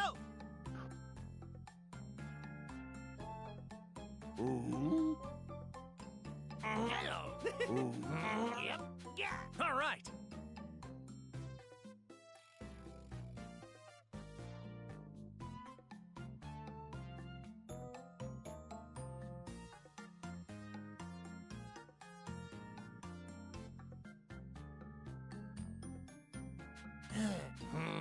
All right. Huh? Yep.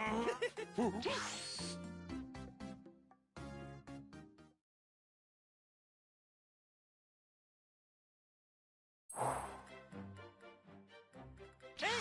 Hi there. Sorry to ask this.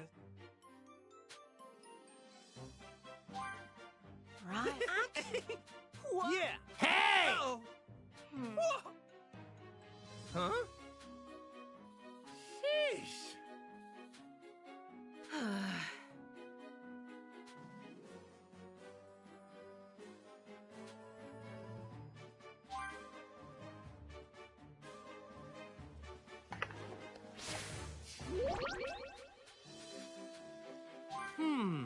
Can I eat this?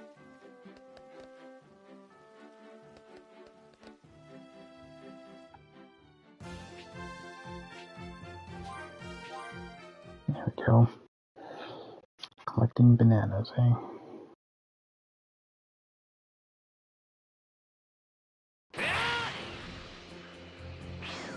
Time to find Bubbles some super tasty bananas.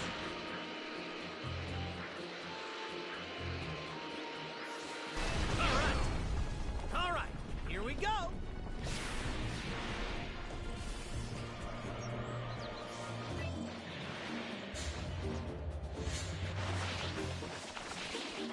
Try this. All right.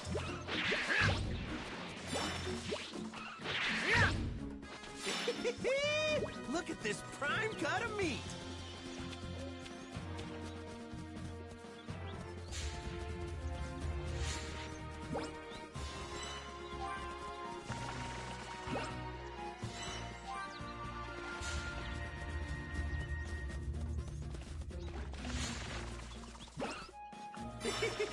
We got a keeper.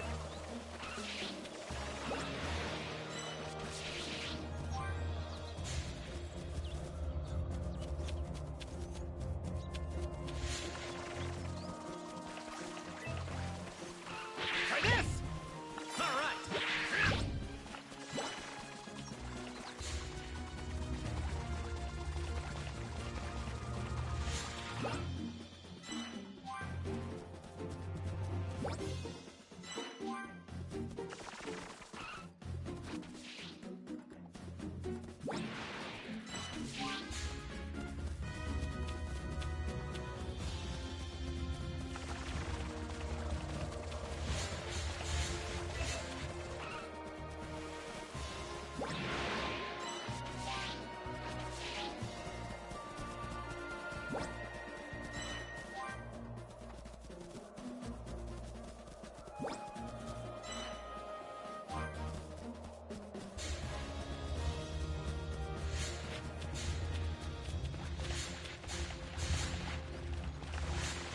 These ones here. All right, this should be good.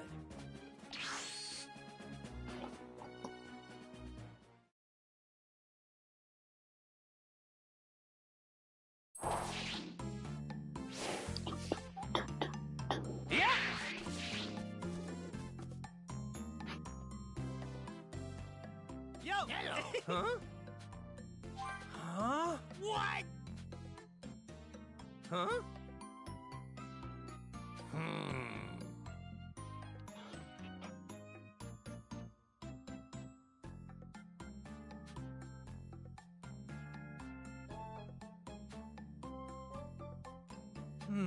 What's going on?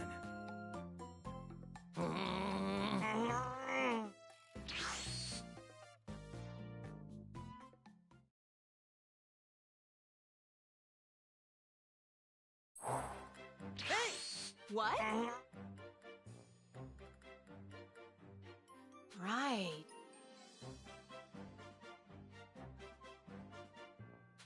Thank you!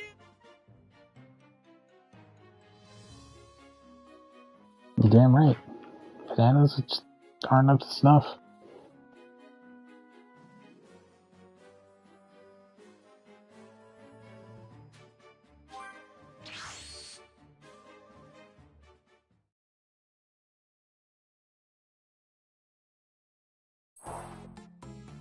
Yo! Hello! Perfect. Whew.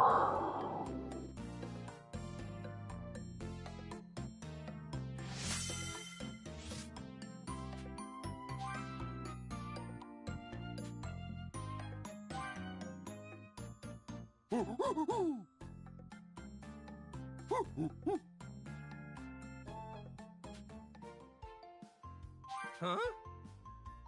Hello? Thank you! Hey! Huh? Uh-oh! Yeah! Good grief!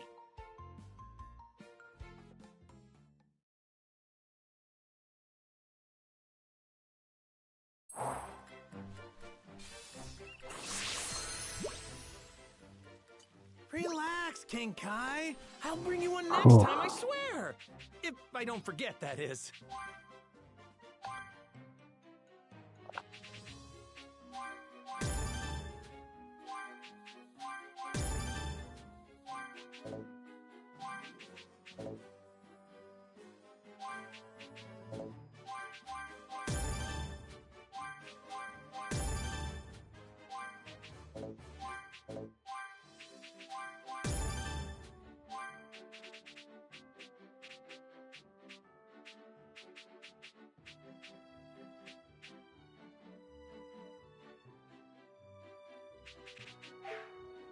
Damn it, there was something extra.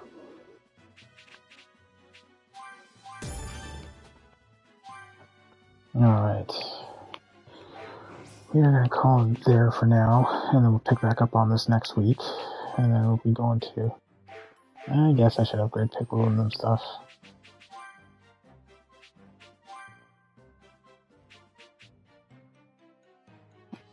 Hey, your average GD fan, sorry, everything's going good. We were just finalizing some power-ups here and then calling it a night. Been going at this for 4 hours and I gotta get some rest. But we finished all the side quests for this episode, so we're gonna go ahead and pick up and continue with the story starting next week, so it'll just be content diving as soon as we start the stream next week. I want to thank everyone for coming all out. Kabini, your average GG fan, again, I'm sorry that you came in on the home stretch of the stream here. I want to thank my friends Wizzo and Crawler. Oh, 4 hours is a lot. Yeah. We were just grinding out some extra stuff and getting some side quests done and everything, but now that's all set, that's all ready to go, so as soon as we start the stream next Saturday, basically I'll be able to just jump into the story and continue on from there. So yeah, thank you guys all so much. Like I said, I'm new to streaming on YouTube. If you like the content, you like the streams, you're more than welcome to click the subscribe button and, know when I stream next. If not, I do post stream dates when I can on the following social medias, X, Instagram, all that stuff. So next week, Wednesday, will be the start of the Twitch streams. I stream Dragon Ball on YouTube every Saturday. I am Setsuna. We are finishing up every Thursday on YouTube. And then Friday, we're streaming Digimon on Twitch. Thank you all so much for attending, and yeah, see you all later.